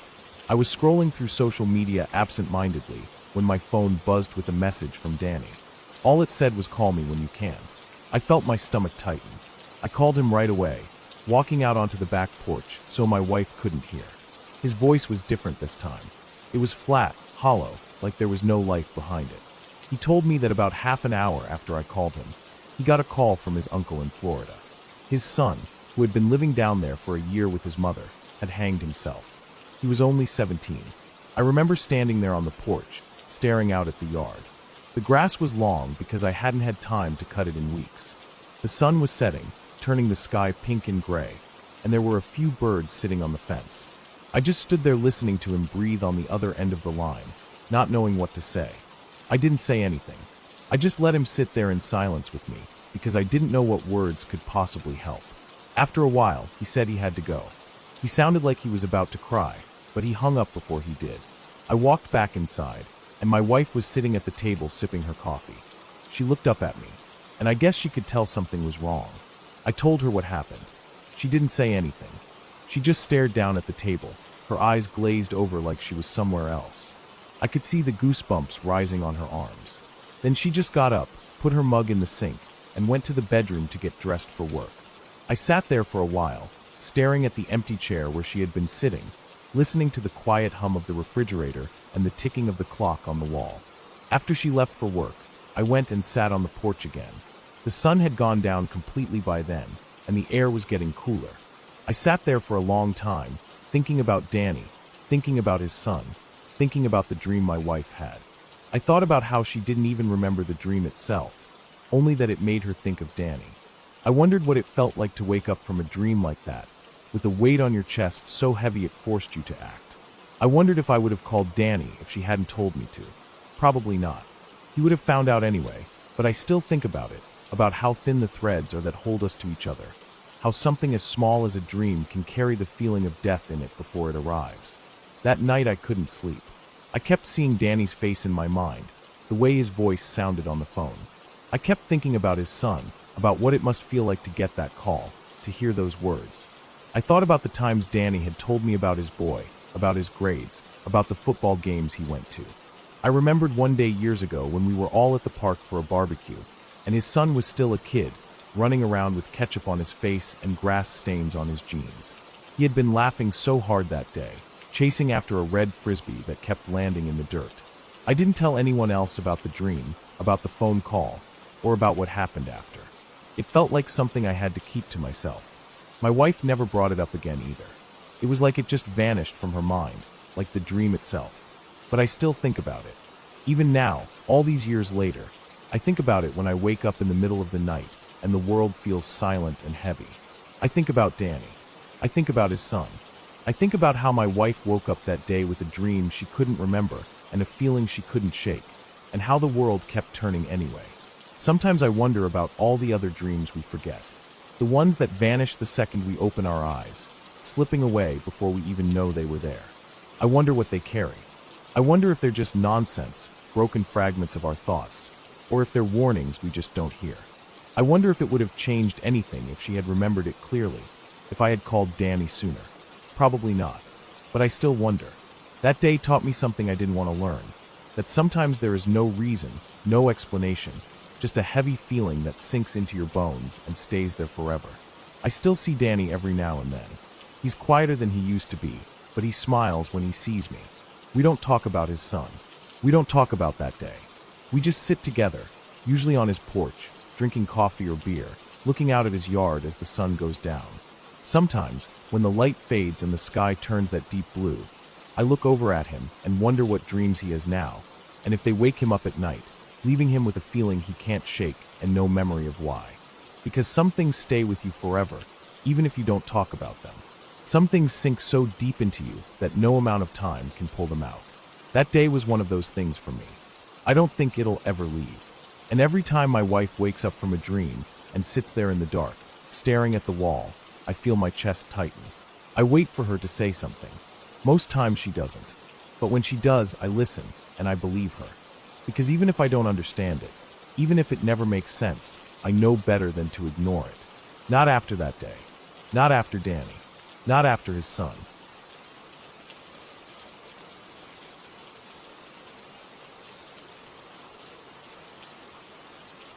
I got off work around 6 that evening. It was one of those days where your brain feels half melted by the time you clock out. My feet hurt from standing all day. My back ached from bending and lifting boxes, and my arms felt heavy even just carrying my keys and phone back inside. When I got home, I kicked off my shoes by the front door and walked upstairs to my room on the second floor, shutting the door behind me like always. My little brother was downstairs in the living room, glued to the TV with his usual pile of snacks around him. I could hear the TV echoing faintly through the house as I laid down on my bed. The ceiling fan was spinning slowly above me, creaking with every turn. The dog, Daisy, was curled up just outside my door in the hallway. She always stayed there when I was in my room, like my personal guard dog, even though she was just a brown and white mutt with a stubby tail and a slightly crooked ear. I could hear her breathing softly, little puffs of air as she drifted off. I laid there scrolling on my phone, barely moving. My uniform smelled like sweat and old cardboard. I planned on showering but didn't have the energy yet, so I just scrolled through memes, half reading them, eyes drooping every few minutes. Outside my window the sun was dipping down, the sky turning a dull pinkish gray. I could hear a car or two pass by in the street below. The house was warm but not too hot. Everything felt normal. Safe. Then Daisy started up. At first it was just a low whine, and I ignored it, thinking she was dreaming or wanted to come inside my room. But suddenly she exploded with noise. Barking, howling, claws skittering on the hardwood as she jumped around. The suddenness of it made me jolt upright. My heart thumped hard in my chest. She barked and barked like someone was at the door or she'd seen a squirrel, but it sounded different. More intense, almost frantic. I swung my legs off the bed to stand up, ready to open my door and tell her to chill out before she woke the whole street. As I reached for the doorknob, I heard a man's voice. Deep and calm, like someone talking to a puppy. It said, "Ah, that's a good girl." The words went through me like a cold breeze. I paused with my hand on the knob. It wasn't my brother's voice. It wasn't squeaky and teenage. It wasn't my dad's voice either, deeper but rougher from smoking. The only person it could have been was my dad's friend, our roommate. He sometimes got off work early and came home before my dad. I relaxed a bit then and called out, "Oh, you're home early," as I twisted the knob and opened the door. But when I stepped out into the hallway, there was no one. Just Daisy, tail wagging hard, her entire but swinging back and forth with the force of it. Her tongue lolled out the side of her mouth as she looked up at me, then turned her head back to stare down the hallway toward the staircase like she was waiting for someone to come back. The hair on the back of my neck lifted a little. I called out again, but didn't hear anything back. I walked to the top of the stairs and looked down. The TV was still playing loudly in the living room. My little brother was sitting cross-legged on the carpet, controller in hand, eyes locked on the screen. He heard me moving around and shouted up, "What the hell did you say to Daisy? She's freaking out down here." I called back, "What do you mean? I just came out because she was barking." He paused his game and came stomping up the stairs. He was wearing his usual black sweatpants and an old hoodie with holes in the sleeves. He looked annoyed, his hair all flat on one side from leaning on the couch cushion. I heard someone say "good girl" to her. I thought it was you or Dan. We both went quiet then, looking at each other. Daisy kept wagging her tail, eyes locked on the empty space at the end of the hallway. The skin on my arms prickled up. My brother grabbed his BB gun from his room, and I pulled out my butterfly knife from my nightstand drawer. We didn't really think someone was there, but the voice was so clear. It felt like we had to check. We searched every room upstairs first. My room, his room, the bathroom, our dad's room. The closets were empty except for old coats, spare sheets, dusty boxes. I checked under my bed, even though there wasn't enough space for a person to hide there. We went downstairs, flicking on every light. We checked behind the couch, under the kitchen table, in the laundry room. Nothing. The back door was locked. All the windows were locked too. Finally, we checked the garage. It smelled like oil and old tools in there. The car was gone. Dad was still at work, and Dan's motorcycle was gone too, which meant he wasn't home yet either. My brother walked around with his BB gun raised like a SWAT officer, clearing corners dramatically. I flicked on the light by the water heater and checked behind it. Nothing. The dog followed us around, wagging happily, sniffing corners like we were playing a fun game with her. After we finished checking the garage, we both stood there for a minute in the quiet. I could hear my own breathing loud in my ears. My brother lowered his BB gun and looked at me with wide eyes. Who the hell said that then? I didn't answer. We both walked back into the house. Daisy trotted in ahead of us and laid back down in the hallway like nothing had happened. I shut my bedroom door and locked it when I went back in. I sat down on my bed, staring at the floor for a while. The sun was fully down now, and the only light in my room came from my phone screen and the dim lamp in the corner. Later that night, when Dad and Dan got home, we told them what happened. They just shrugged it off. Dad said maybe we imagined it, or maybe someone's TV was playing loud outside. But our windows had been closed, and the voice sounded like it was inside the house, just a few feet from where I stood behind my door. I never really figured it out. We never heard it again, and Daisy never acted that way again either. But sometimes, when I'm home alone, and the dog perks her ears up at nothing, I feel that same prickle on the back of my neck. That cold feeling that makes your arms break out in goosebumps. Like someone is standing just behind me, breathing softly, waiting for me to turn around. But I don't turn around. I just keep my eyes forward and pretend I didn't hear anything at all. Because I don't want to hear that voice ever again.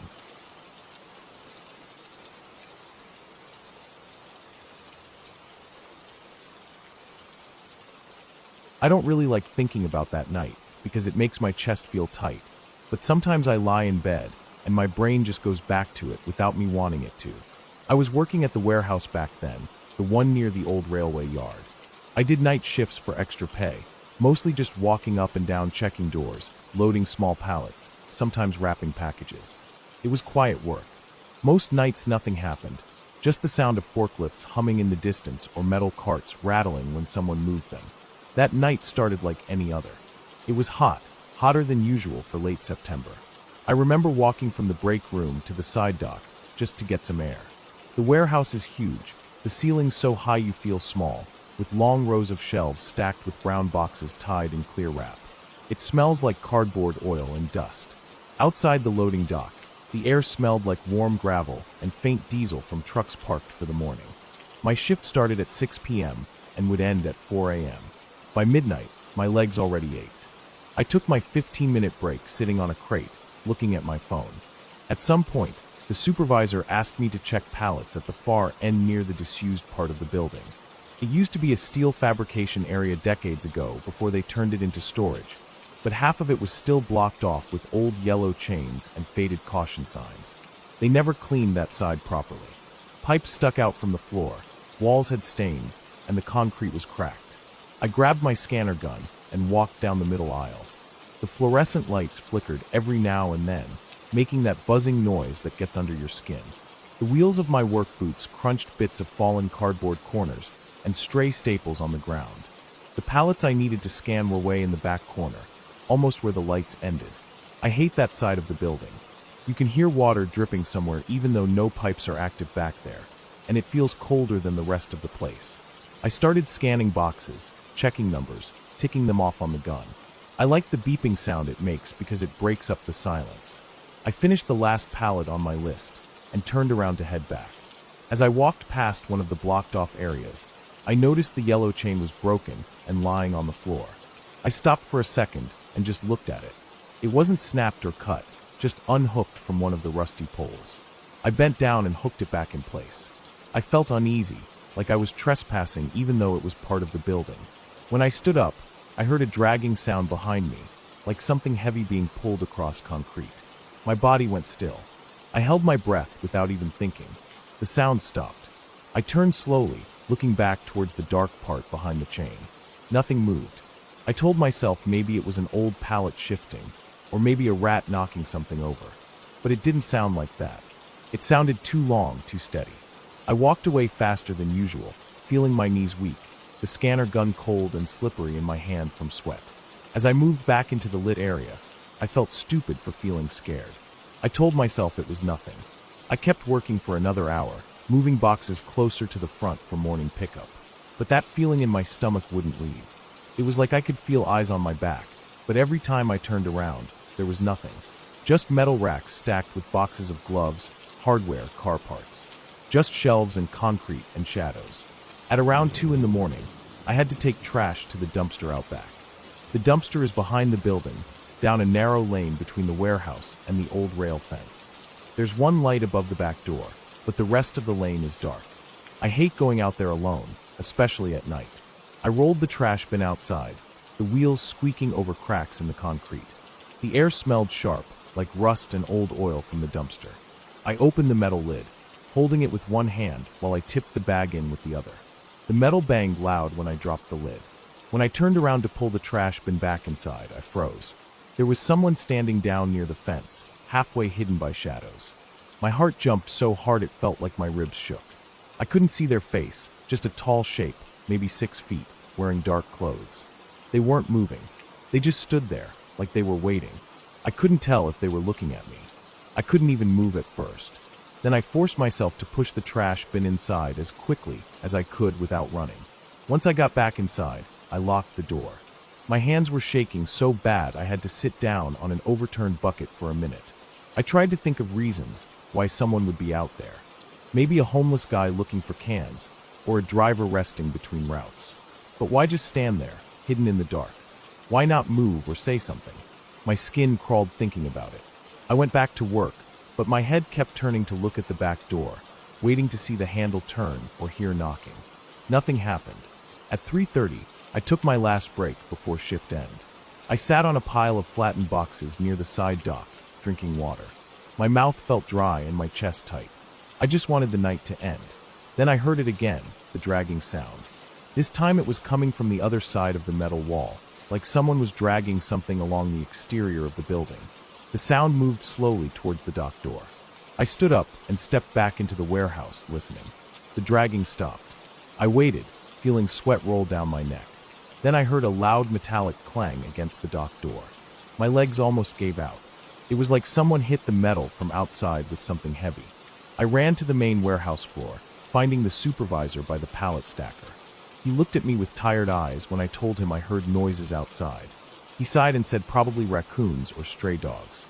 He told me to finish my area before clocking out. I didn't go back to the dock. I stayed on the main floor, moving boxes around, cleaning up empty wrap rolls. My eyes kept flicking to the dock door, expecting to see it rattle or bulge inward. At 4, the shift ended. I clocked out and walked to my car parked near the dark side of the building. I walked fast, scanning the shadows. My car felt like safety.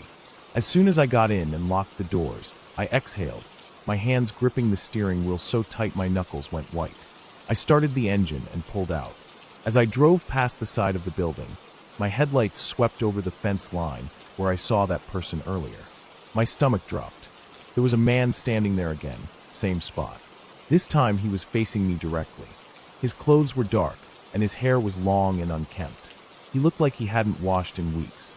His face was thin, and his eyes were wide open, staring right into my headlights. He didn't move. He just stood there watching as I drove past. I drove home with my heart pounding, checking my rearview mirror the whole way, half expecting to see him chasing my car down the empty streets. When I got home, the sun was just starting to come up. I sat in my car for a while before going inside, trying to calm down. My hands wouldn't stop shaking. I didn't sleep well that day. Every time I closed my eyes, I saw his face, pale and wide-eyed, staring at me from the fence line. I called off work the next night. I told them I was sick. I couldn't face going back there so soon, not after that. When I did go back 2 days later, I told the supervisor again about the man outside. He just shrugged and said he'd ask security to do a drive around that week. But I knew they wouldn't find anything. That man wasn't there for the dumpster or the fence. He was there for people, watching them, waiting for them to be alone. After that, I never took trash out by myself again. I never worked past midnight alone on the far end of the building. If something fell or a chain was down, I left it for day shift. The feeling I had that night never really left me.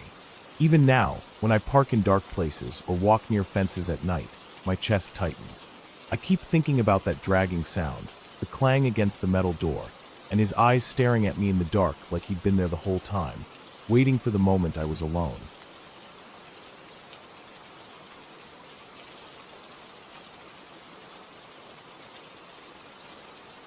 I woke up at 5 that morning because I couldn't sleep. My body felt heavy, and my eyes burned from tossing and turning all night. The fan above me spun slowly, clicking with each rotation like a heartbeat echoing in the silent room. The sheets were twisted around my legs. I pulled them off and sat on the edge of the bed for a while, staring at the dark window. It was still too early for the sun to rise, but the birds were already starting to wake up. Their chirps came faint through the closed glass. I rubbed my face and sighed. I got up and walked into the kitchen. The tile floor was cold under my feet. I made myself a cup of coffee, holding the mug close to my face to feel the heat against my skin. I didn't turn on any lights. I just stood there in the dim glow of the streetlights outside. My phone was charging on the counter. I checked the time again. 5:12. Too early to do anything productive, but too late to go back to sleep. I finished my coffee and set the mug down in the sink. My stomach was tight and uncomfortable. I wasn't sure if I was hungry or sick. After standing there for a while, I decided to go out for a walk. Maybe it would help clear my head. I put on my shoes without socks, grabbed my keys, and stepped outside. The air was humid and heavy, with a faint smell of dirt and grass. It felt like it would be another hot day. The sky was still dark, but turning that deep blue before sunrise. The street was silent, not even cars driving past. I walked down the driveway and turned onto the road. I walked with my hands in my pockets, kicking small stones off the asphalt as I went. The neighborhood was quiet, and every house I passed was dark except for a few porch lights left on overnight. My footsteps echoed on the road. As I walked, I noticed how still everything felt, like the world was paused, waiting for something to happen. Even the trees weren't moving. I walked past the small park near the entrance to the neighborhood. The swings moved slightly, probably from the breeze I couldn't feel. I kept going, heading towards the trail that ran along the creek behind the houses. It wasn't a proper trail, just a dirt path people used to cut through to the other side of the street or walk their dogs. I had walked it plenty of times in the day, but never this early in the morning when it was still dark. I reached the entrance to the trail. It was just 2 posts with a chain hanging low between them. I stepped over it and walked onto the dirt path. The trees around the trail were thick. Branches hung low, and I had to duck under a few. The dirt was damp from the sprinklers that ran at night. I could hear the creek running faintly in the distance, just a quiet trickling sound through the brush. As I walked deeper down the trail, it got darker. The tree canopy blocked out the faint blue sky above. I could barely see where I was stepping, but my feet knew the path well enough to follow it. The smell of damp earth and decaying leaves was strong. Every so often, I heard rustling in the bushes to the side, probably rabbits or possums. I tried not to think about it too much. I walked until I reached the small wooden bridge that crossed the creek. The bridge was old, and the wood creaked under my weight as I stepped onto it. I stopped in the middle and leaned against the railing, looking down at the water. I couldn't see much, just the dark surface reflecting tiny specks of the sky. I stood there for a long time, listening to the water and the occasional rustle in the bushes. I started feeling like someone was watching me. I turned and looked back down the path, but it was empty. Just the dark trail and the trees standing silent. I felt my chest tighten a little. The feeling wouldn't go away, like there were eyes hidden somewhere between the trunks, staring at me. I took a deep breath and shook my head. I told myself it was just the dark playing tricks on me. I turned and started walking back across the bridge. As I stepped off the bridge, I heard something snap behind me. A branch, like someone had stepped on it. I stopped. My heart thudded hard in my chest. I turned around slowly and looked back at the bridge. There was nothing there. Just the wooden planks and the railing disappearing into the darkness. I stood still for a few seconds, straining my ears to hear anything else. There was nothing. Just the creek and the faint chirping of early birds. I turned back towards the trail and kept walking, a little faster this time. The feeling of being watched only grew stronger. Every step I took, I felt like something was following just behind me, staying in the dark. I tried to ignore it, focusing on the sound of my shoes crunching on the dirt. The path curved to the left, and as I rounded the corner, I heard another rustle behind me, louder this time, like something moving quickly through the brush. My chest felt tight, and my breath came out shaky. I didn't want to turn around, but I did. Again, nothing. Just darkness and trees. I started walking faster, almost a jog, but I tried to keep my steps quiet. My ears rang with the sound of blood rushing through them. My mouth was dry. I didn't want to run because I felt like whatever it was would chase me if I did. I just kept my pace fast and steady. The exit to the trail was up ahead, the faint glow of streetlights filtering through the trees. I focused on that light, telling myself I just needed to get there. I was only a few meters away when I heard a sudden crashing noise behind me, like something big running through the bushes. I felt a jolt of fear shoot through my chest, and I broke into a run. My feet pounded on the dirt, and my breath came out in short gasps. I burst out of the trail entrance onto the street. I turned around quickly, looking back at the dark path. There was nothing there, just silence. My whole body was shaking. Sweat dripped down my back. I stood there under the streetlight, trying to catch my breath. My heart was hammering so hard I felt like I might throw up. I kept staring at the entrance to the trail, waiting to see something step out. But nothing did. I turned and started walking back towards home. My legs felt weak, and I could barely keep a straight pace. I kept looking behind me every few steps, checking to see if I was being followed. The sun was starting to rise now, painting the sky in pale orange.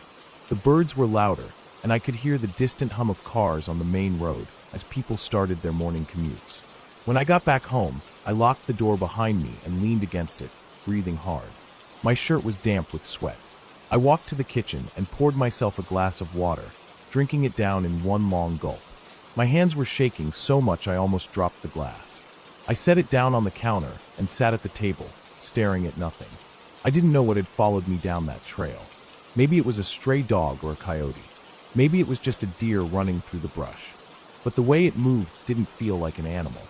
It felt like it was purposefully staying just out of sight, watching me, staying close enough that I could hear it, but not see it. Like it knew how to stay hidden.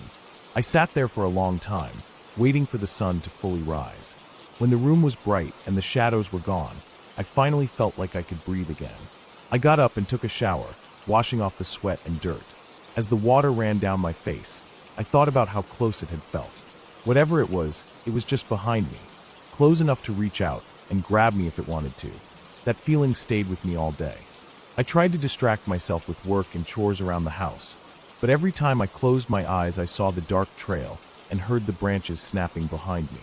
I kept checking the windows, looking out into the yard like I expected to see something standing there. When night came again, I made sure every door and window was locked. I closed the blinds and turned on all the lights in the house.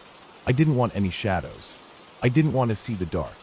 I lay in bed that night, staring at the ceiling fan spinning above me. The clicking sound echoed through the room. I pulled the blanket up to my chest and tried to calm my breathing. I told myself it was just an animal. There was nothing out there. But no matter how many times I told myself that, I couldn't shake the feeling that it wasn't over. That whatever had been out there in the dark, whatever had followed me down that trail, was still out there. Watching. Waiting. I didn't sleep much that night. Every noise outside made my heart jump. I kept thinking about how quiet it was on that trail, how empty it felt, and how close it came without me ever seeing it. And I knew deep down that I would never walk that trail in the dark again. Because whatever it was, I didn't want to find out what it would do if I let it get close enough to touch me.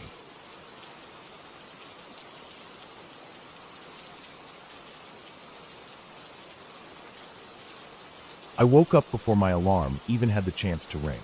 The room was still dark except for the faint blue glow from my phone charging on the small wooden table beside my bed. For a few minutes, I just laid there listening to the ticking of the clock on the wall. It felt colder than usual. I could hear a slight rattle of the window frame every now and then from the morning breeze outside. After staring at the ceiling for a while, I finally pulled myself out of bed. My back cracked as I stretched my arms upward. I walked barefoot across the cold cement floor towards the bathroom, trying not to step on the pair of sandals lying in the middle of the path. I turned on the tap and splashed water on my face. I felt tired, but I knew I had a long day ahead. I was supposed to go help an old acquaintance clear out his grandfather's small abandoned cabin up in the hills. He was planning to sell the land, but wanted to clean out the place first. I didn't have anything else planned for that Sunday, so I agreed when he asked me earlier in the week. It was only about an hour drive north, then a short hike off the side of a dirt road. I put on a pair of faded jeans, a gray t-shirt, and my old black hoodie. Before leaving, I made some toast, standing by the kitchen window while eating it slowly. Outside, I could see the neighbor's cat sitting on the brick wall, licking its paw over and over. The street was quiet. I didn't bother making coffee. I grabbed my backpack and checked if I had everything: water bottle, small first aid pouch, a snack bar, gloves, and my folding knife. I locked the door behind me and got into my car. The drive was peaceful. The sun came up slowly as I went further away from town. The roads became narrower and bumpier as I drove past open fields, then groves of tall, thin trees with dark green leaves that barely moved in the breeze. I drove with my window half down, feeling the cool air blowing into the car. There was a slight smell of damp earth mixed with wildflowers growing on the roadside. Eventually, I turned onto an unmarked dirt road that curved up a hill. I followed it until I saw his car parked under a small tree. I parked behind it and turned off the engine. For a moment, I just sat there listening to the quiet. I could hear some birds calling out from deeper in the woods. When I got out, I saw him standing a few meters away. He nodded at me and started walking. I followed. We walked uphill for about 20 minutes through the trees. The ground was uneven with dry leaves crunching under my boots. The path wasn't really a path, more like a natural clearing where grass didn't grow. My legs were already tired by the time I saw the small wooden cabin ahead. The door was hanging slightly open, the roof sagging in the middle, and the whole place looked gray and forgotten. He told me to start cleaning out anything we could carry down while he looked for some old tools behind the shed. I didn't argue. I pushed the door open fully and stepped inside. It smelled of stale air, old wood, and something else I couldn't place at first. Dust floated around me as the sun came through the cracked windows. There was a small metal-framed bed in the corner with a thin mattress that looked like it hadn't been slept on in decades. An old desk stood against the other wall with a broken oil lamp and a rusted tin cup on top.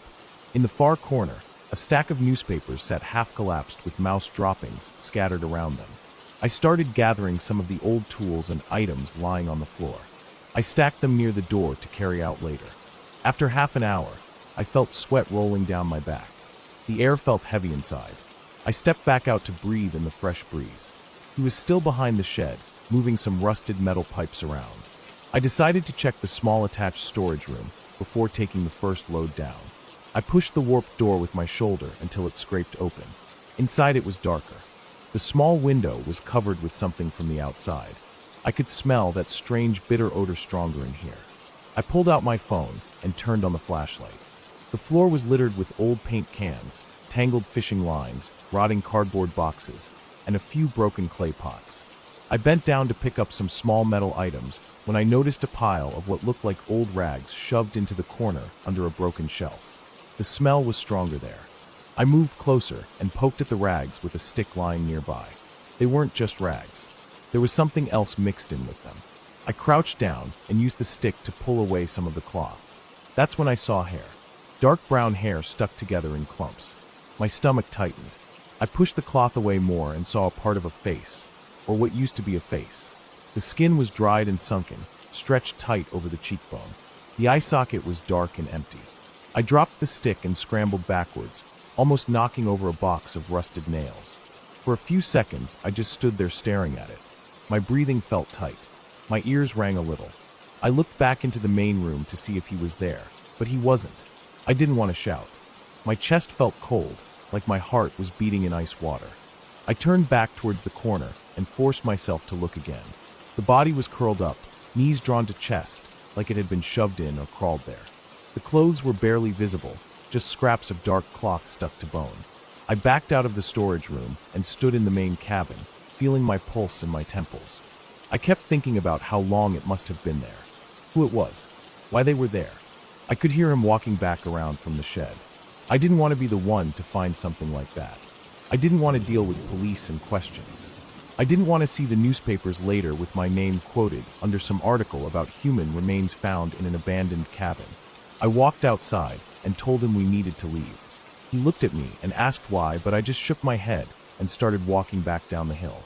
My legs felt shaky on the uneven ground. The sun was higher now, warm on my face, but my arms felt cold and my fingertips tingled. I kept picturing that face in the darkness of the storage room. Every time I blinked, I saw the empty eye socket. When I reached my car, I unlocked it and got in, shutting the door hard behind me. I sat there with my hands gripping the steering wheel.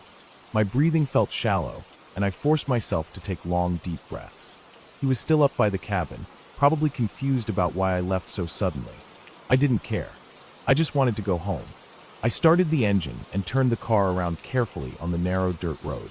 As I drove back down towards the main road, I kept glancing in the rearview mirror, half expecting to see someone running after me. But there was nothing, just the empty winding track behind me. The drive home felt longer than the drive there.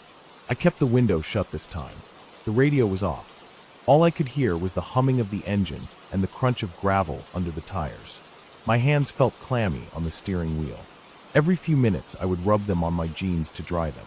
When I finally got back to town, I pulled into the small grocery store parking lot and just sat there for a while. I watched people coming and going with their shopping bags, kids running around the entrance, a man in an orange vest gathering shopping carts. Everything felt normal, peaceful, like what I just saw didn't even exist in the same world as this. Eventually, I drove home. I parked in the usual spot under the neem tree. I locked the car and walked upstairs to my apartment. I threw my backpack on the floor and went straight to the bathroom to wash my hands and face. The water felt ice cold against my skin. I sat down on the edge of my bed and stared at the floor. My room felt safe and clean. The fan spun lazily above me. That night I lay in bed for hours, unable to sleep. Every time I closed my eyes, I saw the dark storage room with the body curled up in the corner. I kept thinking about who it was, what had happened, why no one found them before, why they were left like that. I wondered if they were scared when it happened, or if they simply fell asleep and never woke up. My chest felt heavy every time I imagined their last moments in that dark place, with no one there, no one coming to look. Days passed. I didn't tell anyone about it. I kept waiting to see something on the news about the discovery, but nothing ever came up. I guessed he decided to call the authorities eventually, or maybe he didn't. I stopped replying to his messages. I didn't want to think about it anymore. But late at night when the room was quiet, and the only sound was my own breathing, I would see that eye socket again, empty and dark, and feel that same cold tightness in my chest. I started taking longer walks around the neighborhood, just to be outside among people, cars, lights, dogs barking from yards. It made the memory feel smaller somehow. Less sharp, less heavy. Life carried on. People carried their shopping bags. Kids played cricket in the street. The neighbors hosed down their driveways every morning. I watched all of it, standing quietly with my hands in my pockets, feeling the sun on my face, trying to forget the cold darkness of that storage room.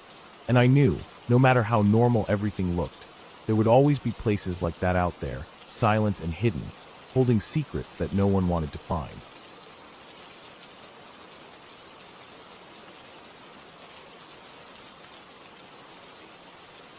I never liked driving at night. The darkness always felt too big, like it swallowed up everything beyond what my headlights could touch. But that evening, I didn't really have a choice. I was coming back from visiting my uncle in the next town over. It was already getting late when I left, and I remember thinking about how I should have left earlier, but there was traffic earlier in the day, and I didn't want to sit through it. The road between his town and mine wasn't exactly a highway. It was more like a two-lane country road cutting through fields and patches of woods, with long stretches where there were no streetlights or houses in sight. There weren't many cars either. Every so often, one would pass by, but for the most part it felt like I was the only person out there. I had the windows cracked just a little because the air felt stale inside. I kept my eyes on the white lines in front of me, the broken paint zipping past in rhythm with the bumps on the asphalt. My phone was in the passenger seat, plugged into the car charger. Music was playing quietly from the speakers, but it wasn't enough to keep me completely awake. I was tired. I remember yawning so hard that my eyes watered. About halfway home, I passed a gas station. It was small, only a single row of pumps and a little shop, and it was closed for the night. The only light was from the pump area itself, that dull yellow glow spilling onto the concrete. I thought about stopping to stretch my legs, but I didn't want to stand there alone under those flickering lights with the empty dark all around. I kept driving. The road curved gently left, then right, and eventually I got to a long, straight stretch lined on both sides with trees. Tall trees, old ones, their tops disappearing into the black above. I was maybe 5 minutes into that part when I saw something on the side of the road ahead. At first I thought it was an animal because I could see it moving, but as I got closer, my headlights caught it fully, and I saw that it was a person. He was standing right on the edge of the pavement, like he was waiting to cross, except there wasn't anything on the other side except forest. He had dark clothes on, jeans and a black hoodie with the hood up, so I couldn't see his face. He didn't even flinch as I drove past, just kept standing there facing the road. It felt weird, seeing him alone out there in the middle of the night, so far from any houses or towns. I felt a chill run down my back, but I kept driving. I told myself maybe his car broke down and he was waiting for help, but I didn't see any car nearby. I didn't like it. My hands were tight on the wheel, and I turned the music up a little to distract myself. A few minutes later, I saw another figure on the side of the road. This one was a woman, I think. She was wearing light jeans and a red sweater, and she was walking with her back to me, just outside the edge of the trees. Her head was down, arms crossed over her chest like she was cold. I slowed down a bit as I passed her because it was so strange. Why would someone be walking out here at night with nothing around for miles? I didn't stop, though. Something deep in my stomach told me not to. I drove on, feeling a tightness in my chest that wouldn't go away. My eyes kept flicking to the rearview mirror, but the road behind me was empty. I checked the clock on the dashboard. It was just after 11. I knew I had about 40 minutes left to get home. The road curved again, and the trees pulled back for a while into flat fields of grass and brush. My headlights swept across the open land, but I couldn't see much beyond the first few rows of weeds. It was just black. I kept thinking about those two people I saw. They didn't look homeless. Their clothes were clean. They didn't look drunk either. I tried to come up with any explanation to make it feel normal, but I couldn't. A while later, I was back in another wooded stretch when I saw something else. My headlights caught it just in time for me to swerve slightly to avoid hitting it. There was a bicycle laying halfway into the road. Its back tire was twisted like it had been run over, and it looked old, with rust on the frame. I slowed down and stopped the car a few feet past it. I sat there with the engine idling, staring into the rearview mirror at the bike laying there. I felt a tight ball of anxiety form in my throat. I didn't want to get out of the car. I didn't want to walk back there and move it. I didn't see anyone nearby, and it didn't look like it had been dropped recently. It looked like it had been there for a while. But still, something in me felt wrong about leaving it blocking the road. After sitting for almost a full minute, I took a deep breath, unbuckled my seatbelt, and stepped out into the night. The air felt cold against my skin. The only sound was the quiet ticking of my engine cooling in the breeze. I walked back towards the bike, each step feeling heavier than the last. My eyes flicked to the trees on both sides. Everything beyond the reach of my taillights was pure black. I got to the bike and grabbed the handlebars to drag it off the road. As I moved it, I noticed something strange. The chain was missing. The seat was bent, and the front tire was flat. It didn't make sense to leave a bike like that in the middle of the road. I pulled it fully onto the shoulder and turned around to walk back to my car. That's when I heard a noise. Just a small sound at first, like something moving through the brush on the opposite side of the road. I froze, listening hard. My heart was thumping in my chest so loud I could hear it in my ears. The noise came again, closer this time, like footsteps crunching leaves. I couldn't see anything. I squinted into the trees, but it was all shadows and shapes that didn't move. Then I heard it again, but this time from the other side, behind me, near the bike I had just moved. It was like there were two people moving around me, staying out of the light. I felt panic rise up inside me like a wave. I turned and jogged back to my car as fast as I could without actually sprinting.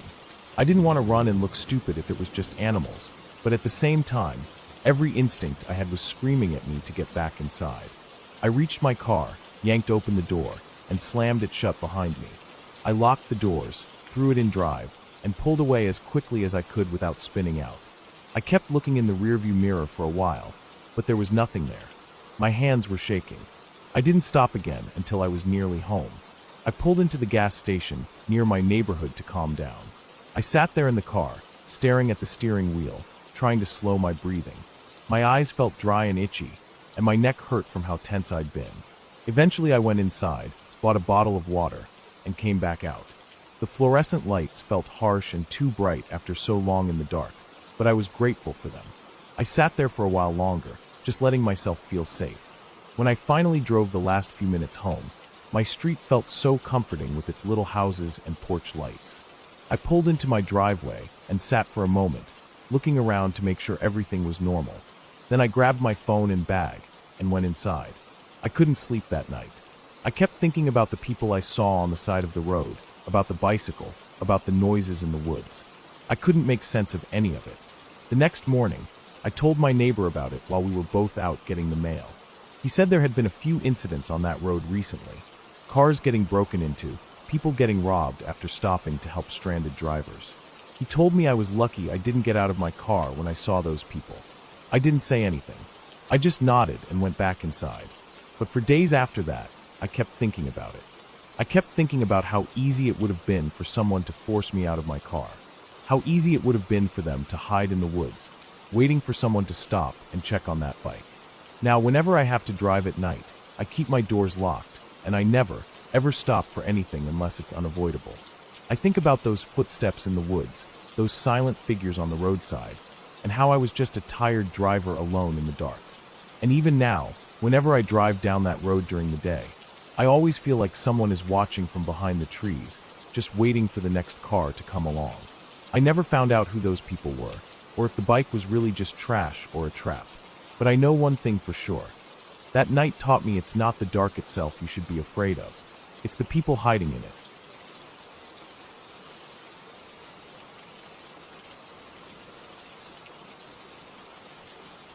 I don't really know where to start because my brain keeps flashing back to different points of that day. It was supposed to be a normal Sunday. I woke up at around 7 in the morning. The sun was already out, but the sky still had that soft blue tint that it gets before the day really starts heating up. I remember sitting up on my mattress on the floor, looking at the curtains swaying because of the ceiling fan, and thinking about breakfast. That's how normal it started. I decided I'd go for a run first. I hadn't been running in weeks because of work being so busy. I laced up my shoes, filled up my water bottle, and stepped outside. The street was quiet. Only 2 cars passed me as I walked down to the end of my road to start jogging from the park gate. The air smelled dusty, like it hadn't rained for days, and there was that faint smell of fried oil from the hotel nearby. I started running slowly, feeling my knees complain a bit, but after a few minutes I found my rhythm. The park wasn't crowded. A couple of old men walked together in the far lane. A group of women were doing yoga under a tree. Birds were making a racket overhead, and I could hear squirrels chasing each other through the leaves. I felt calm for the first time in weeks. My job had been stressing me out, and I thought, today I'll just take it slow. After running 2 laps around the park, I stopped to drink water. I stood under a neem tree, feeling the rough bark against my back. I could feel my shirt sticking to my chest and back because of sweat. My breathing was fast but felt good. I checked my phone. It was only 8. I thought I'd run another lap and go home to make eggs and para them. I was almost done with the 3rd lap when I noticed a man standing near the broken exercise machines. At first, I didn't think anything of it. He looked like anyone else in the park, just wearing black trousers and a gray t-shirt. His hair was oily and combed back. I ran past him without giving a second glance. But on my fourth lap, he was still standing there, staring at the track. Not moving, not stretching or walking, just standing there. It made me feel weird. I don't know why. I kept my eyes forward and finished my lap quickly. When I was about to exit the park, I looked back. He was still standing there, but his head was turned towards me now. I quickly turned away and walked out. Maybe he was just waiting for someone. I told myself not to overthink. I walked home, breathing in the smell of dust and leaves. When I reached my gate, I saw my neighbor, an old lady, sweeping outside. I nodded at her. She smiled back without stopping her sweeping. I unlocked my gate and stepped into my front yard. I noticed some trash had blown in from the street, chip wrappers and plastic cups. I picked them up and dumped them in my bin before going inside. I took off my shoes near the door and went straight to the kitchen. I cooked 2 eggs, made paratha, and had it with leftover potato curry from last night. While eating, I opened my window to let some fresh air in. That's when I saw him, the same man from the park. He was standing across the street, near the electric pole. He wasn't looking at anything in particular, just standing there, hands hanging at his sides, staring ahead. I felt my stomach twist. I looked away quickly, trying to calm myself down. Maybe he lived nearby and was just waiting for a rickshaw. But after 15 minutes, when I washed my plate and looked out again, he was still there. I shut the window and pulled the curtain. My breathing felt uneven. I didn't want to act paranoid, but something felt off. I tried to distract myself by cleaning my kitchen, wiping the counters, scrubbing the sink, sweeping the floor. Every few minutes, I kept thinking about him standing out there. Finally, I told myself it's not my problem. I went to shower. The cold water felt good on my skin. I let it run down my head and back, trying to relax my shoulders. When I came out, I felt better. I put on a clean t-shirt and shorts and sat down to check some work emails on my phone. Around 10, I heard a car honking loudly outside. I went to the window and moved the curtain slightly to look out. The man was gone. I felt such relief in my chest that I laughed under my breath. I spent the next few hours doing housework, listening to the radio. Around noon, I started feeling hungry again. I decided to cook rice with lentils for lunch. As I was cutting onions, I heard footsteps outside. My heart jumped into my throat. I told myself it's just someone walking by. But I walked to the window and peeked through the side of the curtain. He was back, standing under the tree across the street, staring at my house. I dropped the curtain and backed away. I felt like my skin was buzzing with fear. My breathing was shaky. I turned off the stove and walked into my living room. I sat down on the sofa, thinking what I should do. I didn't want to call the police for no reason. He wasn't technically doing anything, just standing there. But my chest felt heavy with panic. I went back to the kitchen quietly, turned the stove back on, and finished cooking. I ate quickly, barely tasting anything. I kept thinking about what if he tried to come to the gate or break in. After lunch, I tried to read a book, but I couldn't focus. Every creak of the house, every sound outside made my heart pound harder. At 3, I looked out again. He was still there. His head was tilted down, but I could see his eyes were open, staring. My mouth felt dry. I thought about calling a friend to come over, but felt stupid. I sat on the floor against the wall, knees up to my chest, just listening to my breathing. Time passed so slowly. At 5, I looked out again. He was gone. The street was empty. No one was around. My shoulders dropped with relief. I felt drained, completely exhausted. I made tea and drank it while standing at the window, making sure he wasn't coming back. When it got dark, I locked all the windows and doors and shut all the curtains. I cooked dinner, just rice and fried vegetables. I ate quickly and cleaned up. I decided I'd sleep early. Maybe tomorrow would be normal again. I lay down at 8:30, staring at the ceiling. My ears were alert to every sound. Dogs barking, cars driving by, a cat meowing in the street. I kept telling myself he was gone. Nothing would happen. My eyes finally grew heavy, and I fell asleep. I woke up suddenly around midnight. I didn't know why. The room was completely dark except for the faint yellow light coming in through the gaps in my curtain from the streetlight outside. I lay still listening. That's when I heard it. A light scraping sound near my window. My stomach turned to ice. The sound came again, like something sliding slowly against the wall. I got up as quietly as I could and walked to the window. I moved the curtain a tiny bit. My whole body felt cold with fear. He was there, right outside my window, standing so close his nose almost touched the glass. His eyes were open wide, staring in at me, unblinking. His face was lit by the streetlight, and I could see sweat on his forehead. His lips were slightly parted, like he was breathing through his mouth. I stumbled back, feeling my legs weaken. I almost fell. My heart was hammering so hard it felt like it would explode. I stood frozen, not knowing what to do. He raised his hand slowly and pressed his palm against the glass. My breath came out in short gasps. I backed away further, my shoulders hitting the cupboard behind me. I didn't take my eyes off him. Then, without warning, he turned and walked away. Just like that, I heard his footsteps fade down the street. I stayed standing there for a long time, shaking so hard my teeth were chattering. I couldn't understand why he came or what he wanted. I stayed awake the entire night, lights on, watching the window. Morning came slowly, with pale light filling the room. I went outside to look. The dirt under my window was disturbed. I could see footprints there. I felt my chest tighten again. I went back inside and locked everything. I didn't go to work that day. I just sat in my living room, waiting to see if he would come back. He never did. Days passed. Weeks. I never saw him again. But every night, when I close my eyes, I see his face at the window, staring in at me. And I keep thinking about how long he stood there before I woke up. How long he watched me sleeping. And if he's out there somewhere, standing in front of someone else's window right now. Watching. Waiting.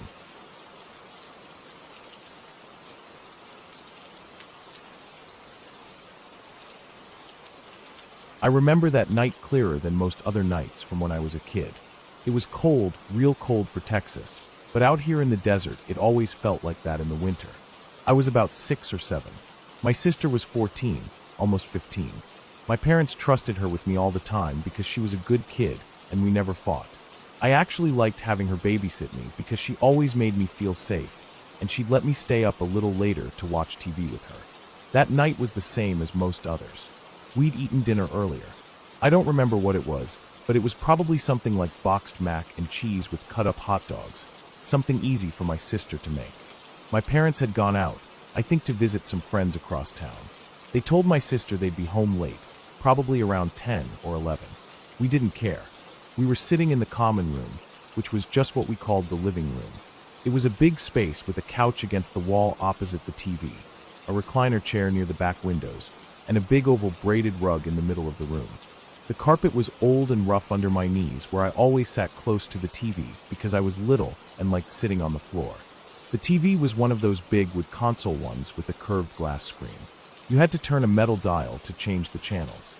My sister would always sigh and make me do it because she was comfortable on the couch under a quilt. That night we were watching one of those crime shows she liked. 60 Minutes, 48 Hours, hard copy. They all felt the same to me.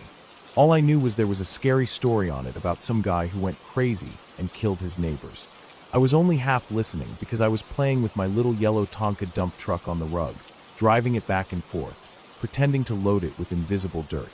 But when they showed the pictures of the victim's house, all taped off with police tape and blood stains blurred out on the carpet, it made my stomach twist up. I remember glancing back at my sister. She didn't look scared. She just sat there hugging her knees under the quilt, her eyes fixed on the screen like she was trying to memorize everything about it. Outside, the sun had set long ago. Out the back windows there was nothing but blackness. That wall of windows always freaked me out a little at night. You couldn't see out there at all if the back porch light wasn't on. All you saw was your own reflection looking back at you. And if you looked too long it felt like you were looking at another you, trapped on the other side of the glass. I tried not to look at it. I kept my eyes on the TV or my dump truck. Every now and then I'd glance at the back door. It was a glass sliding door with a metal handle.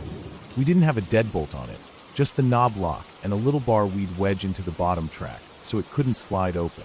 That bar wasn't in place that night. My parents always put it in before bed, but we hadn't bothered since they weren't home yet. The front door was on the opposite side of the room. It was a heavy wood door, dark brown with thick panels. On the outside was a glass storm door with an aluminum frame that squeaked every time you opened it. The front porch had 2 big cement planters my mom kept fake flowers in because real ones always died. There was also a metal rocking chair that would creak in the wind sometimes. making a sound like someone groaning out there. I remember we were about halfway through the show. They were interviewing the neighbor of the guy who did the murders. She was saying he was always quiet, always polite. Nobody expected he could do something like that. My sister made a snorting noise like she thought that was stupid. I remember the heat kicked on, and I could hear it rumble through the vents in the floor. The smell of warm dust filled the room. That smell the heater always made the first few times you used it in winter. Then, out of nowhere, bam bam bam. 3 loud bangs on the front door. The sound exploded through the quiet house like gunshots. My chest squeezed so hard it hurt, and I screamed without even meaning to. My sister screamed too. I scrambled back away from the TV, my dump truck flipping over, and I clutched the rug with both hands. My sister was halfway off the couch, her eyes wide, staring at the front door. Everything went silent after that. The TV kept playing, voices still talking about the murderer on the screen, but I couldn't hear them over the roaring in my ears. My sister and I just sat there frozen. I could hear my own breathing, fast and shallow, and I felt like if I took a big breath, whoever was at the door would hear it too. The only lights on were from the TV and the kitchen down the hall.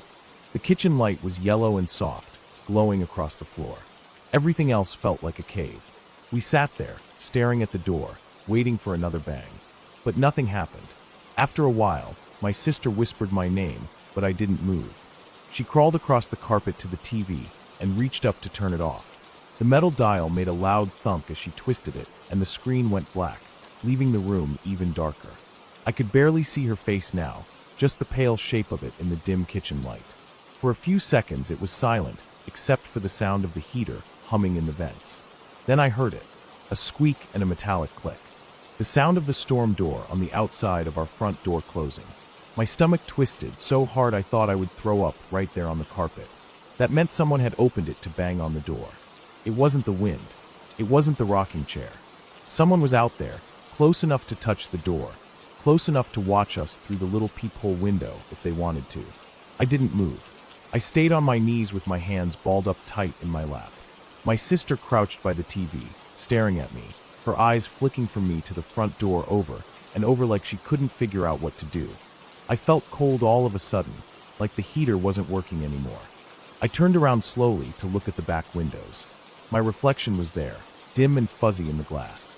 I hated seeing it, hated the way it looked like a shadow boy watching me from outside. Then I saw the back door handle move. At first it was small, just a twitch like someone was lightly testing it. My heart stopped. The handle turned down, gently, like whoever was on the other side was trying not to make noise. It didn't open because the knob lock was turned, but there was no deadbolt. I held my breath so long my chest burned. My sister didn't see it at first. She was still staring at the front door. I watched as the handle turned again, then let go, then again. The sound of it clicking against the lock felt louder than anything I'd ever heard. Then, without warning, bam bam bam bam bam. The back door shook violently in its frame. The whole wall of windows vibrated with each jerk on the handle. I saw my reflection blur and stretch with every pull, my little face twisting in the glass. The banging was so hard I thought the glass would shatter. My body wouldn't move. My mind was screaming at my legs to stand up, but they wouldn't listen. I was stuck there on the carpet, staring at the door as whoever it was tried to force their way in. My sister screamed so loud it made my ears ring. She jumped up, grabbed my arm, and yanked me to my feet. I stumbled after her, my knees hitting the carpet so hard it burned, but she didn't stop dragging me down the hall. We ran into her bedroom. She slammed the door shut behind us and locked it. Then she started shoving things in front of it. Her desk chair, her laundry basket, anything she could grab. Finally, she flipped her mattress off the bed frame and wedged it against the door like a barricade. She grabbed the phone off her nightstand.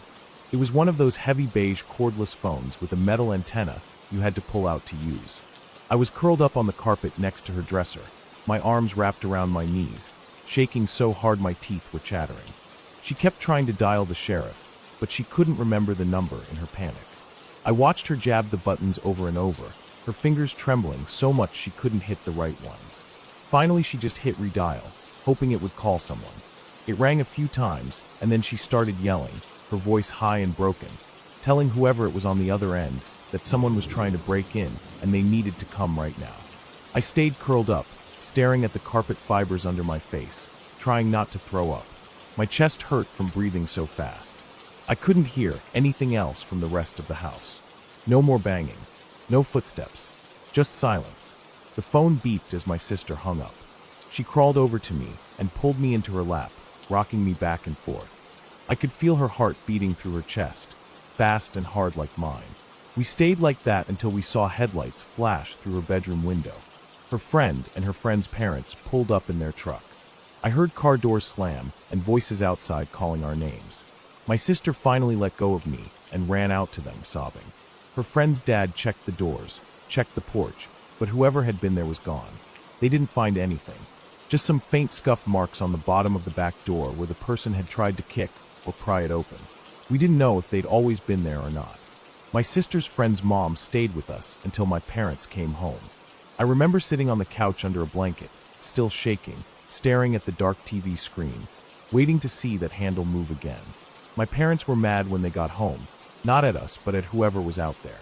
My dad walked around the whole house with his shotgun, but didn't find anything. After that, we always put the bar in the back door track, even if it was the middle of the day. My sister never watched those crime shows again while I was around. She said they gave me nightmares, but I think they gave her nightmares too. Years later, when I was a teenager, I asked her about it. She said she still thinks about that night sometimes, about how it felt to hear someone trying to get in, knowing we were alone and nobody could help us fast enough. She said she still triple checks every lock before she goes to bed, even now with her own kids grown and gone. I do too. I never leave a door unlocked, not even for a minute, because you never know who's out there in the dark watching, and you never know what they're planning to do if they ever get inside. We never found out who.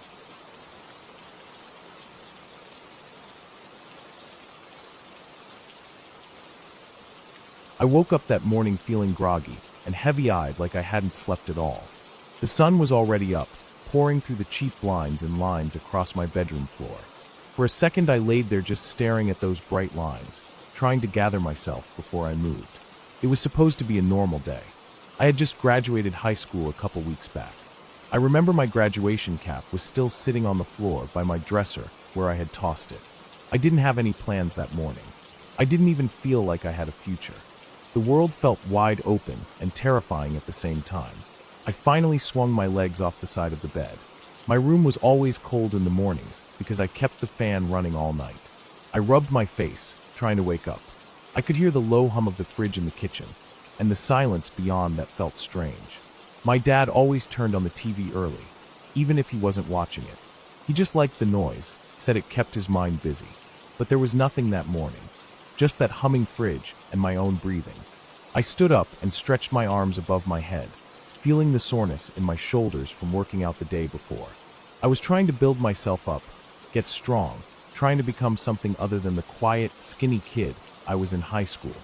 I yawned and scratched my neck as I walked out of my room, stepping into the narrow hallway that led to the living room.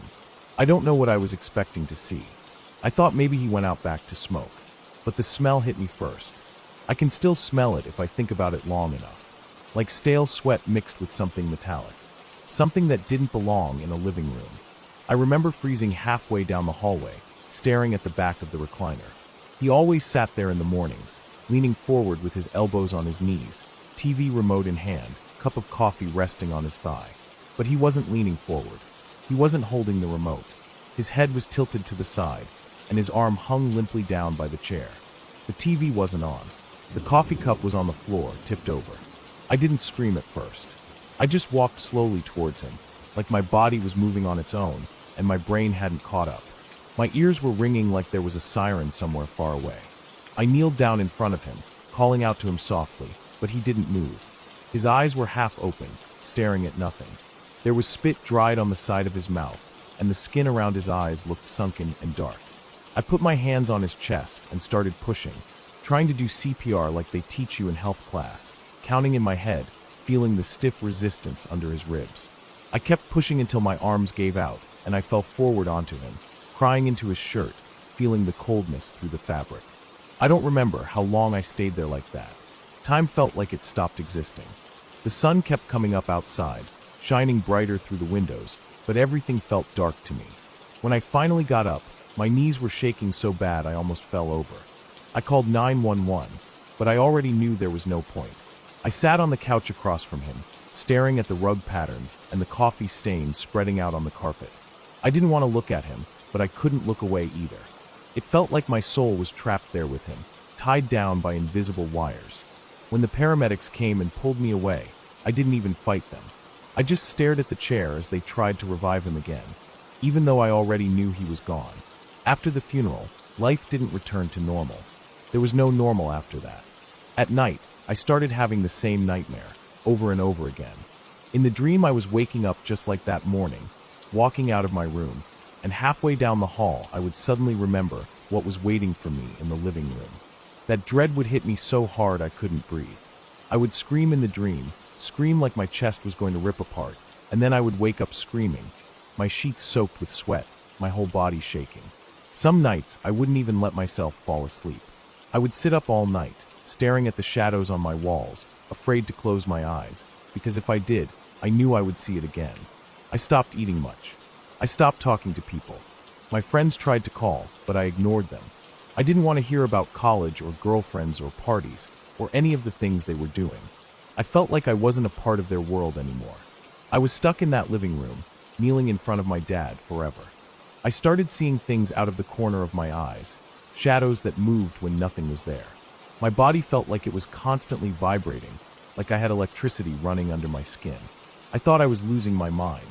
My girlfriend, who is now my wife, was the only person who didn't give up on me. She would sit next to me on the couch, even when I wouldn't talk, just resting her head on my shoulder. I think she knew I was afraid of being alone with my own thoughts. She would cook me food and put it in front of me, even if I only took a couple bites.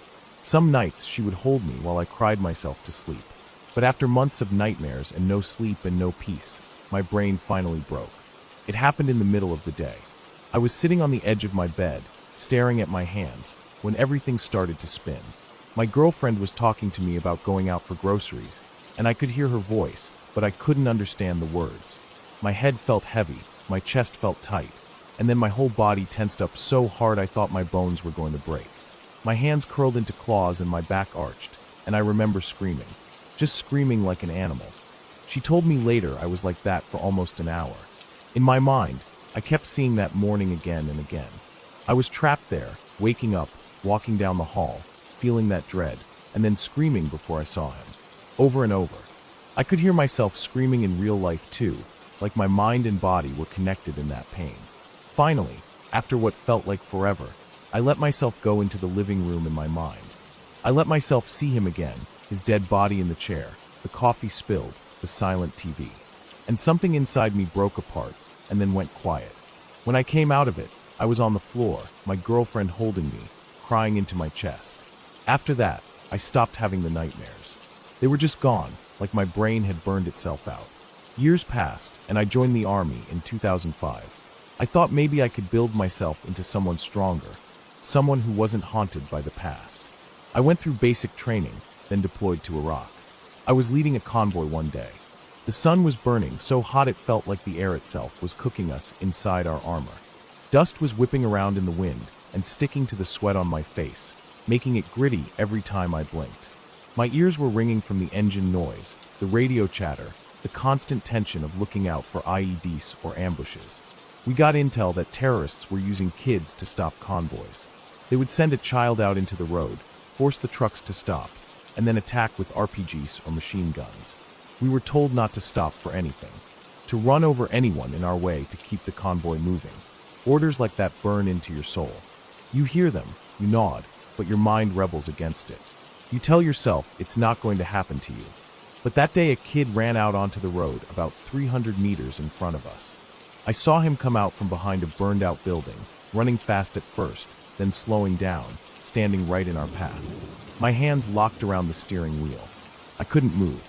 He was wearing this dirty white shirt that flapped around his thin arms in the hot wind. My truck chief was screaming at me to floor it, hitting the dash with his fist. I don't remember making the decision. I just felt my foot push down on the pedal, and the truck lurched forward, engine roaring louder. The boy dove out of the way at the last second, his small body hitting the dirt, rolling in a cloud of dust as we passed. My chest felt like it was full of ice. My hands were shaking so bad on the wheel, I could hardly keep it straight. When we finally reached the next FB, We parked in a line with the other trucks, and my knees were so weak I almost fell climbing out. I walked to the barracks like I was sleepwalking, my body aching from hours of tension.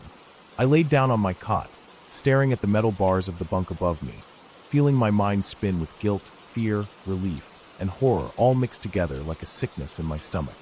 Eventually I drifted into sleep, thinking maybe I'd get a short rest before the next mission. But the nightmare came back. In my dream I was driving again, down the same hot road, engine roaring. The boy ran out in front of me, but this time I didn't freeze. I ran him over. I felt the thump under the wheels, felt the truck bounce slightly. I stopped, heart pounding in my chest like a hammer. I got out and walked around to the back of the truck, my boots sinking into the hot sand. Each step felt like walking through water. I felt dread rising up in my throat like acid, burning the back of my mouth. I reached the back of the truck, expecting to see the boy's crushed body in the dirt. But it wasn't him. It was my father, slumped on the ground, his dead eyes staring at the sun above, his mouth half open like he was trying to speak. The smell of sweat and metal hit me, and I fell to my knees screaming. I screamed so loud my chest felt like it was tearing apart. I could hear myself screaming in real life too, but in the dream I couldn't stop. I screamed and screamed until I woke up. When I woke up I was running, full sprint, my boots pounding against the packed dirt of the FOB. I didn't even remember getting up from my cot. I didn't know where I was going. I looked around, and I was in a part of the base I didn't recognize, empty buildings around me, the sky above turning a pale morning gray. My chest was heaving, sweat pouring down my back, my hands shaking uncontrollably. I bent over and threw up onto the ground, feeling the acid burn my throat. After that, the nightmare stopped. Maybe my brain had finally burned itself out again, like it did all those years ago. But even now, I still live in fear of my own mind.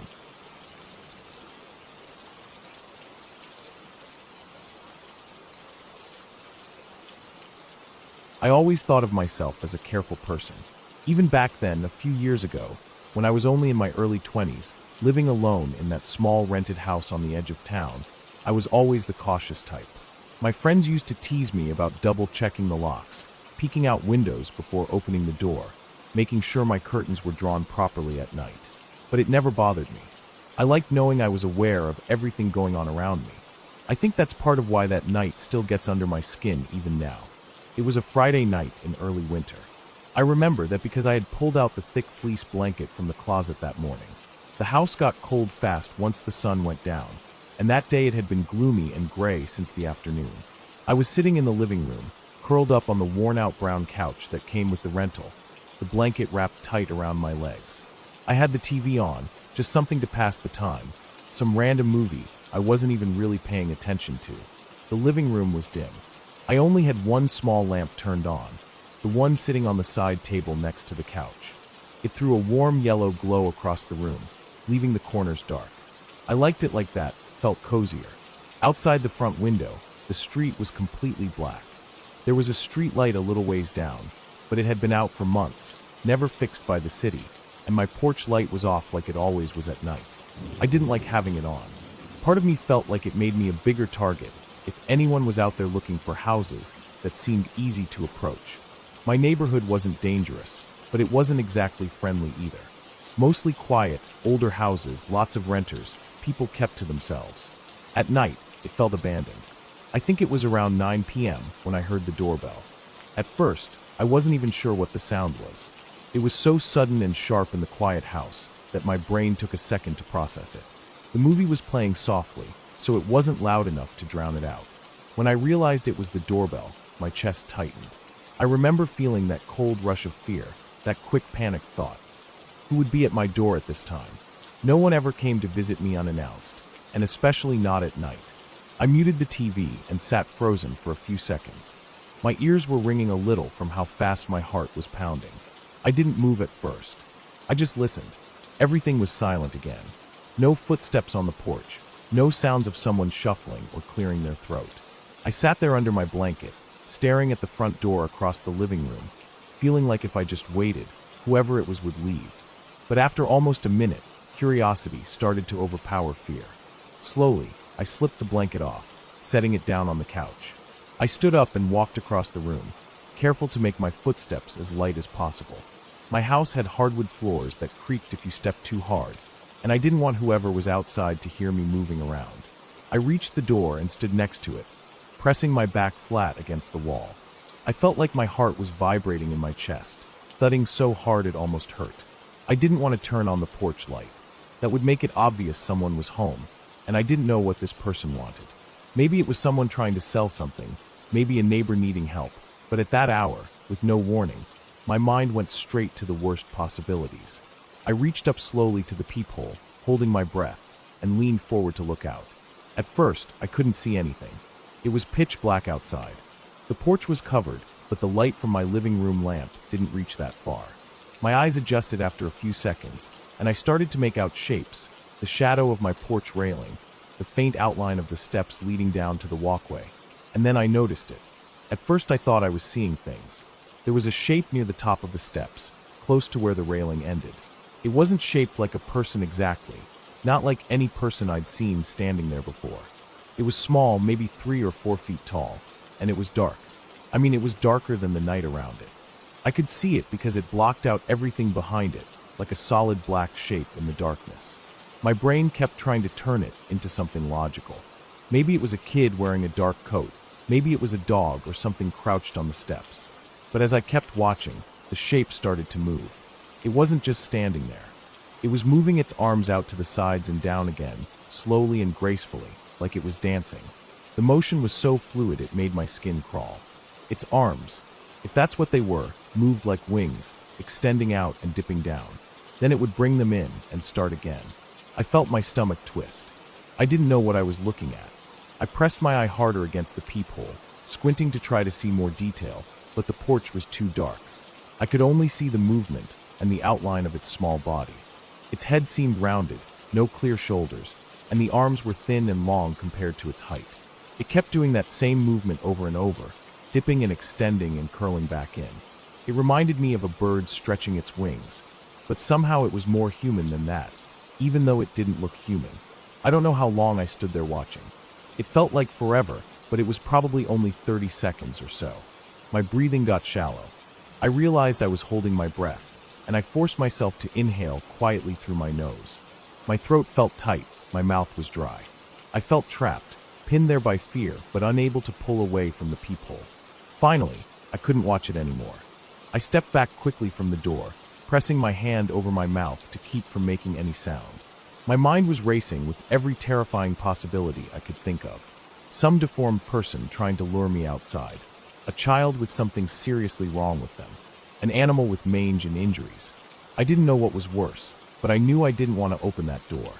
I moved away from the door and sat back down on the couch. My legs felt weak and shaky.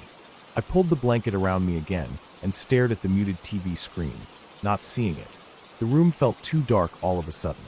I wanted to turn on all the lights, to make the shadows go away, but I was too afraid to move again in case whoever, or whatever, was out there could see me through the windows. I don't know how long I sat there. 5 minutes maybe, or 10. My heart was still beating hard, but the initial rush of fear had faded into a numb, sick feeling in my chest. I felt stupid for not calling someone, but who would I call? The police? And say what? That there was a small dancing shape at my door in the dark? Even as scared as I was, I knew how crazy it would sound. They wouldn't come out for that, and if it really was a kid or a sick animal, I'd feel even worse. Eventually, I decided I needed to check again. I couldn't just sit there all night wondering if it was still there or not. I stood up slowly, feeling my knees pop a little from sitting so tense for so long. I walked back to the door, each step feeling heavy and hesitant. My hand was trembling as I reached up to the peephole again. This time, there was nothing there. The porch looked empty, just dark and quiet like normal. I waited, watching carefully, thinking maybe it was hiding to the side. Maybe it would jump back into view, but it never did. After a full minute of staring out and seeing only the shadows of the railing and steps, I stepped back. I didn't feel any better. In a way, it felt worse. At least when I could see it, I knew where it was. The rest of the night passed in a blur. I sat on the couch, blanket pulled up to my chin, the TV still muted, listening to every little creak and groan of the house. My ears felt sharp, picking up on noises I usually ignored. The ticking of the kitchen clock, the faint hum of the fridge, the branches of the tree outside scraping against the siding when the wind moved them. Every sound made me flinch. I didn't sleep that night. I stayed up until the sun came up, sitting there in the living room, my eyes burning with exhaustion, too afraid to go into my bedroom in the back of the house.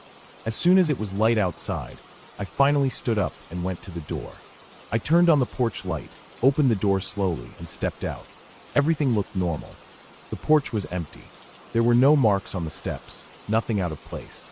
I walked down to the walkway, glancing up and down the street. The houses were quiet. No one else was outside yet. I even looked in the dirt next to the steps for footprints or paw prints, but there was nothing. No sign at all that anyone had been there. I went back inside, locked the door again, and just stood there for a while, staring at the wood grain of the door. I felt tired to my bones, my head heavy with lack of sleep, but my mind was still buzzing with fear. I didn't tell anyone about it for a long time. Even now, I haven't told many people. It sounds ridiculous when I say it out loud. A small dancing figure at my door in the middle of the night. But I know what I saw. I remember how it moved, the way it dipped and spread its arms like wings, how it stood there in the darkness without making a sound. For weeks after that, every time the doorbell rang, I froze. Even in daylight. Even if I was expecting a package or a friend. That feeling never really went away. I started leaving the porch light on at night for a while, just in case, but I hated it. I felt exposed, like it was an invitation for anyone to come up to my door and see inside. Eventually, I moved out of that house. Not because of that night, at least not directly, but I think part of me was relieved to leave it behind. To leave the memory of that night in that living room, in that dark porch with the broken streetlight. But even now, in my new place, I still pause before opening the door. I still peek out the window before I turn on the porch light. And sometimes, when it's late at night and everything is quiet, I think about that small black figure, moving its arms like wings, dancing alone in the dark, and I feel that same cold fear spreading in my chest. I never found out what it was. I don't think I ever will. Part of me does.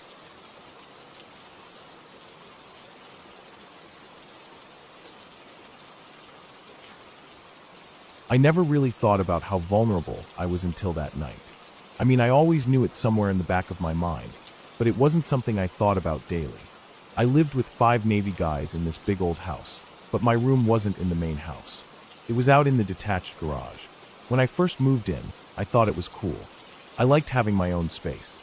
The garage had been converted into a bedroom before I moved in, so it wasn't like I was sleeping next to oil stains and boxes.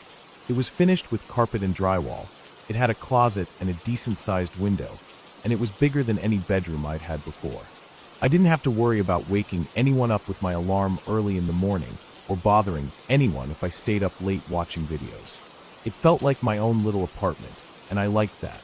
My bed was tucked against the far wall, across from the door, so when I laid there I could see the door if I wanted to. There was a small pathway at the foot of my bed leading to the door, with my closet on the right side. I had blackout blinds on the window, and at night, it was pitch dark unless the motion light outside came on. I had a cheap dresser against the wall next to the bed, a metal flashlight on top of it, and my phone charger plugged in next to my pillow. My dog, a big black lab, usually slept at the end of my bed, sprawled out, snoring softly, completely dead to the world. That day had been normal. I'd gone to work early in the morning, came home in the evening, cooked some dinner inside the main house, chatted with a couple of the guys about some stupid YouTube video one of them was obsessed with, and then went back out to my room around 10. I scrolled Reddit for a while, read some threads about crime stories and break-ins, laughed at some dumb memes, and then finally forced myself to put my phone down so I could sleep. I remember thinking about a story I read, where someone said they always locked their doors after reading about how burglars often test houses with unlocked doors first. For some reason, that stuck with me. Before that, I used to just pull the door shut and call it good, but about a week before this night, I started deadbolting it every single time. I don't know why it took me so long to do that. It felt like overkill for this quiet neighborhood, but still, it was a habit now. That night, I remember having some weird dream. I don't remember what it was about, but I remember the rattling sound starting in the middle of it. At first, it was part of the dream, like maybe I was at a gas station and someone was trying to get into their car, where there was a cart rattling on pavement. But the noise didn't stop. Even in the dream, it kept going, this harsh, vibrating metallic rattle, over and over, like metal grinding against metal, but with a sharp clacking underneath it. It got louder and louder, and my dreams started falling apart. My thoughts went foggy, and I felt this heavy weight all over me as I started to wake up. I opened my eyes halfway. Everything felt fuzzy. My head was heavy and thick. I could hear my own heartbeat in my ears, and that rattling noise was still there. For a second, I didn't understand what I was hearing. I thought maybe something fell over, or my dog was scratching himself against the door or something like that. But as I started to wake up more, the rattling got sharper, more aggressive. My dog was awake too. He wasn't making any noise, just staring at the door, his ears stiff and his head tilted low. He never woke up during the night. Not for thunder, not for cars driving by, not for anything. The rattling continued, almost vibrating through the air. I was wide awake by then, though my body still felt numb with sleep. I could hear the metal clinking and clattering, like someone was shaking the door handle violently, almost like someone was pounding on it too, but I couldn't tell. I just knew it wasn't wind. The door was only 3 feet away from the end of my bed. In the dark, I could see the outline of it, just a tall black shape with the faintest strip of gray at the bottom where it didn't seal against the floor. I laid there, my eyes locked on the door handle. It was shaking back and forth, so hard I could see the faint glint of metal moving. I felt frozen. My hands were trembling, and my chest was tight. I wanted to yell, to scream, to call someone, but my throat felt like it was closed off. My mind was racing, but my body wouldn't respond. I kept thinking, this isn't real. I must still be dreaming. There's no way this is real. But the noise didn't stop. It kept rattling, scraping, shaking the door in its frame. My dog stood up slowly, his tail low, ears pinned back, staring at the door with wide eyes. He didn't bark. He didn't even growl. He just stared, and that scared me more than if he had been barking his head off. It felt like he was afraid too. My breathing was shallow and fast. I felt like my chest was being crushed under something heavy. My hands found my flashlight on the dresser. I gripped it so hard my knuckles hurt, but I couldn't get up. I just laid there, under the blanket, my knees pulled up to my chest, the flashlight pressed against my collarbone, and my other hand clamped over my mouth so I wouldn't make a noise. I kept thinking, this is it. This is how I die. I'm alone out here, separated from the house, and whoever it is knows I'm alone. I could see the motion light was on, shining through the tiny cracks in the blinds in my closet window. I tried to listen for footsteps, voices, anything, but all I could hear was the rattling and my dog's quick breathing. I felt tears sliding down my temples into my hair, but I couldn't move. My chest was shaking from how fast my heart was going, and my stomach felt like it was full of wet cement. Then, as suddenly as it started, the rattling stopped. The silence slammed into me so hard it felt deafening. I lay there, frozen, still gripping the flashlight so tight my fingers were numb. The quiet pressed against my ears. My dog stood completely still, staring at the door, his nose twitching as he sniffed the air. I couldn't tell how long I laid there before I finally moved. My muscles ached and burned from how tense they had been. I slid off the bed slowly, keeping low to the ground. My knees felt weak, like they were going to buckle under me, but I forced myself to crawl towards my closet. I pulled open the door just enough to squeeze in. My closet was weird. It had a bench built in underneath the window, almost like it was meant to be a reading nook, though it was too narrow to sit comfortably. I crawled up onto it and pushed myself up to look out the window through a tiny gap between the blinds and the frame. The motion light was still on, illuminating the cracked driveway and a strip of the backyard, but I didn't see anyone. My eyes darted around, trying to catch any movement, but there was nothing. Just the empty yard, the silent driveway, my dog's dark shape sitting on the carpet. After a few seconds, the light clicked off, plunging everything back into darkness. My eyes strained against it, but I saw nothing else. I slid back down off the bench and sat in my closet for a long time, knees pulled to my chest, flashlight resting against my shin. My breathing felt like I was running a marathon, and I couldn't calm down.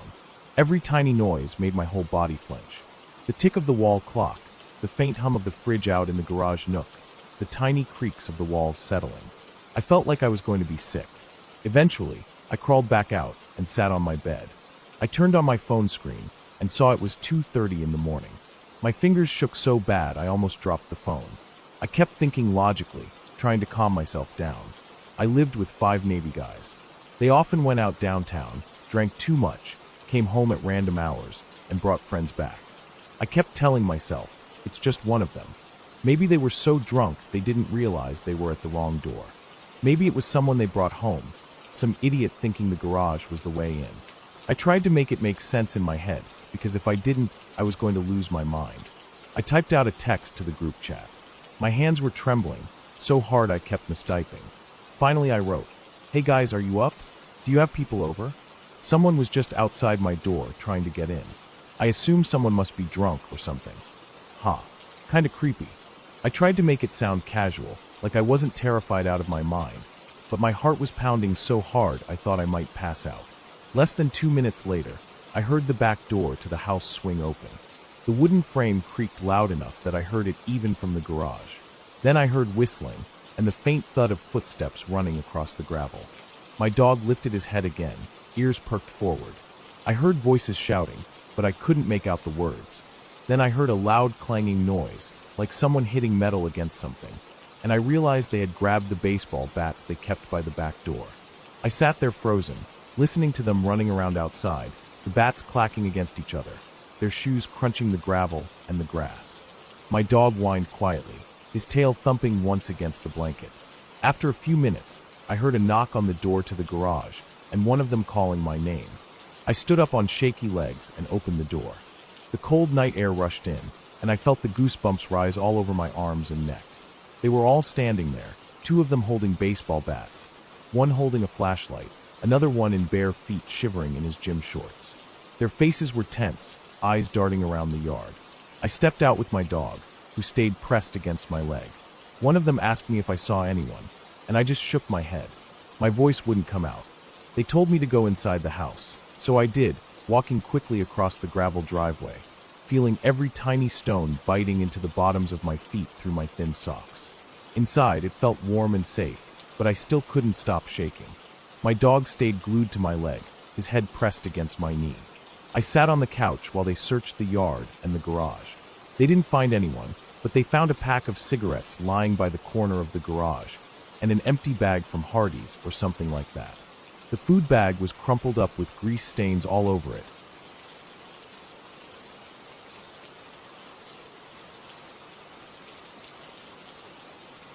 I woke up that morning feeling excited. My dad had told me the night before that we were going ice fishing. It was midwinter, and the snow had come down heavy all night. I remember looking out the window before we left. The sky still dark but glowing orange near the horizon, with the porch light shining across the thick blanket of snow. The air outside was biting cold. I could feel it sink through my jacket as soon as we stepped off the porch. My boots crunched through the powder with every step down the driveway. Dad loaded our rods and the little sled with bait, hooks, and a propane heater to keep warm in the ice house. I kept my gloved hands in my pockets as we walked. I remember the way my breath came out in long white streams, each one quickly fading into the still air around us. We drove for maybe 20 minutes to the lake. When we got there, the sun was just coming up, pale and weak behind thin clouds. The lake looked flat and silent, with snow covering it in a soft sheet, so it didn't even look like water. Just a flat white plain stretching out to the far bank, lined with bare trees. A few ice houses were scattered out there, dark blocks sitting alone on the empty frozen lake. Dad parked the truck close to shore, and we got out. I pulled my hood up against the wind as we walked to the sled. Dad hooked a rope over his shoulder and started pulling. I walked behind him, my boots leaving small deep prints in the snow. I could hear the ice creaking under us as we got farther out, a long groaning sound that seemed to come from deep below. It always scared me a little, hearing the ice groan like that, but Dad told me it was normal. The ice was just settling with the cold, he said. We kept walking toward our ice house, the one Dad had set up the week before. He liked fishing in the same spot each year because he knew where the deep pockets were. The snow that morning covered everything. You couldn't see where other people had drilled holes before. You couldn't see the small, uneven dips in the ice. It all looked like one flat white sheet. I remember looking down and thinking how clean it looked, like the untouched snow in our backyard after a storm, before anyone walked across it. I was about 10 then. I wasn't thinking about danger or being careful. I just kept following Dad, my boots squeaking against the packed snow under each step. I watched his back as he walked, the way his thick brown jacket shifted with each pull of the sled, the rope tight across his shoulder, his head down against the wind. It felt peaceful out there in the early morning. I could hear the ice crack sometimes under my feet, just quick sharp sounds that echoed across the lake, and I could hear the sled dragging along behind him. Otherwise it was silent. I took another step forward, looking around at the ice houses in the distance. That was when everything changed in a single moment. I felt the ice give way under me. It didn't crack loud like the normal ice groans. It just gave out like rotten wood. 1 second I was looking ahead at Dad's back, and the next I was falling. I didn't even have time to yell or react. My feet went through, then my legs, then my waist, and suddenly I was under the ice-cold water. The shock of it was instant and brutal. I gasped as I went in, my mouth filling with freezing water that tasted like mud and iron. My jacket ballooned around me. My boots felt like they turned to stone, dragging me down. I opened my eyes in the water. Everything was cloudy and gray-blue, with flakes of ice and tiny air bubbles swirling around me. I saw the hole above me, the ragged black opening in the white snow. But I didn't move. For a second, I just sank. My body shut down. The cold was so strong it didn't even feel like cold at first. It felt like my skin and muscles and bones were being crushed from all sides. I couldn't feel my arms. I couldn't feel my legs. My chest burned, and I remember thinking that I had to get back up, but my body wouldn't do it. It just kept sinking. Time slowed down there. It felt like I was under for minutes, even though later Dad told me it was only a few seconds. I could see the hole above me, the circle of light surrounded by darkness, with the edges lined in white snow and broken thin ice. I remember thinking about how far away it looked even though it was only a few feet. My arms moved, but they were slow and heavy, like they belonged to someone else. My chest started to burn more, and my mouth hurt from the cold water. I saw bubbles come out of my nose, drifting up past my eyes toward the hole. Somewhere inside, I forced myself to move. It wasn't a clear thought. It was just fear and survival mixed together. My arms reached up, my fingers numb, and I kicked with my boots even though they felt like they weighed 100 pounds each. I could feel the laces pulling at my ankles, like they might rip off. I kicked again, and my hand broke the surface, grabbing at snow and broken ice. The cold air felt like fire in my lungs when my face came up. I tried to breathe, but I coughed out lake water instead. My arms felt like rubber, but I clawed at the edge of the hole, trying to find something to hold on to. The thin ice kept breaking under my hands, chunks of it falling away into the water around me. I remember looking up and seeing Dad's face. His eyes were wide, and his mouth was open as he dropped the sled rope and turned back to me. I couldn't hear anything, just the pounding of my heart and the rush of blood in my ears. I kept trying to pull myself up, but I was so tired already. My hands couldn't grip anything. The cold was sinking deeper into my bones. My chest was tight, and my skin burned from the icy water, soaking through all my clothes. My legs kept kicking, but I couldn't feel them anymore. Just a dull ache somewhere below me. I saw Dad's boots come right up to the edge. Then his hands were under my arms, grabbing my soaked jacket and pulling hard. My chest scraped against the edge of the ice as he pulled. It felt like knives digging into my ribs, but I didn't care. He kept pulling, dragging me up onto the surface, my legs coming out last with water pouring off them. I lay on my stomach on the snow, gasping, my arms shaking so hard I couldn't hold myself up. Water ran down my face and dripped off my chin, freezing on the snow below me. My hair was soaked and stuck to my forehead. My jacket was heavy and dripping. I could feel the water already freezing on the outside of it. My pants clung to my legs, and my boots felt tighter as the laces froze solid. I lay there for what felt like forever, just breathing, feeling the air burn in my throat. Dad crouched next to me, his hand on my back. I could hear him breathing hard too. My body was shaking so bad my teeth clacked together. I didn't want to move. I just wanted to lay there, even though the wind was freezing against my wet clothes. Dad finally got me to sit up. My arms felt weak and heavy. My gloves were soaked and frozen stiff. I couldn't feel my fingers at all. He pulled me to my feet. I swayed a little, but he kept a tight grip on my arm. He didn't say anything. He just grabbed the sled rope and turned us back toward shore. We didn't go to the ice house that morning. We didn't fish. We just walked back to the truck. I remember the feeling of each step, how my boots felt like blocks of ice, how my jeans froze solid around my knees and made it hard to bend my legs. Dad held onto my arm the whole way back, his grip tight and warm even through my soaked jacket. I kept my eyes on the truck, just focusing on getting there. Each step felt like it took all my strength. When we finally got to the truck, Dad opened the door and helped me climb in. The heater was on full blast, and I sat there shivering so hard my shoulders hurt. My teeth wouldn't stop chattering. Water dripped off my jacket and pants onto the rubber mats under my boots. I felt sick from the cold, like I might throw up. Dad started the engine and turned the heat up even more. He didn't say anything for a while. He just looked out the windshield at the lake. I could see his breath in the cab, coming out in short, heavy puffs. After a few minutes, he pulled off my gloves and wrapped my hands in an old blanket we kept behind the seat. My fingers were red and burning as they started to warm up. It hurt so bad it made me cry. I sat there with tears running down my face, mixing with the water dripping from my hair. I didn't sob or make noise. I just sat there silently, feeling the heat come back into my hands like pins and needles, feeling the tears run down my cheeks and drop onto the blanket in my lap. We drove home after that. The ride felt long and silent. I just sat there in my soaked clothes, wrapped in the blanket, staring out the window as the snowy fields went by. I felt tired, so tired I could barely keep my eyes open. My chest still hurt from gasping in the freezing water. My skin burned all over where the cold had bitten deep into it. My legs ached from kicking under the ice. I didn't think about what could have happened. I didn't think about how close it was. I just felt empty and cold and tired. When we got home, Dad helped me inside. Mom was in the kitchen, and she turned around when she saw us. Her eyes went wide, and she came running over, her hands grabbing my shoulders, feeling my wet jacket, feeling how cold I was. She started pulling off my clothes right there in the kitchen, her hands working fast to get me out of the frozen jeans and heavy boots. She wrapped me in towels and sat me down by the heater vent in the living room.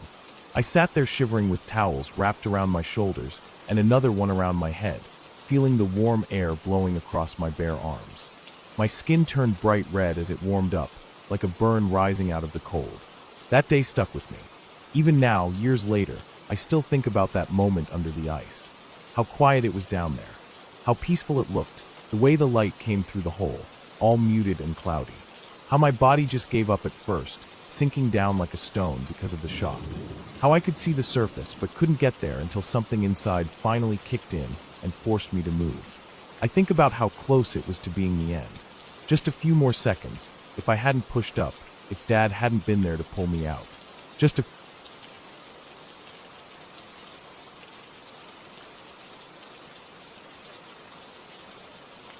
I was about 4 or 5 years old when this happened.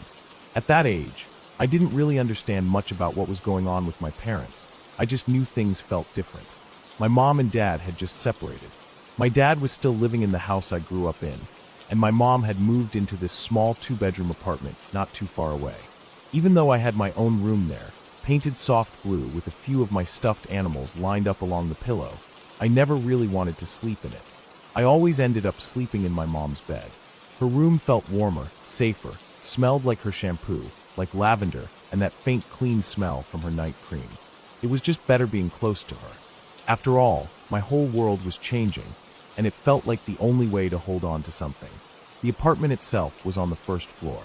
When you walked in, there was a short hallway that led into the living room and small kitchen. Past the living room was another hallway that branched off to the 2 bedrooms and bathroom. Our 2 rooms were at the very end of that hall, directly across from each other. If you stood in one doorway, you could look straight into the other room. The carpet was rough beige with a few flattened spots near the doors, and the walls were painted white with some scrapes around the baseboards. My mom didn't hang many pictures because she said we wouldn't be there long, that it was just temporary until we figured things out. It was summer, and even though the apartment had these old rattly window AC units, it still felt hot and sticky at night. My mom usually opened her window behind the bed before we fell asleep. The window was just above the headboard, and if you laid there looking up, you could see the dark screen shaking a little with the breeze. Sometimes you could hear crickets or people talking if they walked by on the sidewalk outside. I remember liking that window open because it felt like the night air made it easier to breathe, like I wasn't trapped inside when everything else felt so closed off lately. That night felt normal. I don't remember what we did that day. Maybe she took me to the little playground down the street, or we went to the grocery store. I just remember her giving me a bath in the small yellow tub and letting me choose one of my oversized t-shirts to sleep in. She brushed my hair until it was smooth, tucked me into bed with her, and left a small night light plugged in across the room. It was shaped like a tiny house and glowed soft yellow. The shadows it made on the walls always looked like tree branches to me. I woke up sometime in the middle of the night. The apartment was silent except for the sound of the ceiling fan turning above us and the soft noise of cars far away. For some reason, I sat up in bed, feeling like something was wrong. My mom was sleeping next to me, breathing slow and deep. I rubbed my eyes and looked around, just scanning the dark room and the doorway. That's when I saw our cat. He was a big gray tabby with white paws, and he always slept at our feet, curled into a ball. But this time, he wasn't in bed with us. He was sitting right in the door frame of my mom's room, just staring into my bedroom across the hall.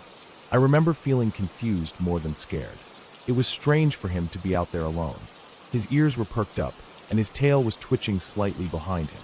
He sat there so still that at first I thought maybe I was dreaming. But then he stood up and quietly padded into my bedroom. Before he disappeared from my view, he turned his head back toward me and meowed. It was a small sound, but it echoed weirdly down the hall, like everything was extra quiet, so that meow just stayed in the air. I turned to my mom, reaching out to touch her arm. I wanted to tell her about the cat, about how he was acting weird. It only took a few seconds for her to wake up. I didn't even finish nudging her before she opened her eyes, blinking at me with a tired, worried face. As I turned back to point at the doorway, everything felt like it was happening in slow motion. There was a shadow there that hadn't been before. My eyes focused and I saw him. A man, standing right in the doorway of my bedroom, facing us, just for a second before he turned and walked out toward the living room. At that age, I didn't really understand fear the way adults do. It wasn't just fear. It was like every part of my body went empty, like my insides disappeared. I couldn't even make a noise. My mom saw him too. Her whole body stiffened. Then she moved so fast I didn't even understand what was happening. She grabbed me under my arms and lifted me straight up, turning toward the window above the bed. She shoved the screen out with her elbow and pushed me through the window. I felt the cold metal frame scrape my leg before I landed on the grass outside with a thud. It wasn't that far of a drop, only a few feet, but it shocked me so bad that for a moment I just sat there on the cool, wet grass, staring up at the window in confusion. Then she climbed out after me. Her nightgown snagged on the window latch for a second before ripping free. She grabbed my hand and pulled me to stand up. That's when I started crying, the tears just falling out of me without sound at first. She pulled me close to her chest, her breathing so hard and ragged that I could hear her heart pounding through her ribs. Then she started screaming. It was so loud it hurt my ears. She was yelling for help, yelling that someone was in the house, over and over again. Her voice bounced off the apartment buildings around us, and lights started turning on in the windows. Someone upstairs opened their window and asked what was happening. I don't remember her words exactly, but I remember the way she sounded, like every scream was tearing her throat open. It felt like forever before the police came. 2 cars pulled up with their lights flashing bright red and blue against the walls. Neighbors started coming outside, standing around in their robes and pajamas. Someone gave my mom a blanket to wrap around her shoulders because she was shaking so bad. One of the officers talked to her while the other one walked through our apartment, shining his flashlight around. I sat on the grass next to my mom's bare feet, hugging my knees, feeling cold and sweaty at the same time. I just kept staring at that window we climbed out of, the screen laying bent on the ground under it. When the officer came back out, he said they didn't see any signs of forced entry. The front door was unlocked, though, and they guessed that whoever it was must have left that way. My mom kept insisting that she locked it. She said she always locked it, the deadbolt and the chain lock too. She kept repeating herself, her voice getting smaller each time until she just stopped talking completely. They asked her a few more questions, then they left after telling her to call if anything else happened. I remember the neighbors watching us as we went back inside, their faces pale in the flashing lights of the police cars. That night we didn't sleep. My mom sat up in bed with me wrapped in her arms, rocking me back and forth while the sun came up. The cat eventually came back into the room and jumped up on the bed. He curled up in my lap like he always did, purring softly, but I couldn't stop shaking every time I thought about how he had acted before. Like he knew, like he saw something before we did. The next week felt long and strange. My mom was quiet. She called my dad, and I went to stay with him for a few days. When I came back, she was cleaning everything. She vacuumed all the carpets, wiped down all the counters, cleaned the windows, rearranged the furniture. One day she was in the kitchen, wiping down the outside of the cupboards, and she opened the little closet where the water heater was kept. I was sitting at the small table coloring in a book. I heard her gasp, a small sharp noise that made me look up. She crouched down and reached into the darkness of that closet. When she stood back up, she was holding something. It was a notebook, just a thin spiral one with a blue cover. She opened it, and I could see there were pages with writing and little drawings. I didn't understand what I was looking at, but I remember the way her hands started to shake as she flipped through it. Her face looked pale and tight, like her skin was too small. Then she reached back into the closet and pulled out something else, a pair of dark gloves and some empty gum wrappers. I could smell the gloves from where I was sitting, like old rubber mixed with sweat. She called the police again, and they came back, 2 different officers this time. They took the notebook and gloves, asked her a lot of questions. I remember sitting on the couch holding my cat, watching them walk around the apartment with serious faces. They told my mom that it looked like someone might have been hiding in there, that maybe he had been in the apartment for a while before we saw him. I didn't understand what that meant at the time, but as I got older I realized what it really was. He might have been watching us for days, hiding in closets, crawling out when we were gone or asleep, listening to us. The police couldn't do anything else. They didn't find fingerprints that matched anyone. They just told my mom to change the locks and stay alert. After that, she wouldn't let me stay in my own room anymore, even for naps. She started sleeping with a hammer under her pillow, and she bought a thick wooden rod to wedge under the door handle at night. For weeks she jumped every time someone knocked on the door, and she kept the curtains closed all day. I wasn't allowed to open the windows anymore. That summer felt like it never ended. The heat stayed trapped inside the apartment, making the air heavy and stale. Every night I lay in bed next to her, staring at the dark window, trying not to imagine a face staring back in through the glass. We moved out a few months later, back in with my grandparents for a while until she found a different place. Even now as an adult, I still think about that night. About the way my cat meowed before walking into my room. About how quickly my mom moved to get us out. About how that man was standing in my doorway, making his way out of my bedroom like he had been there the whole time. I think about the notebook she found with the drawings and names inside. I don't know what they meant. I don't think I ever want to know. What I do know is that my mom saved my life that night.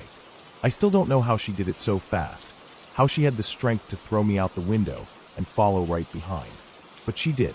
And because of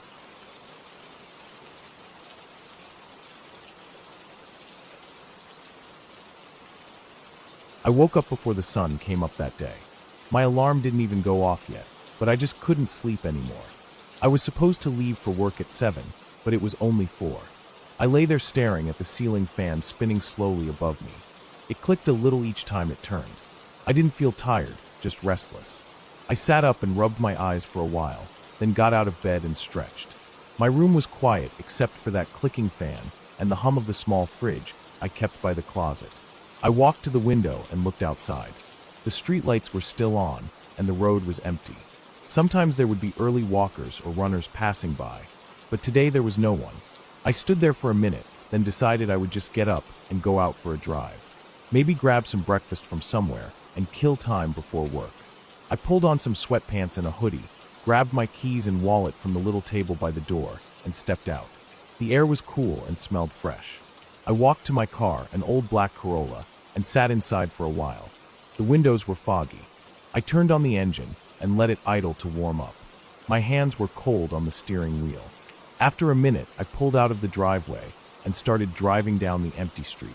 The traffic lights blinked yellow at every crossing. I didn't really have a destination in mind. I just wanted to move. I drove to the outskirts of town where there were barely any houses, just fields and empty lots. There was a small old diner on the edge of the highway that opened at 5. I knew it because I used to go there sometimes when I worked night shifts. I pulled into their parking lot and saw that it was still dark inside. It was only 4:30. I decided to wait. I turned off my car and leaned back in my seat, watching the first hints of morning light coming up on the horizon. The sky turned from black to dark blue with a hint of orange near the ground. After a while I saw a small car pull in next to mine. It was the owner, a short old man with a large stomach. He unlocked the door and went inside to turn on the lights. I waited 10 more minutes before I went in. The smell of coffee and fried eggs filled the place. I sat at a booth by the window and watched the empty highway while I ate. I ordered black coffee, 2 eggs sunny side up, some hash browns, and toast. It tasted normal, nothing amazing, but it felt good to eat a hot breakfast so early. After I finished, I paid and walked back to my car. It was only 5:30 when I got back on the road. I still had an hour and a half before work. Instead of driving back home, I decided to keep going down the highway. I thought maybe I'd go see the river. There was a small park by the river about 15 minutes away. I hadn't been there in months. When I got to the parking lot of the park, there was only one other car, an old silver SUV with faded paint. I parked a few spots away and got out. The sky was brightening, but the sun hadn't come up yet. The park was quiet and peaceful. I could hear birds starting to chirp in the trees. There was a small dirt path leading down to the riverbank, and I started walking down it. The dirt was still damp from dew, and the grass brushed against my shoes. I could see the river through the trees, calm and dark with a thin layer of mist floating on top. It looked beautiful and cold. I walked slowly, listening to the soft sounds of the morning. After a few minutes, I reached the edge of the river. There was a small wooden bench there, so I sat down. My breath came out in little white clouds in front of me. I sat there for a long time, just thinking about nothing, watching the water flow. I didn't even check my phone. Then I heard a rustling behind me. I thought maybe it was a rabbit or a bird. I didn't look back at first, but the sound kept going. Dry leaves crunching, branches bending. It sounded too heavy for a small animal. I turned my head and looked over my shoulder, but didn't see anything at first. Just trees and bushes. Then I saw movement about 20 feet away, in the thick bushes near the path. I squinted, trying to see what it was. The light was still dim under the trees. I saw the bushes move again, like someone pushing through them. I felt my stomach tighten. I stood up slowly. The rustling stopped. I stared at the spot, waiting to see if it moved again. Nothing happened for a while. I stood there frozen, feeling my heart beating in my chest. After a minute, I started to walk back up the path towards the parking lot. I didn't hear anything behind me. I walked faster. The trees felt darker and thicker around me. I kept looking over my shoulder, but didn't see anything. I tried to calm myself down. Probably just a deer, I told myself. There were always deer around here. When I reached the parking lot, I saw the silver SUV was still there, but now the driver door was open. I didn't see anyone inside. The lot was empty and silent. I slowed down, looking around. My car was about 30 feet away. I kept walking towards it, but I felt like I was being watched. The feeling was strong, like a hand pressing down on my back.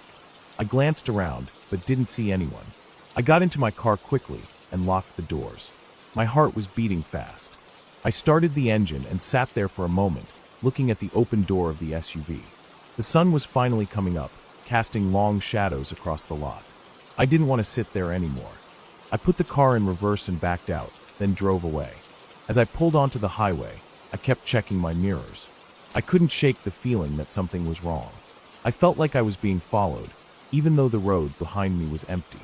I drove straight to work and parked in my usual spot. I sat there for a while before going in. My hands were shaking on the steering wheel. The whole day at work I felt distracted. I kept thinking about that sound in the bushes and the open door of that SUV. I didn't know why it bothered me so much, but it did. I kept imagining someone hiding in those trees, watching me. I thought about the owner of the SUV. Where were they? Maybe they went for a walk in the park, I told myself. But something felt off about it. When my shift ended, it was already dark outside. I walked to my car quickly, looking around the parking lot. There were other people leaving too, so I felt safer. I drove home with my doors locked and windows up. I kept checking my mirrors every few minutes. That night I couldn't sleep again. I kept hearing that rustling sound in my head. I lay in bed staring at the ceiling, listening to the quiet hum of the fridge and the clicking fan. Every creak of the building made me jump a little. I kept thinking about how close those bushes were, how easy it would be for someone to hide there without anyone knowing. I got up around 2 a.m. and went to the kitchen to drink some water. I stood by the window and looked outside. The street was empty again, the same blinking yellow traffic lights down the road. Then I saw a shadow move across my yard. I froze. It was quick, moving from one side of the yard to the other, disappearing behind the corner of the building. I stood there staring into the dark, trying to see where it went. I felt my whole body shaking. I didn't know what to do. I turned off the kitchen light so I could see better outside. I pressed my face close to the window and looked around the yard. Nothing moved. The trees were still. I stayed there for almost 10 minutes, barely breathing. Finally, I stepped away from the window and sat down at the table.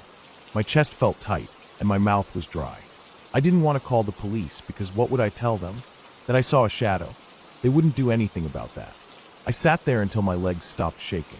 Then I went back to my room and locked the door. I didn't sleep for the rest of the night. I lay there listening to every little sound. When morning finally came, I got up and got ready for work. I felt like a zombie walking around. My eyes burned from lack of sleep. At work I kept thinking about that shadow. Maybe it was a stray cat, I told myself, or a raccoon. But deep down I didn't believe it. That evening, I went straight home after work. I kept the lights off when I walked in so no one could see me clearly through the windows. I locked every door and window in the house, then sat in the living room with the TV on low volume. I didn't even watch it. I just stared at the screen, listening for any sound outside. Around 9 p.m. I heard a car engine outside. I went to the window and peeked through the curtain. There was an old silver SUV parked across the street, facing my house. My stomach dropped when I saw it. It was the same SUV from the park. The headlights were off, and the windows were dark. I couldn't see if anyone was inside. I stood there staring at it, my breath coming out shaky. It stayed there for almost 20 minutes, just parked without moving. I kept watching, not even blinking. Finally, the engine started again, and it pulled away slowly, turning down the road and disappearing into the dark. I backed away from the window and sat on the floor, feeling like my chest was about to explode. My hands were shaking so badly, I had to press them against my knees to keep them still. I didn't sleep at all that night either. Every time a car passed outside, I thought it was the SUV coming back. Every creak of the house made my heart jump. The next day I called in sick to work. I just couldn't leave the house. I sat on the couch with all the lights off, holding a kitchen knife in my lap, waiting for something to happen. But nothing did. By the time evening came, I felt numb. My phone buzzed with messages from work asking if I was okay. I didn't reply. I just sat there in the dark, listening. Around midnight, I heard footsteps on the gravel outside my window. Slow, careful footsteps. I stood up and pressed my ear to the wall, trying to hear better. The steps moved along the side of my house, crunching the gravel under them. Then I heard my trash cans rattling. I peeked through the curtain but couldn't see anything. I stood there for a long time. The noise stopped, and everything went silent again. I sat back down but didn't let go of the knife. My hands hurt from gripping it so tightly.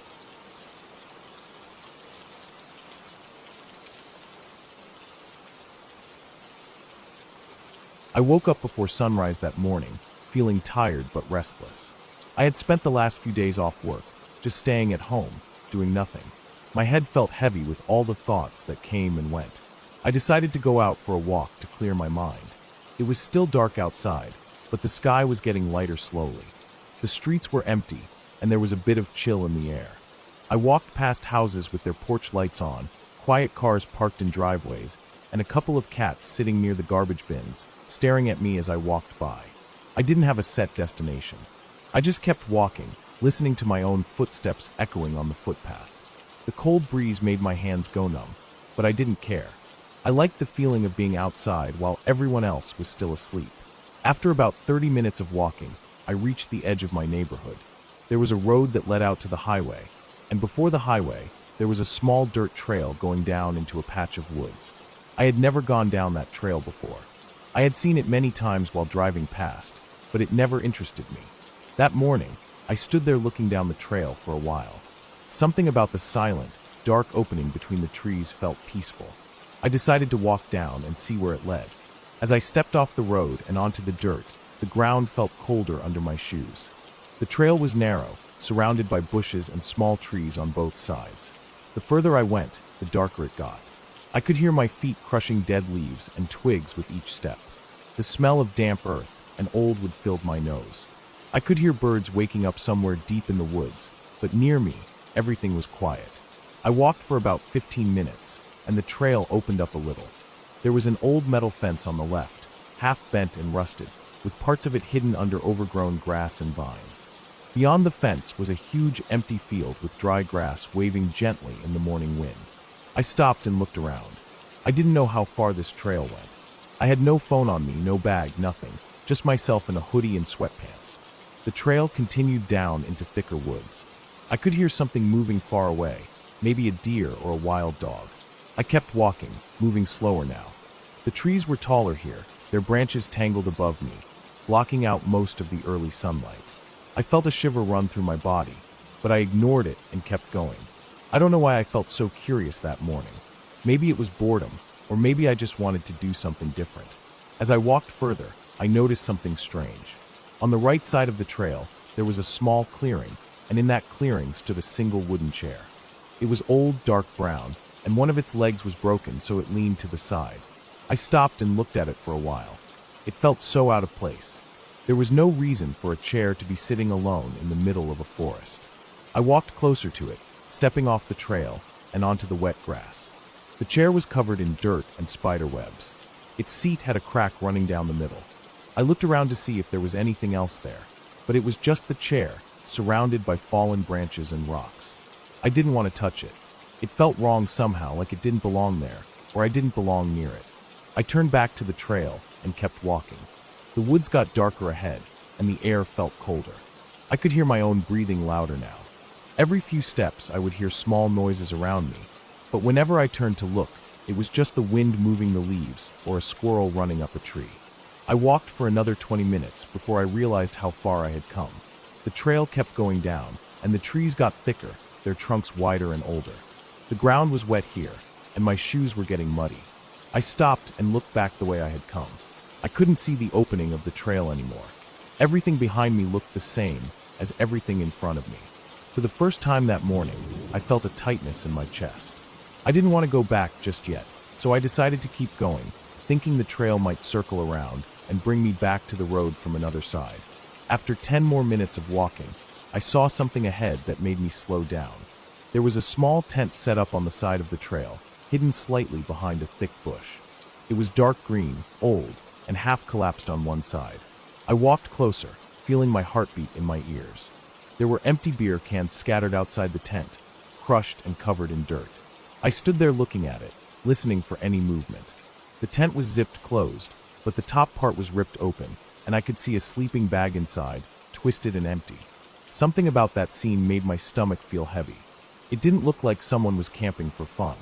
It looked abandoned, or like someone left it in a hurry. I looked around and saw more trash scattered behind the bush. Empty food wrappers, a broken lighter, a rusted metal mug. I didn't want to stay there long. I turned back to the trail and started walking again, this time with my head down, feeling more aware of every sound and movement. The trail was narrow here, the trees close on both sides. I could smell rot and damp wood, and the air felt colder as I walked further. My hands were shaking a little, and I tried to shove them into my pockets to keep them warm. I kept walking, hoping to find the end of the trail soon, but it just kept going. My breathing felt louder and sharper. Every few minutes I thought I heard footsteps behind me, but when I stopped to listen, there was only silence and the rustling of leaves. After walking for what felt like another hour, I started feeling dizzy. I hadn't eaten anything since the night before, and my legs felt weak. I stopped and sat down on a fallen log. My shoes and socks were soaked in mud and dew. My hoodie was damp from brushing against wet bushes. I sat there staring at the ground, feeling tired and cold. I tried to listen to the sounds around me, hoping to hear traffic or people, but there was nothing. When I got up to keep walking, I noticed something else ahead. The trail split into two paths, one going left and the other going right. There were no signs, no markings, nothing to tell me where each one went. I stood there for a long time, staring at both paths. They looked the same, narrow, dark, surrounded by trees and bushes. I felt a wave of panic rise in my chest. I didn't know which way to go. I decided to take the left path, thinking I could always come back and try the other if it led nowhere. As I walked down the left trail, I noticed it was even narrower than before. The bushes scratched against my legs, and branches hung low, brushing against my shoulders and head. My heart was beating faster now. I felt like I was going deeper and deeper into something I didn't understand. After about 15 minutes, the trail suddenly ended at a steep drop. I stood at the edge, looking down into a small ravine. The ground below was covered in rocks and fallen trees. There was no way down without climbing, and the sides were too steep. I felt my chest tighten again as I realized I had to go back and take the right path. My legs felt weak as I turned around and walked back up the trail. I was breathing hard, and my mouth felt dry. When I reached the fork again, I didn't stop this time. I turned down the right path and started walking faster. My shoes slipped on the wet dirt a few times, and I almost fell, but I didn't care. I just wanted to get out of those woods. The path felt longer than it looked. I kept walking, pushing past branches and spider webs that stuck to my face. My hands were scratched, and my knees hurt from slipping a couple of times. After what felt like another hour, I finally saw the trees start to thin out ahead. I could see light through the gaps in the branches.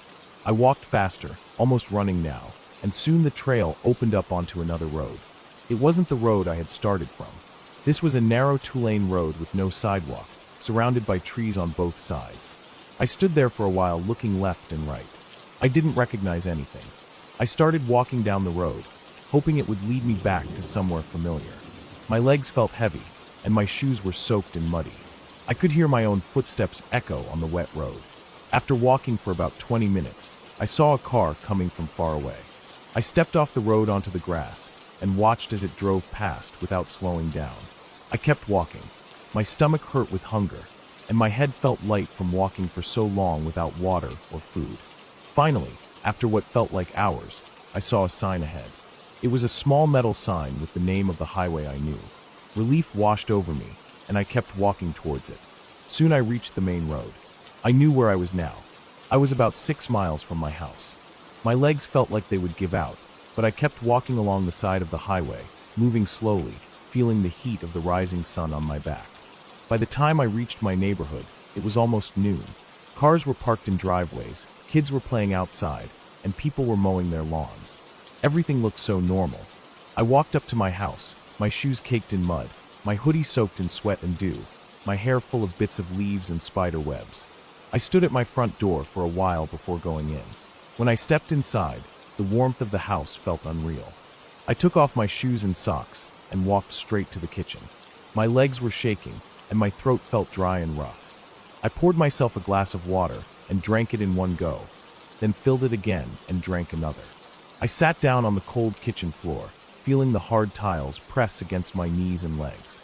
As I sat there, my body tired and shaking, I thought about the woods. The chair in the clearing, the abandoned tent, the split trail, and the endless walking with no sounds of people or cars. It all felt like a blur, but at the same time, I could still smell the damp earth in my nose and feel the cold, wet branches brushing against my skin. I didn't know why that morning felt so different, so heavy. I just knew that I never wanted to walk down that trail again.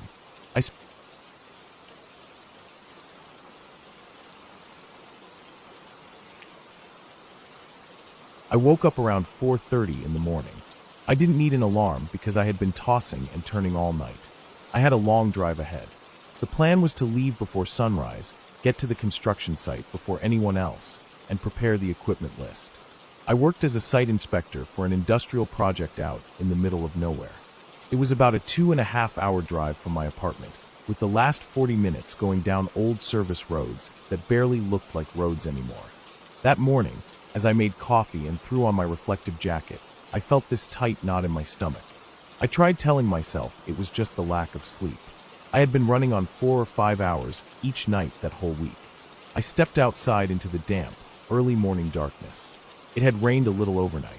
The smell of wet dirt and concrete mixed with the cold breeze. I sat in my car for a moment, engine warming up, headlights illuminating the empty parking lot. I scrolled through my emails, mostly notices about upcoming safety trainings. Then I pulled out of the lot and started the drive. The city lights faded quickly. Within half an hour, it was just me, my headlights, and long empty roads cutting through fields. I kept looking at the dashboard clock. I wanted to get there by 7 to check the steel delivery. After about an hour and a half, I stopped at a small petrol station. It was one of those lonely buildings sitting off the road with a single flickering bulb by the ice freezer. I went inside to buy an energy drink and a sandwich. The cashier was an older man with sagging eyelids. He barely looked at me, just took my cash and handed the receipt. I remember thinking how odd it felt to see another human being, but feel completely alone at the same time. I got back in my car and continued driving. As the sun started to rise behind heavy gray clouds, I reached the turnoff onto the old service road. The first few minutes were fine. Then it turned into a single dirt lane with deep grooves from heavy machinery. Tall bushes and skinny trees lined each side. My tires kicked up mud as I drove slowly to avoid sliding into the drainage ditch. The road curved and dipped, climbed up small slopes, and cut through a few narrow clearings. There were no houses, no barns, no signs of anyone for miles. Just silent fields and scattered woods. I remember glancing at the fuel gauge, thinking I should fill up on the way back. As I kept driving, I noticed the tracks from trucks the day before. The soil was still wet, and in places it looked like thick clay. I passed an abandoned shed, its metal roof caved in. We had driven past it before, and someone said an old farmer used to keep tools in there before he died. The trees near the shed grew so close together their branches weaved into each other, making a tunnel of shadows. Finally, I reached the entrance to the site. It wasn't gated yet, just marked by 2 wooden stakes with neon tape tied around them. I turned in and drove down the gravel path that we laid last month. The place was empty as expected. No workers yet, just scattered piles of rebar, stacked concrete pipes, and bulldozers parked in the open. I parked near the temporary office trailer. The wind was picking up, blowing loose plastic and dust around the site.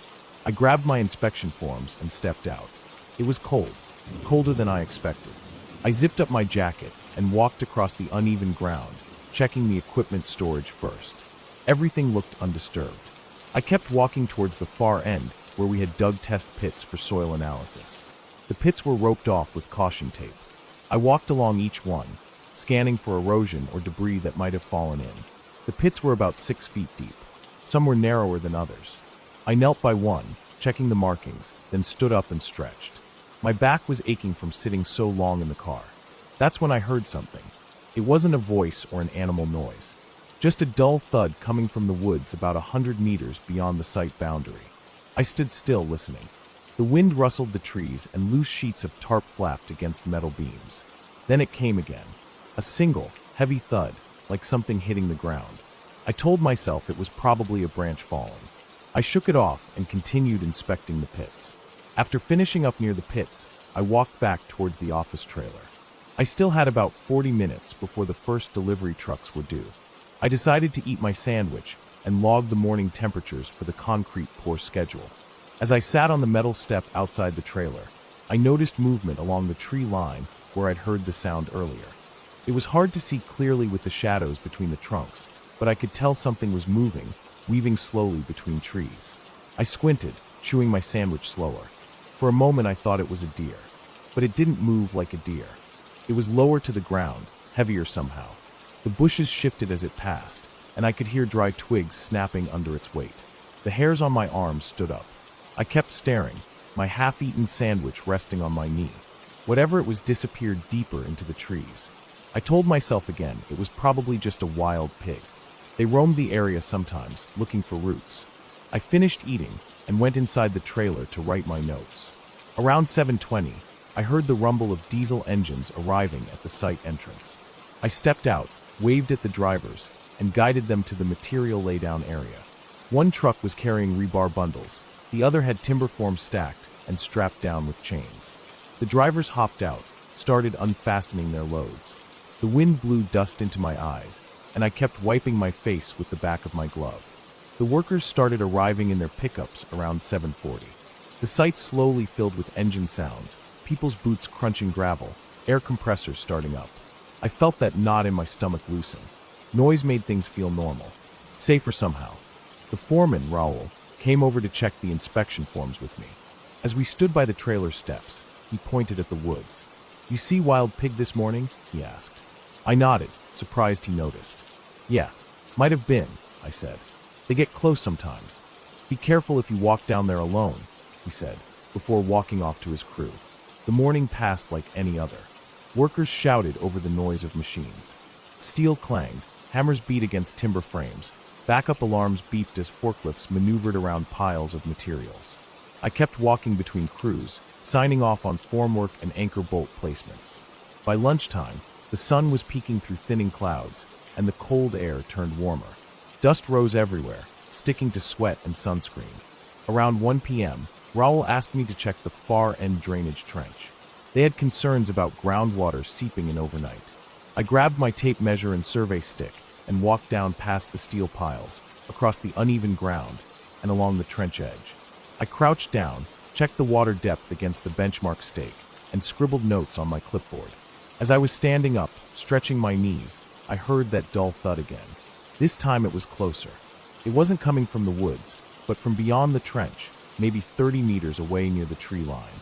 I turned my head slowly, heart thumping hard in my chest. For a moment, everything went silent. Even the wind felt like it paused. I scanned between the skinny tree trunks, focusing on the darker patches of shadow. Then I saw it. A large shape, almost on all fours, moving quickly from behind one tree to the next. It was dark brown or black, hard to tell with the lighting. My breath caught in my throat. I felt exposed, standing alone near the trench. The shape paused behind a tree. I could see its side, the curve of a rib cage rising and falling. Its back was arched higher than a pig's, more like a small cow or a large dog. But it was too silent for a dog. It didn't pant or whine. It just stood there, body rising and falling with each breath. I slowly crouched down, trying to make myself smaller. My mouth was dry, and I could feel sweat gathering under my arms despite the breeze. The shape moved again, stepping behind another tree, then another, heading away from the sight, but staying hidden within the shadows. I didn't move until I was sure it was gone. My knees felt weak as I stood up. I walked back towards the main work area, keeping my eyes on the tree line the whole time. When I reached the site office, I took a long drink from my water bottle, hands trembling slightly. I didn't tell Raoul or anyone else what I saw. I wasn't even sure what to say. I just knew that I didn't want to go back near the woods for the rest of the day. Work ended around 5 p.m. The trucks and pickups started rolling out, one after another, until it was just me and the last 2 workers who were loading equipment into the storage container. The sun was dipping low, casting long shadows across the churned-up dirt. I finished my last notes, closed the trailer door, and locked it. As I walked to my car, I scanned the tree line again. It looked silent and empty, but that didn't comfort me. It felt like something was hiding, waiting for darkness. I got in my car and started the engine. The dashboard clock read 5:42 p.m. I turned around and drove down the gravel path towards the old service road. As I passed the abandoned shed, I felt my chest tighten again. The shadows inside were pitch black now. I didn't slow down. I kept my eyes on the road ahead, hands gripping the steering wheel so tight my knuckles were white. For the next 40 minutes, I drove in silence down that narrow service road. The sun set completely, leaving only a faint blue glow in the sky.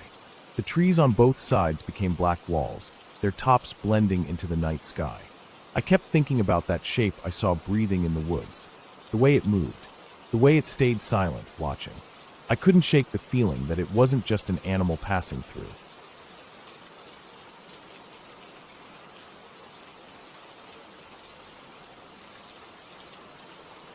I never really thought about how quiet the world could feel until that morning. I had woken up just before 5, the sky still dark but with a faint silver glow starting to stretch over the tree line beyond my back porch. I couldn't sleep anymore, so I figured I'd start the day early. I grabbed my thermos, filled it with the stale coffee left in the pot from last night, and stepped outside. The air felt heavy and cool. I stood there for a moment, barefoot on the wooden planks, just listening to the quiet hum of insects and the faint breeze brushing through the pine needles above me. I had been living out there for almost 6 months by then. I rented this small weathered cabin on the edge of some privately owned forest land, about 30 miles out from town. I liked the quiet. My work as a freelance CAD draftsman only needed my laptop, electricity, and internet, and I liked not hearing neighbors yelling or cars roaring past my window all the time. There was a small dirt road that curved off the county highway and led to my place, but no one ever came down there unless they were lost. I kept to myself. That morning, as I sipped the cold coffee and felt the boards creak under my feet, I noticed the smell of the trees stronger than usual. Wet earth, old wood, moss. It had rained the day before. I thought about going down to the creek that cut through the forest about half a mile from the cabin. I hadn't been down there in about a week, and I figured the water would be rushing today. I went back inside, grabbed a pair of beat-up boots I kept by the door, pulled them on without socks, and grabbed my old hunting knife. I wasn't hunting, but ever since I saw a copperhead coiled up near the creek bank a couple months back, I always took the knife. I wasn't afraid of animals, but I didn't like surprises. The forest was dim and quiet as I started down the narrow path that led toward the creek. The ground was soaked, making the mossy patches under my boots feel slick. Branches brushed my arms. I could hear water dripping off leaves high up and falling onto other leaves below.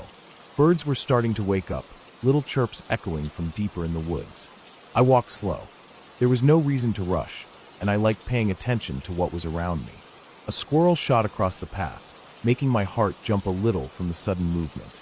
I could see mushrooms pushing out from under fallen branches. I stepped over them carefully. After about 15 minutes, I reached the top of the slope where the land dropped down to the creek. From there I could see the water. It wasn't deep, maybe knee-high at most points, but it was moving fast today, churning over smooth stones and fallen branches. I made my way down, grabbing onto saplings for balance.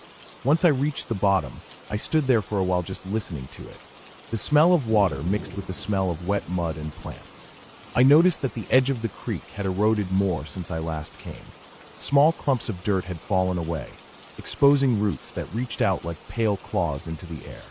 I sat down on a rock and set my thermos next to me. The coffee tasted even worse than earlier, but I sipped it anyway, staring at the current. After a few minutes, I saw movement on the opposite bank. At first I thought it was another squirrel, but it was bigger. A raccoon maybe, or a stray dog. I squinted, trying to see through the branches. It disappeared behind a clump of brush. I didn't hear it anymore, so I figured it moved on.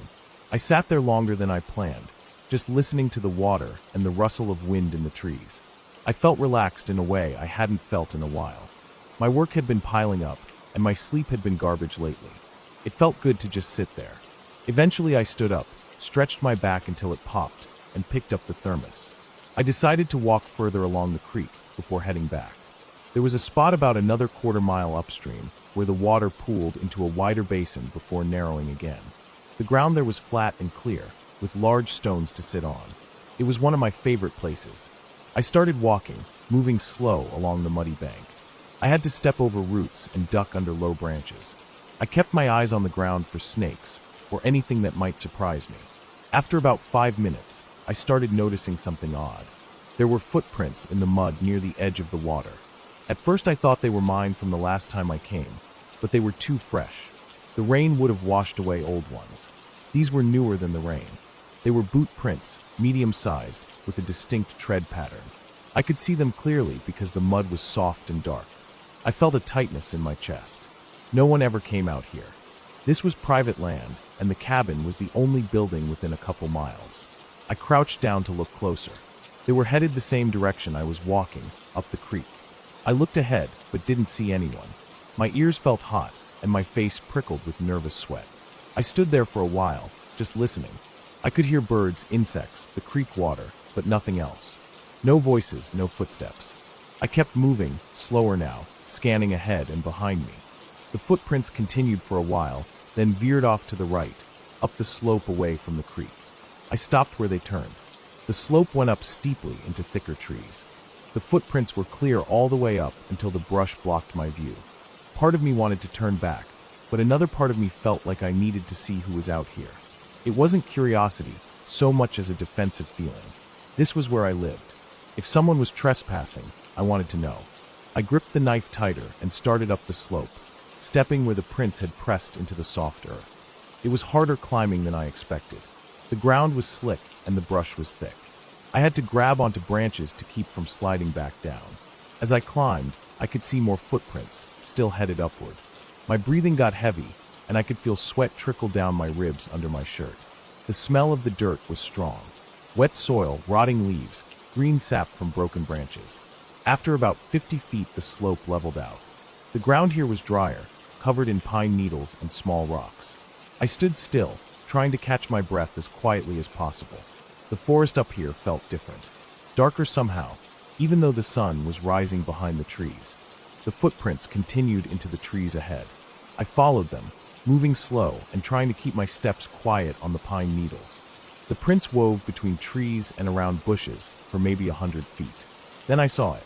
Up ahead, there was a small clearing with patches of grass and a fallen tree lying across the far side. At first I didn't see anyone, but then I noticed movement near the tree. A figure crouched down, facing away from me. They were wearing dark clothes, a jacket and pants, with a backpack beside them on the ground. My mouth felt dry. I could hear my heart thumping in my ears. I stood there frozen, watching. The person was doing something on the ground, shifting around, moving their arms. I couldn't see what they were doing. I took a slow step forward. A stick snapped under my boot. The figure froze. I didn't breathe. They turned their heads slightly, but I couldn't see their face. After a long moment, they slowly stood up. I saw something long and thin in their right hand, a small shovel or trowel. They grabbed their backpack with their left hand and slung it over their shoulder. I ducked behind a tree as they turned in my direction. I pressed my back against the rough bark, trying to breathe as quietly as possible. My chest felt tight. I listened. I could hear them moving, their boots crunching on dry pine needles. The footsteps moved away, back down the slope toward the creek. I waited, counting slowly in my head to 30. Then I leaned out and looked toward the clearing. They were gone. I stepped out from behind the tree and walked into the clearing. My legs felt weak and shaky, but I forced them to keep moving. When I reached the spot where they had been crouching, I saw a patch of freshly dug dirt about 2 feet wide. Dark brown soil piled up loosely. My mind started spinning. I looked around for a stick and used it to poke at the pile. The dirt was soft, not packed down. I scraped some away and saw a glimpse of black plastic underneath, like a trash bag. My whole body felt cold. I dropped the stick and backed away, staring at the disturbed soil. My brain felt foggy, but also sharp with panic. I didn't want to know what was in there. I didn't want to see anything else. I turned and started walking quickly back the way I came, glancing over my shoulder every few steps. My hands were shaking so bad I nearly dropped my knife. As I reached the slope, I half slid down it, grabbing at branches to keep from falling flat on my face. When I reached the creek, I didn't stop. I splashed across it, soaking my boots, and scrambled up the other bank. My chest burned, and my breath rasped in my throat. I kept looking around, expecting to see the person coming after me, but there was no one. I didn't stop until I reached my cabin. I slammed the door shut and locked it. My whole body was shaking. I could hear my heartbeat in my head. I went to the window and pulled the curtain aside just enough to see the tree line. Nothing moved. The forest looked calm and peaceful, like nothing had happened. I stood there for a long time, trying to calm down, but my mind kept replaying the image of the person crouching by the tree, the fresh dirt, the black plastic under the soil. I felt sick. I knew I should call someone. The sheriff's station was about 40 minutes away. I picked up my phone and dialed. My hand was trembling so bad I nearly dropped it twice. When the dispatcher answered, my voice sounded far away and shaky. I told them what I saw, gave them the address, described the path to the creek and up the slope. I hung up and sat on the floor by the window, staring at the trees. I felt cold sweat soaking the back of my shirt. I sat there for almost an hour until I heard the crunch of tires on gravel. I got up and opened the door. 2 deputies stood there,